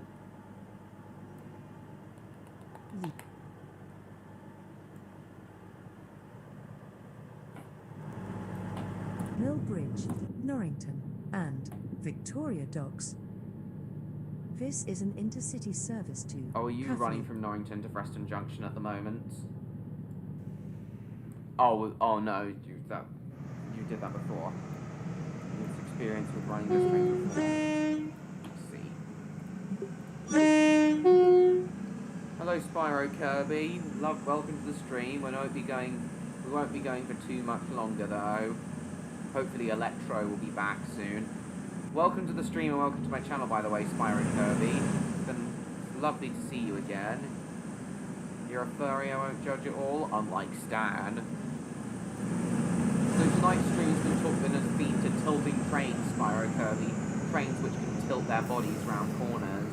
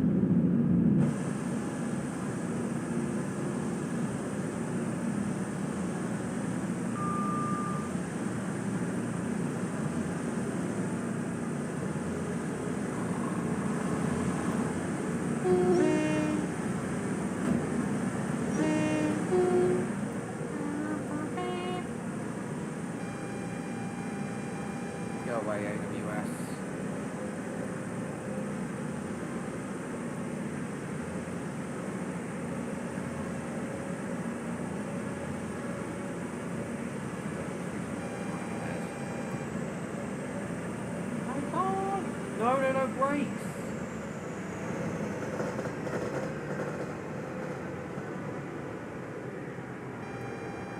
Go away, AWS.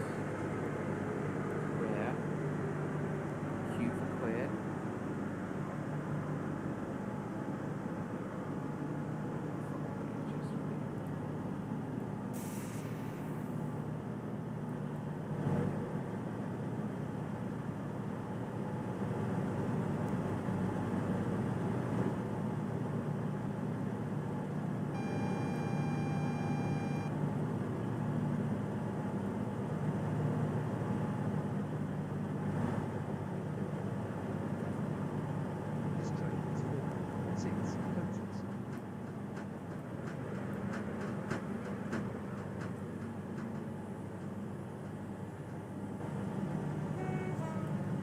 On.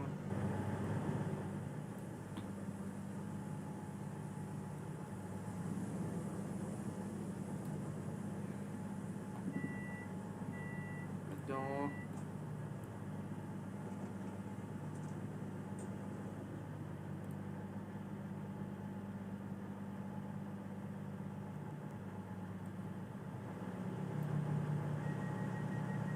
Tram and bus services to other destinations. This is an intercity service to Cuffley. Come on. Come on to Norrington.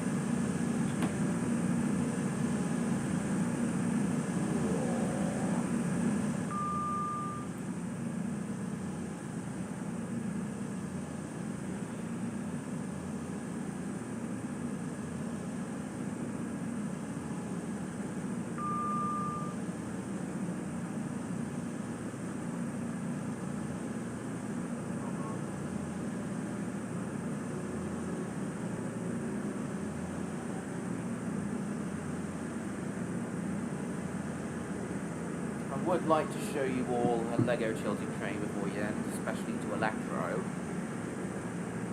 TV in your room. Nice.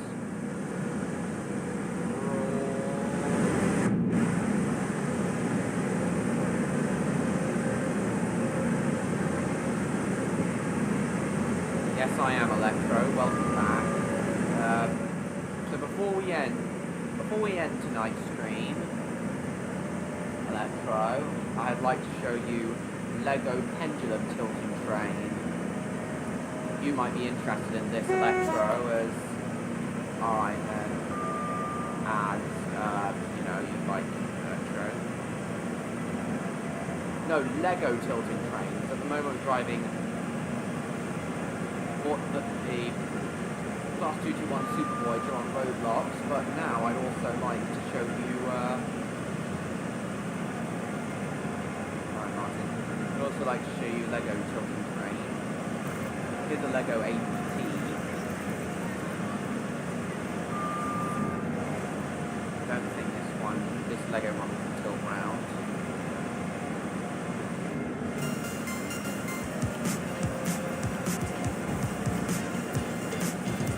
This Lego model of the APT can tilt though. Look how far, it's like on a pendulum there. Brilliant. Oh, for your birthday. Oh, I forgot it was your birthday on Sunday. I'll have to remember that.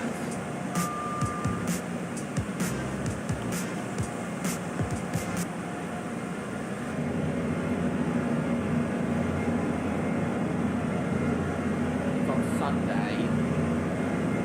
Here we are. This is the video I wanted to show you, Electro. Making a Lego train go fast.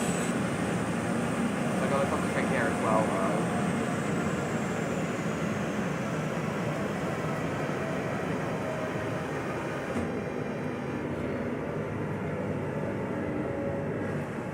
This is the video I wanted to show you, Electro.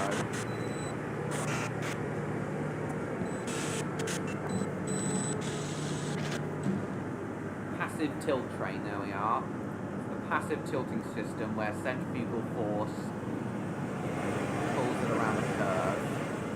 Centrifugal force tilts the body of the train. This is what I wanted to show you, Electro.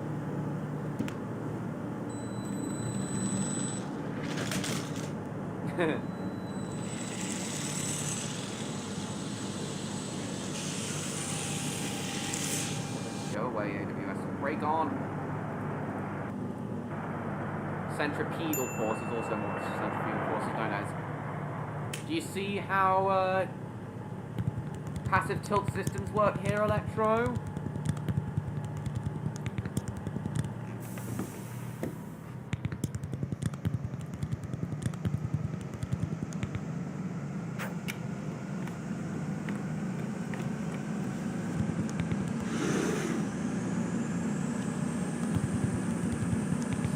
Threaded it in through those brick holes, and he put like the bogies on the tilt mechanism.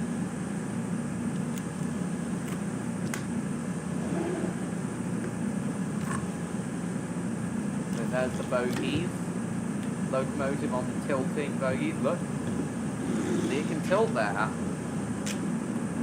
I thought this would be nice for you to see, Electro. Look how far this one can tilt. See where you get it from?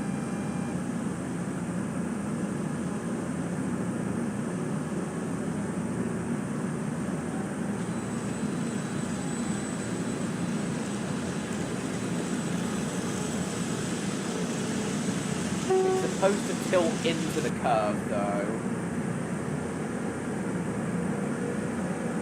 Not away from the curve. Weight added to lower it down. There we go. Now it's tilting into the curve, as it should be.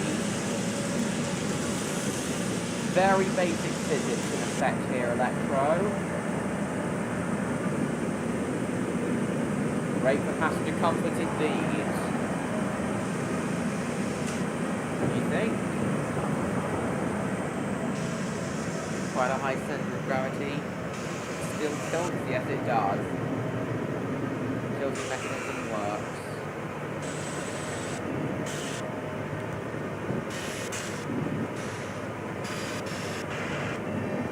Look, it can go really fast here.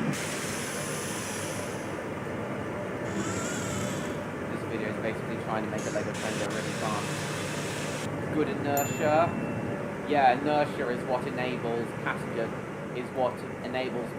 tilt systems to be possible, isn't it, Electro?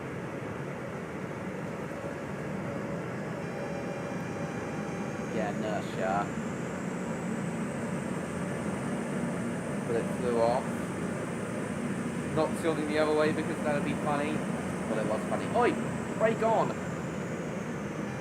Oh, I'm not going to stop in time.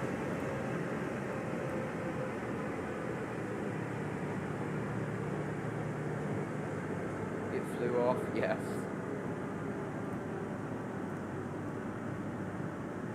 Oh shit!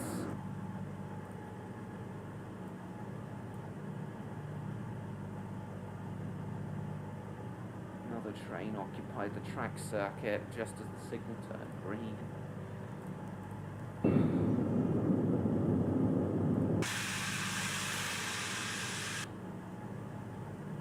So that banking can also help reduce centrifugal force. Oh, look at it go! So yeah, that's the passive tilt train I wanted to show you, Electro.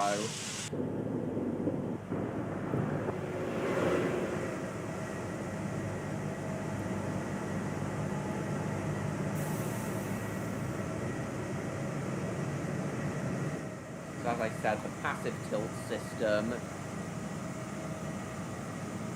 uses physics alone to tilt the bodies of the train, but passive tilt uses, active tilt uses the active system, active tilting system to tilt it on airbags or hydraulic rams. Decent solution and needed, especially when going fast. So that situation, not IRL, yes. Yeah, one example of a real-life passive tilting system train, Electro, one that used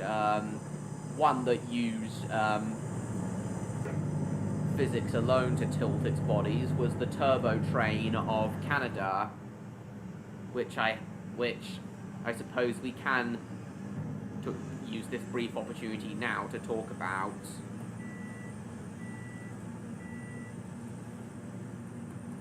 Canada turbo train. Here's the turbo train of Here's the turbo train. This was before the APT.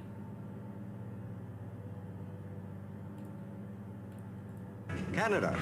Pulling out of Montreal, Canadian National Railway's sleek turbo train, a high-speed vehicle of the future. Pictured here just a few days ago during an in-service trial run between Montreal and Toronto, the train covered the 335-mile intercity run in less than 4 hours. Speed isn't the only quality, though. It's a luxury train, providing a high standard of comfort and service for its two-class passengers.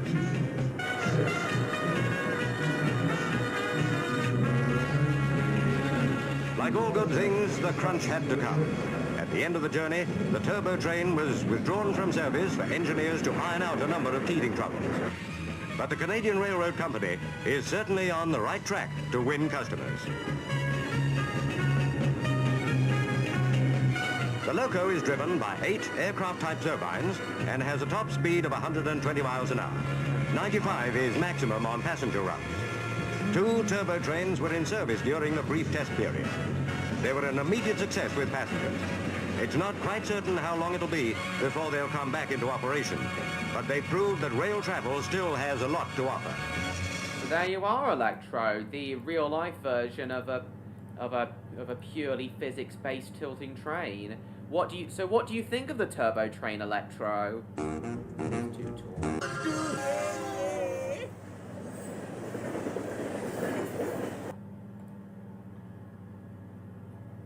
Rotation for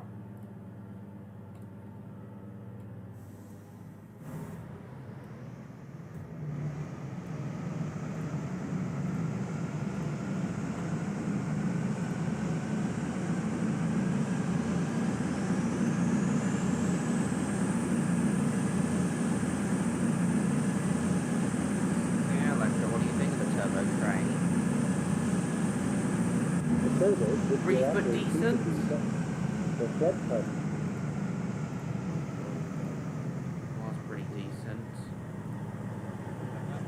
I think if you excuse me, I would like to make one. Sleek trains of the future? Well, yeah. Body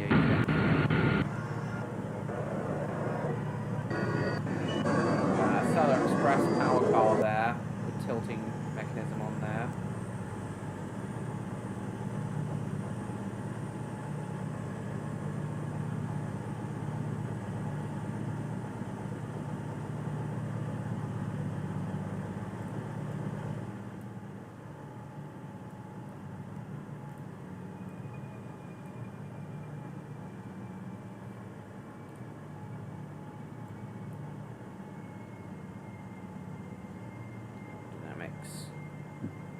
Yes.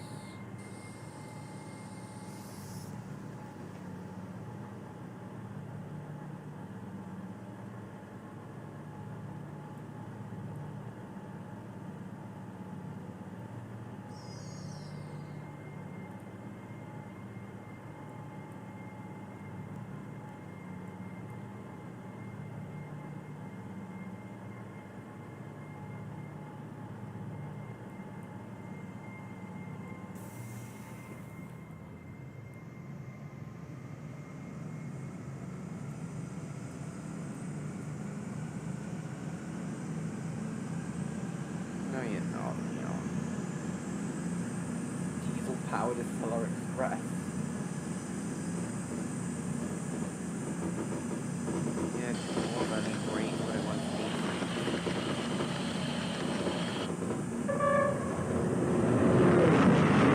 oh, the sound of the turbo, the sound of the engine.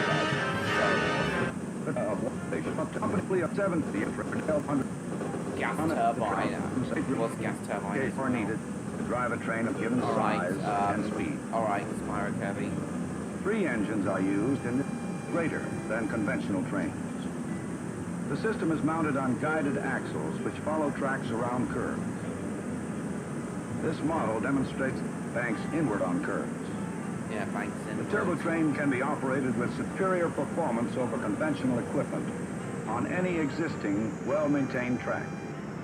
And turbo trains can be operated for less costs per seat mile than regular trains, up to 30% less. The reasons for this are many. First, they are constructed of aluminum with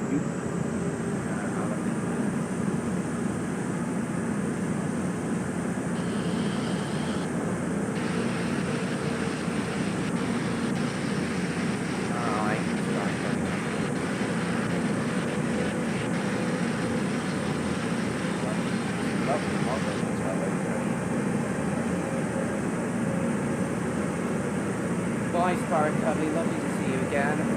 Are you two still there, Neon and Electro? Are you two still there? We're ending now in a moment anyway.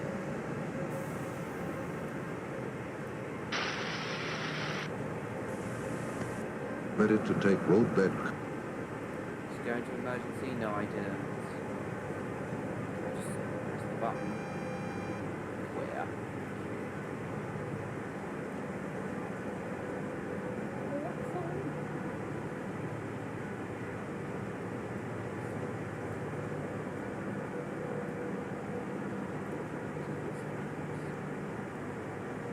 there, Electro?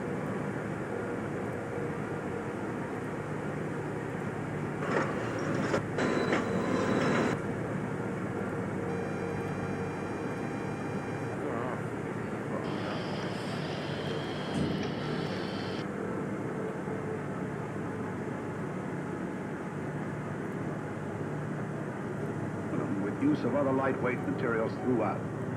They weigh less than half the weight. The train is being developed and marketed by the Sikorsky division of that company.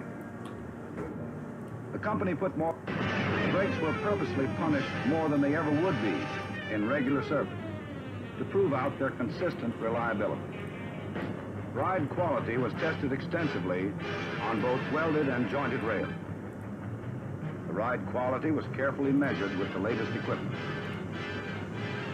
One of the major engineering innovations that contributes to the turbo train's smooth ride is the suspension system. Instead of two axles at the end of each car, the turbo train has a single axle between two cars, greatly reducing weight and friction. The new system enables the train to round curves with passenger comfort and safety at speeds up to 40% greater than conventional trains. The system is mounted on guided axles which follow tracks around curves. This model demonstrates the difference between a conventional car, shown here, and the turbo train. Note first the difference in the height of the cars. Passengers sit about 1.5 feet lower in the turbo train than in a conventional car. The center of gravity of the turbo train is much lower than that of a conventional train. Yep, very basic physics, but ingenious. Centrifugal forces cause a conventional car to lean outward on curves, resulting in passenger discomfort. But the turbo train banks inward, like an airplane, resulting in much greater passenger comfort. The Power Dome car has a pendulous suspension system also. It, too, banks inward on curves. The turbo train can be operated with superior performance over conventional equipment on any existing, well-maintained track. Radical! I see what you mean, Dale. Treated! Treated! The words didn't match with the mouth movement there. We'll quickly finish And this turbo video, trains then can we'll be end the operated for stream. less costs per seat mile than regular trains. Can be operated for less costing well-maintained track. And turbo trains can be operated for less costs per seat mile than regular trains, up to 30% less. The reasons for this are many. First, they are constructed of aluminum with use of other lightweight materials throughout. They weigh less than half the weight of conventional diesel-powered trains. This means they require much less horsepower, even for much higher speeds. Higher average speeds also help save money. Initial top speed for passenger service is about 120 miles per hour. This greater top speed, plus faster curve speeds, and faster acceleration and braking, permit much greater utilization of the equipment. Another feature is easier maintenance. The turbo train was designed to be maintained like an aircraft. At scheduled intervals, wearing parts such as engines, air conditioners, and wheels are quickly replaced with spares and repaired in the shop so the train doesn't have to be taken out of service for long periods of time. Still another feature which helps in the overall economics of the train is its bidirectional capability. Each turbo train has two Power Dome cars, one at each end. One car pushes, another pulls. Turbo trains do not have to be turned around, thus saving switching costs and time. Indeed. The streamlined front of the Power Dome car is actually a nose door, covering an automatic coupler, enabling multiple unit operation of two or more trains. To give a train more passenger capacity, two trains dock together like some of our space vehicles. Yes. Capacity of two door. Tilting trains as a whole were The great streamlined innovations. front of the Power Dome car is actually a nose why I door, wanted to do a whole stream covering an automatic about coupler, enabling multiple unit operation of two or more trains. To give a train more passenger capacity, two trains dock together like some of our space vehicles. After the docking, passengers can walk all the way through the train. Each power dome car and each intermediate car carries about 50 passengers, depending on the particular arrangements desired by an individual railroad.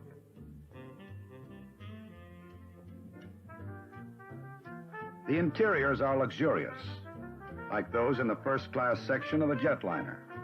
Fold-down tables enable passengers to eat at their individual reclining seats.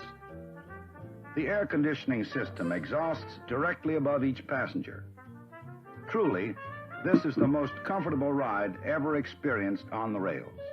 Yes, indeed. Turbo trains have been assigned to operate between Boston and New York on the New Haven Railroad in a demonstration of high-speed ground transportation sponsored by the United States Department of Transportation. Indeed, Neon.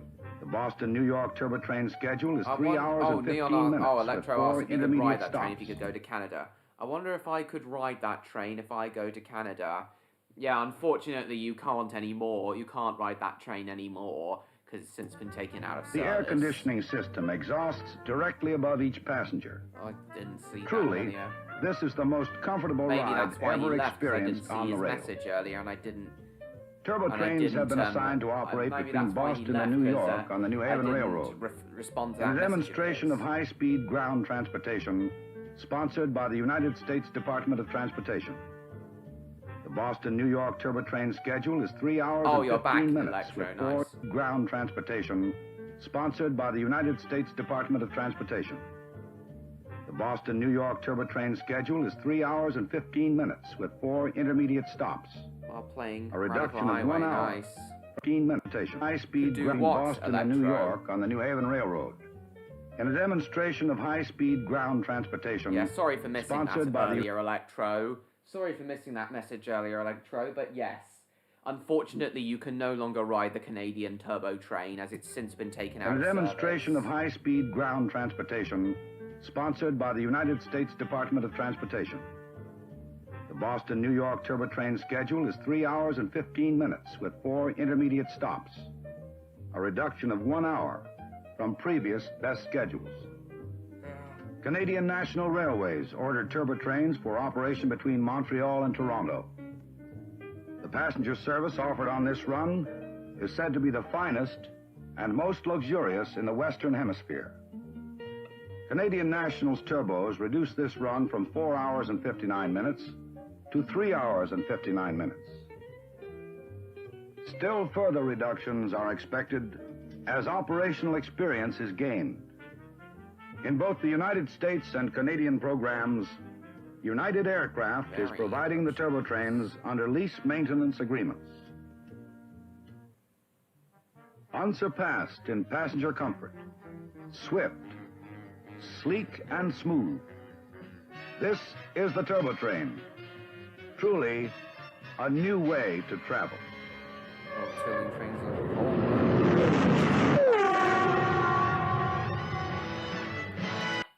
Well, that's Chilting Trains for you. Sonic Adventure 2, nice. Yeah, sadly you can no longer ride the turbo train. Actually, when did the turbo train go out of service?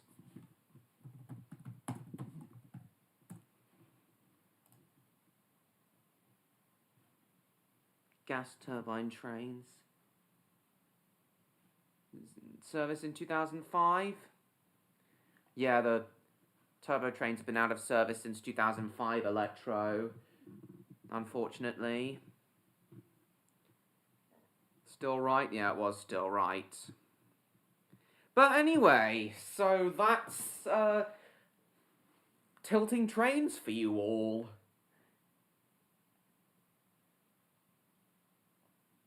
As I said, Electro, you can no longer ride the turbo train, but oh well. That brings this week's stream to a close. It does indeed. So, Tilting Trains, while not entirely successful, as the APT wasn't, have been an innovative idea that has carried over even today with and the technology has since been refined and has now more or less been perfected. So, I hope you all found this stream interesting, And I hope you all now have appreciation for tilting trains and high-speed trains in general. Hanging with everyone before I turn 20, indeed. Trains indeed, Scoripy. Welcome to the stream, Scoripy. Please subscribe if you haven't already. Unfortunately, we're ending now, but I do hope to see you in next week's stream and on my future videos, Scoripy. Welcome to my channel either way. So, I hope you guys now have more appreciation for high-speed trains, and especially modern train technology. High-speed trains and modern train technology. Yeah, John Murray and Electro's birthdays are very close together, aren't they? I remember that. Electro's is February 2nd, and John Murray's is February 3rd. Anyway, that's it for this week, everyone. I hope you all enjoyed this stream. I hope you all found it interesting. I certainly enjoyed this stream, especially when Odd showed up. That what he said with the bananas and the APE train, his idea for the APE train. That was all hilarious. Either way, so guys, thank you all so much for coming. I hope you all enjoyed. You're welcome, Electro. I hope you all enjoyed yourselves, guys, because I did. Especially after Odd showed up. Night night, everyone.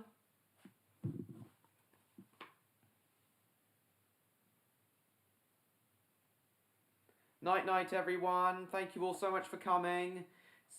Please like, comment, share this stream with your friends. Don't forget to subscribe to me, Train16, if you haven't already, to stay tuned for my upcoming content. And also... Hold on a sec. Hold on a sec, everyone.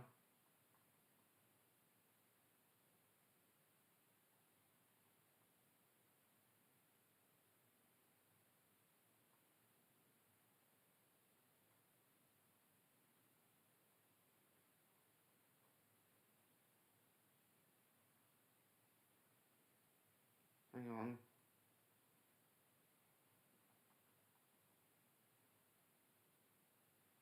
So thank you all so much for coming, everyone. I hope you all enjoyed. Please like, comment, share the stream with your friends. Don't forget to subscribe to me, TrainLover16, if you haven't already. And also, please do follow me. I'm going to start saying this on all my future videos and streams now. Also, guys, don't forget to follow me on Blue Sky and Instagram. And, don't forget to follow me on Blue Sky and Instagram.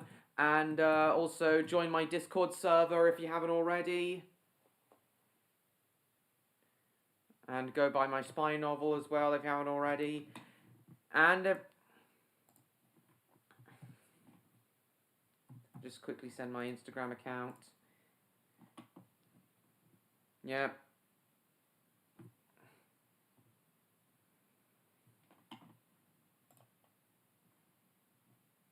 Where's my profile?